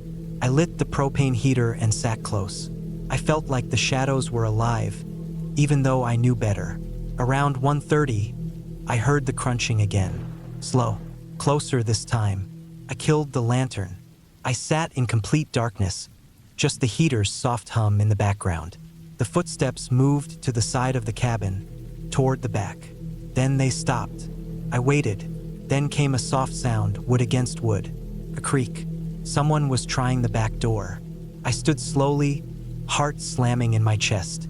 I held the axe in one hand, knife in the other. The back door creaked again, but it held. I had latched it from inside. Then silence. I didn't move for nearly 20 minutes. I just stood there, breathing slowly, trying not to make noise. Eventually, I crept to the window and peeked through the gap in the curtain. The trees were empty, but something was on the porch. I squinted. It was a piece of paper, folded, weighted down by a rock.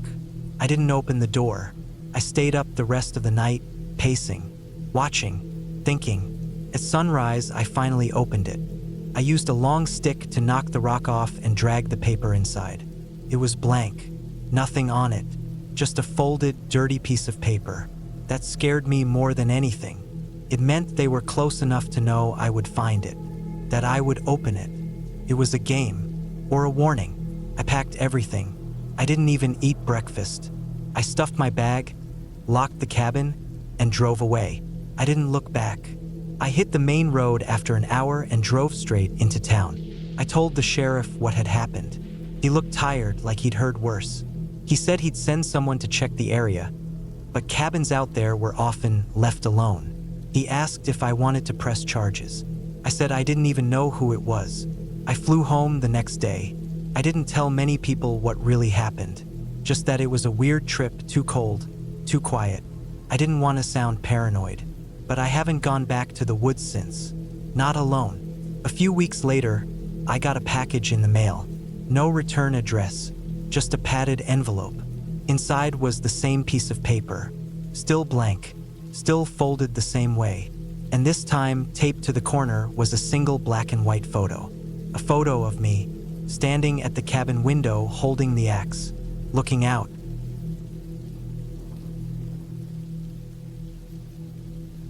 It started as a simple idea. I wanted to get away for a while. I had been working nonstop for months, early mornings, late nights, too many takeout meals, and not enough sleep. I was feeling worn down, disconnected, and just plain numb. I figured a solo trip out to the woods would clear my head. Nothing fancy, just a cabin, some quiet, and time to myself.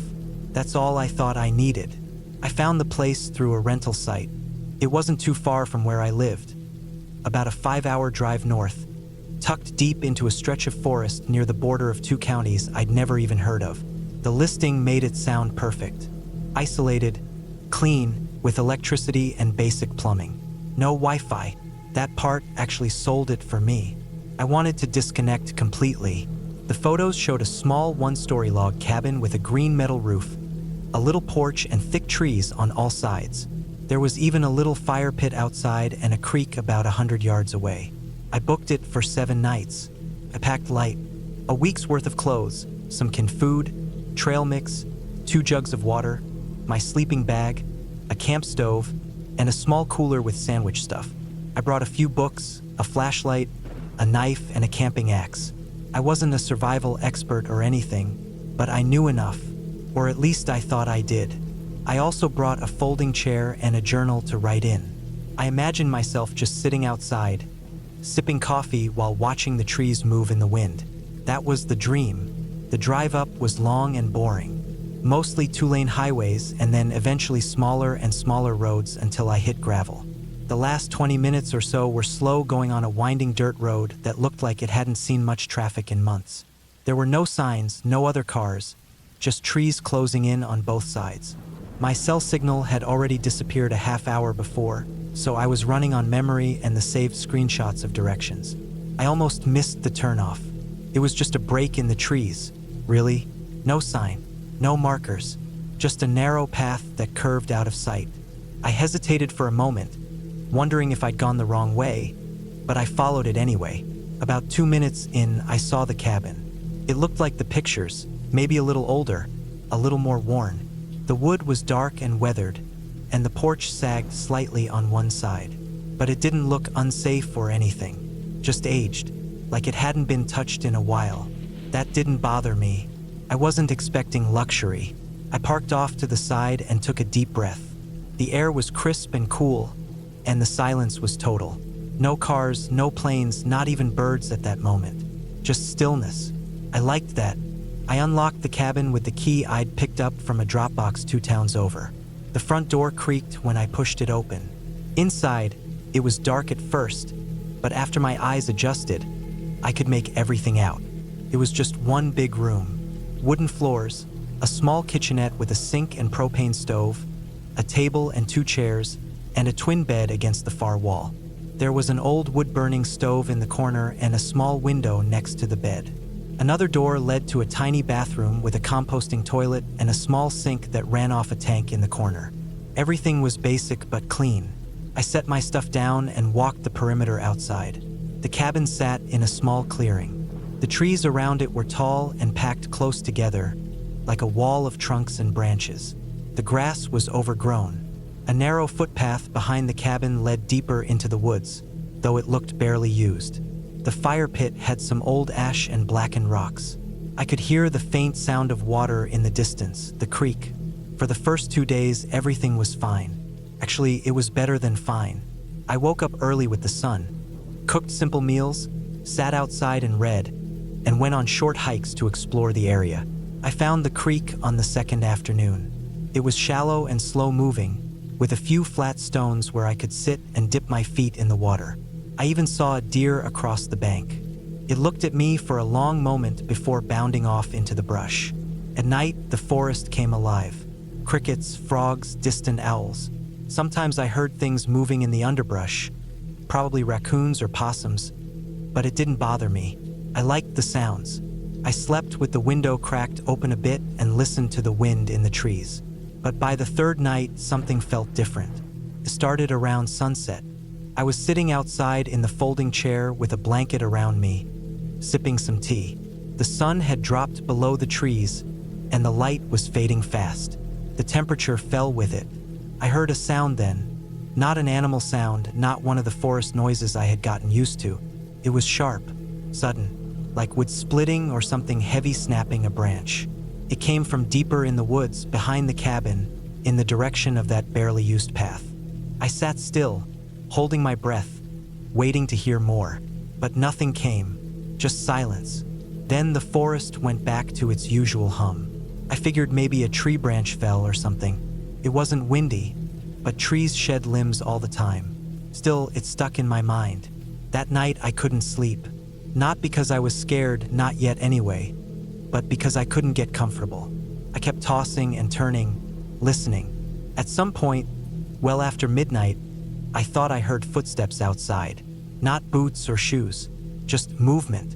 Slow, uneven crunching on the dead leaves around the cabin. I told myself it was an animal, maybe a deer again, but it felt different. It came and went, and after a while I must have dozed off. The next morning, I found something strange. I went out to fetch some kindling and saw that the dirt patch beside the fire pit was disturbed.